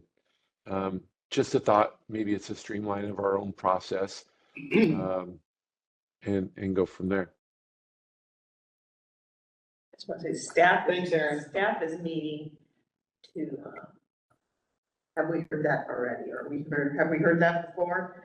Because there's a lot of duplication between committee and board. So we're getting together to find out where we can try to, like the financial report, should it be more robust during committee and then you just report out on it to the board, or, stuff like that, stuff where we have duplicates. So staff's looking to see what maybe we can do to. Yeah, Stop the that makes a duplication. lot of sense. I think so, yeah. We've heard Mr. Fuller, and historically, I think, some aspect of rejection of, reduction of meetings.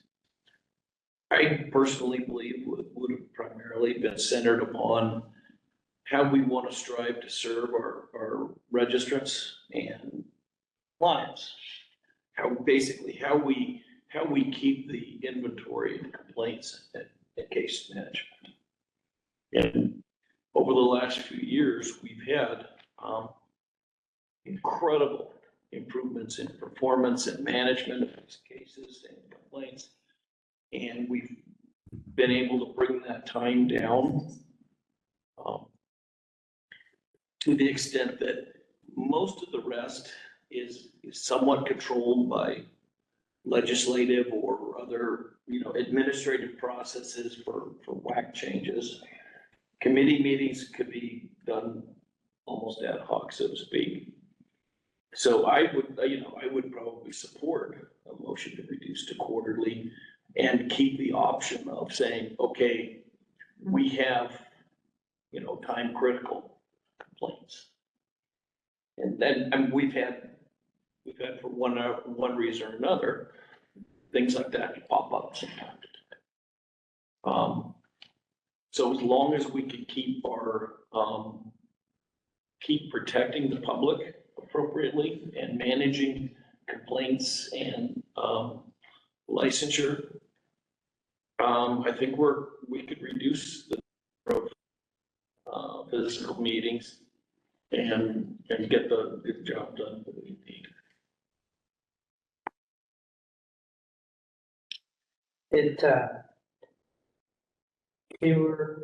So one perspective is, we're pushing 3 o'clock, we're not even done today.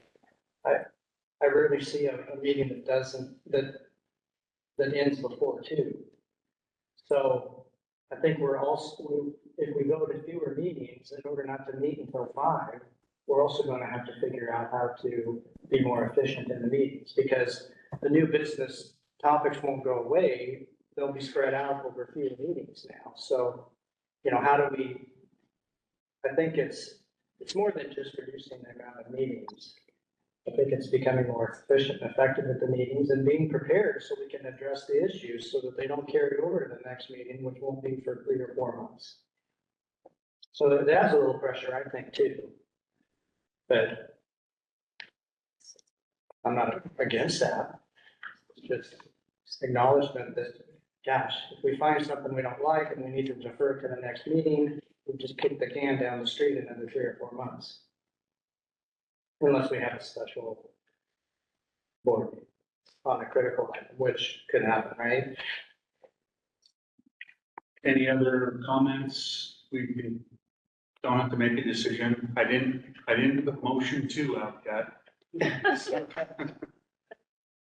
there's no more comments, we'll take this, digest it, talk it amongst our executive team and maybe. There goes your vote. Maybe, Somebody's stealing my vote. maybe reevaluate later. Maybe so. Okay. Talked about skis. I don't think there's nothing else. I don't think so. Okay. Forgot something about, everybody reviewing applications. Oh, Do you yeah. want to do that? Yeah, so, Vonna brings up a great subject. So instead of me repeating for Vonna, I'm gonna pass it. I was gonna bring it up during my license report, and I apologize.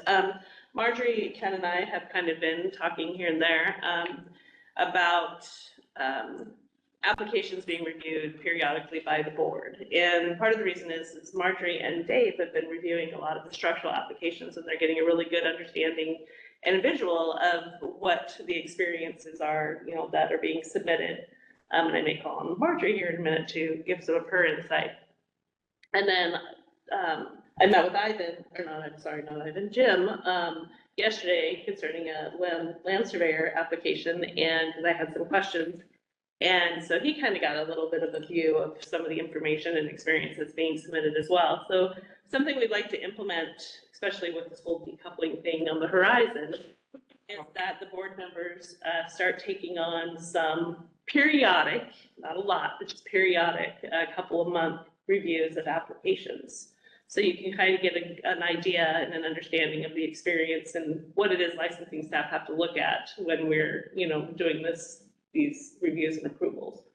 Do you have anything you want to add to that? No, I mean, that was perfect. It gives us a better view of what you're doing.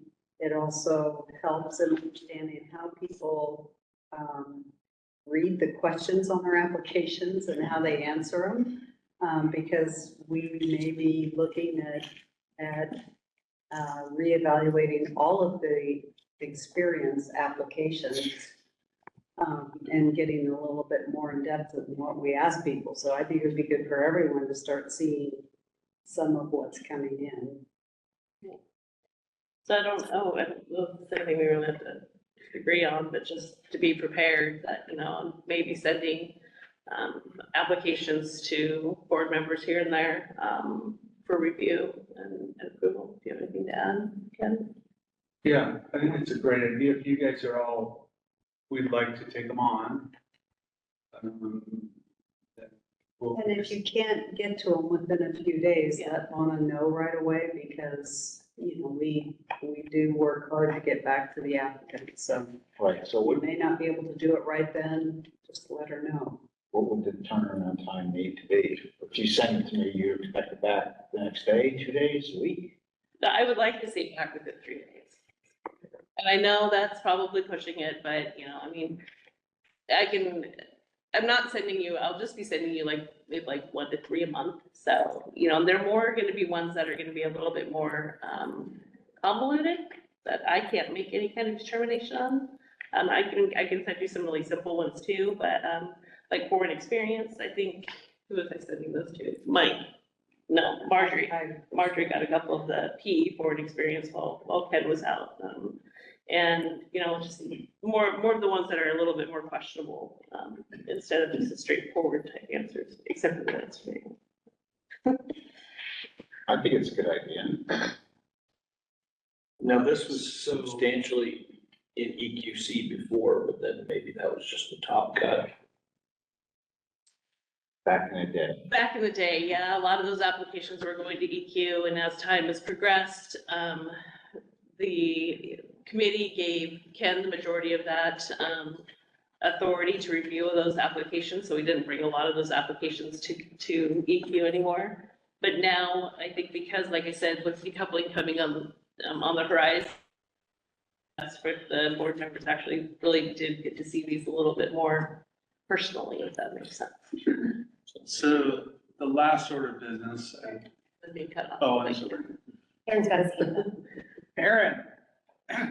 Yeah, so I'm with Vonna to maybe QC a little bit more. I know that we try to to streamline our committee meetings, especially EQC.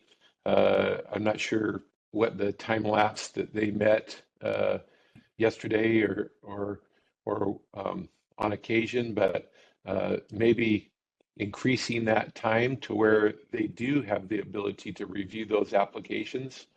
I hate to get the applications spread out amongst all of the board members, and then then it sort of doesn't keep them within the EQC, which is really what the EQC is charged with. So same with practice. Okay. Let me take this one, Bonnie. Aaron, appreciate it. EQC really would be for applications and qualifications that we as staff members or a single board member can't make. What Bonnie's talking about is spreading out applications that board members can become experienced at how we're reviewing them. And that's what Marjorie reported back. She appreciated seeing some of these applications, and Mike, I think, helped us with some board degree. I think the difficult ones, and what I've always said, if we say no, they go to EQC before we officially say no. Right. And that way it gets the board review of a no, and then it can come back through a BAP process officially. So these would be on a voluntary basis of board members that want to do this. We're not saying it's a mandatory thing. We'd like board members to take on a few of these a month if they could, only to keep their understanding of what type of applications we're getting. And I think is what Marjorie and Lana were going with this. Not usurping the EQC at all. Well, like I said, what I'd like to see So- yesterday is I understand that's just me being a little OCD about it. So, I mean, you can take a week or so. I mean, we do have a good 2-week window usually, but we are one of the faster states that do approve the turnaround.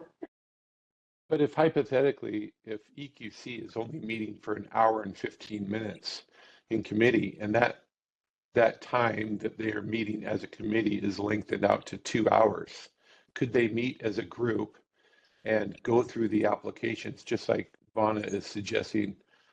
Maybe there's 20. Just go through them during that time when all 3 of them are there, or maybe individually, and just sort of get them done then. That's what I'm saying is use that time effectively of EQC. That's what I'm proposing. I'm a little concerned about waiting that long to get some of the applications approved. And then it creates a backlog in Bonna's process to get all of them and sent out and answered. And just looking at it individually, and either sending Vonna questions or Neem has been helping me a lot with the structural and answering some of the questions and sending us the NCWS records. And it's maybe an hour out of my day, a few times a month, and that's it. So I don't think it's a big time commitment, and I don't think we need to sit around discussing them necessarily as a committee, but we will have the EQC start looking at applications, and so they're going, I think they're gonna have a lot on the plate. It seems like we have a lot of issues these days. I mean, I just feel like a lot more with the 1843 and the things coming down from NCWS. Just feels like there's a lot more that we're kind of working on as a board that we need to kind of get through, so. And so maybe it's not the EQC as a group meeting, but the EQC members can take on that role. That's what I guess that's what I'd be a fan of.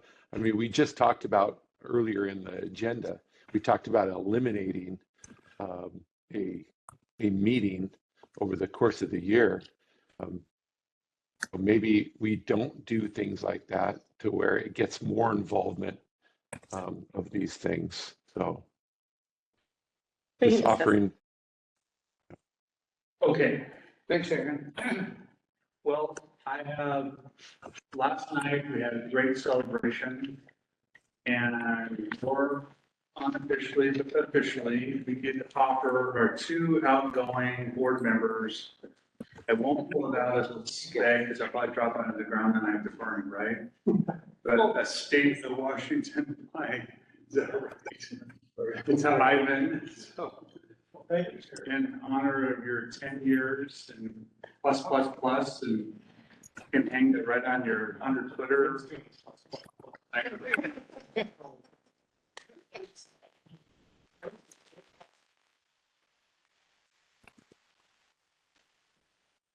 In honor of your plus, and then 10 years, and now that plus. Thank you, Washington State flag.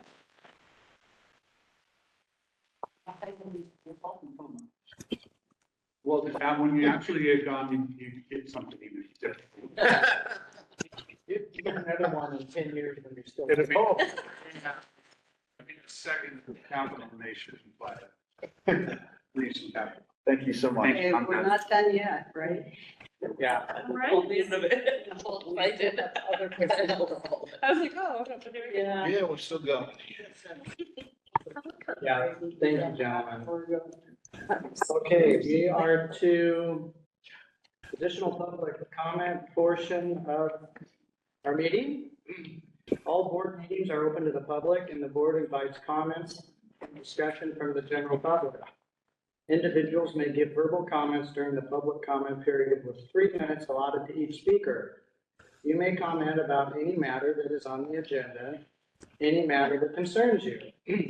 Board meetings are not adjudicative proceedings nor hearings, so the board will not accept and consider direct oral testimony in support of or opposition to any given complaint or application. Before you give comments, we encourage you to familiarize yourself with the board's statutory authority.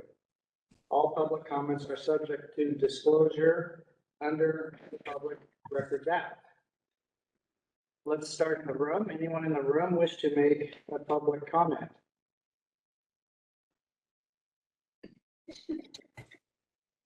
Okay, how about online? Anyone online wish to make a public comment?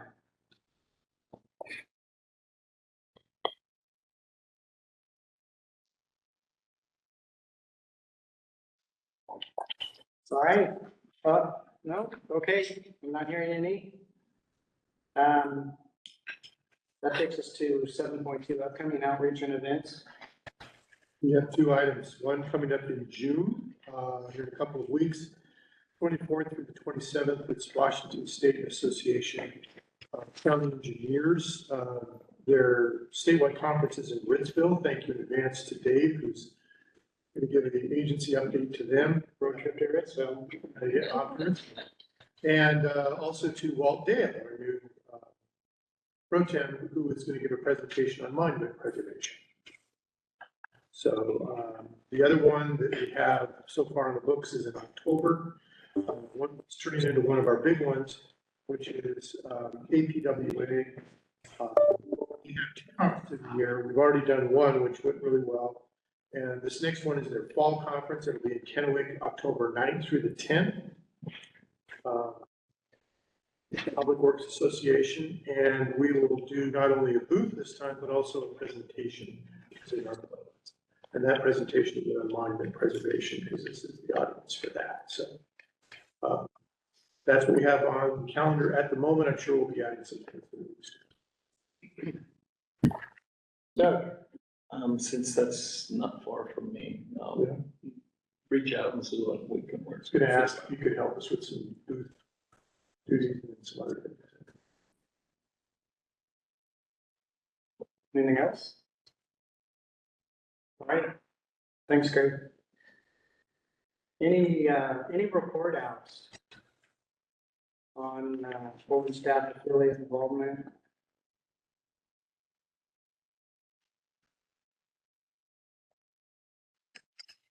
That's substantially NCEES work. Mostly, yeah.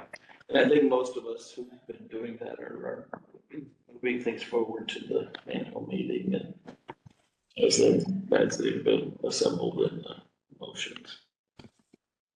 Yeah, agree. I don't have anything else to add. Unless you want to congratulate Mr. Lyson. Congratulate him again. Yeah, I think that's awesome. So, Well, thank you. Yeah, and thanks to this board and for the support. So I think that it demonstrates that Washington State is now very, very much involved within the Western Zone and NCWS overall. It's something that this board has not been historically involved to the level that we are. You know, Dave, yourself, being the secretary of the Western Zone and being the chair, Marjorie with her involvement at the structural level, Chun, past board member at the structural level, you know, myself, various committees, Doug, various committees. It really puts Washington State involved at that level. So thank you. yeah, thank you for your willingness to take that on. And Elizabeth, our guest, congratulations to you as well. That's pretty cool. Thank you, and let me know if Washington has any proposed charges. We have high hopes. Okay. Action items from this meeting, Kenzie. I realize I don't have the 1843 minor edits, putting that in now. Okay, so we have the board to attend the celebratory US-UK MRA signing at the annual meeting in August. And we discussed Aaron, Dave, and Ken as attendees for that signing. Ken to communicate with David Cox of NCBS about pulling EPP 20 as the board from the non-consent agenda. As the board is clear and has questions. Pulling it from the consent agenda. Consent. Yeah. Okay. Advance 1843-030 language, including markups and edits made during the meeting today. Correction, 033. Oh, thank you.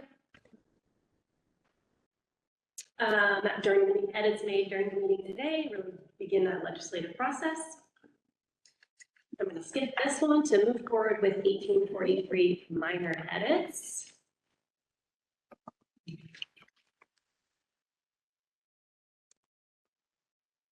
As shown in the board packet. And move forward the on-site job task analysis for the Washington on-site designers exam. Anything that was missed? I think moving forward, propagating and implementing the exam policy. Yeah. Yeah, I'm sorry. next time, because it's almost there. Yeah, Okay. I do have on the next category. So bring it back. To new business next time. And if we're ready, I can go ahead and start those agenda items too, unless anybody. Okay. Well, did you, when you had the MRA in there, did you have Elizabeth, Aaron, Ken, and Marjorie looking at the impacts of agreeing to sign the MRA? Ken and Marjorie, Elizabeth, And- Aaron, Ken, Marjorie. Right. Yes. Review. Come back. And that'll be an agenda item. Yeah. Review and look at impacts. Yeah. Okay. And then 7.5, those agenda items for the next meeting, we have to discuss decoupling. And I can elaborate more on that if you think we need to. Potential fee increases, the US-UK MRA discussion, and the NCEES annual meeting motions. Do we need to approve the exam policy? Oh, of course. Okay. Said I had it. There we go. I know. Okay. There will be other things that come out of committees. Yeah. You gotta be good about getting them on the agenda early. And not just waiting until the committees are done or day before, so. Thank you. Yeah. And things that should be in the board packet that might require action from the committees. Right? Yeah. Yes, Yeah. yeah. Even if it's a draft document that's tweaked a little, at least it's. At least it's had its first review. Yes. Yeah. Thank you. Okay. We're done with our business. Oh, your last opportunity. Motion to adjourn, baby. Jim. Excuse me? Any seconds? Okay.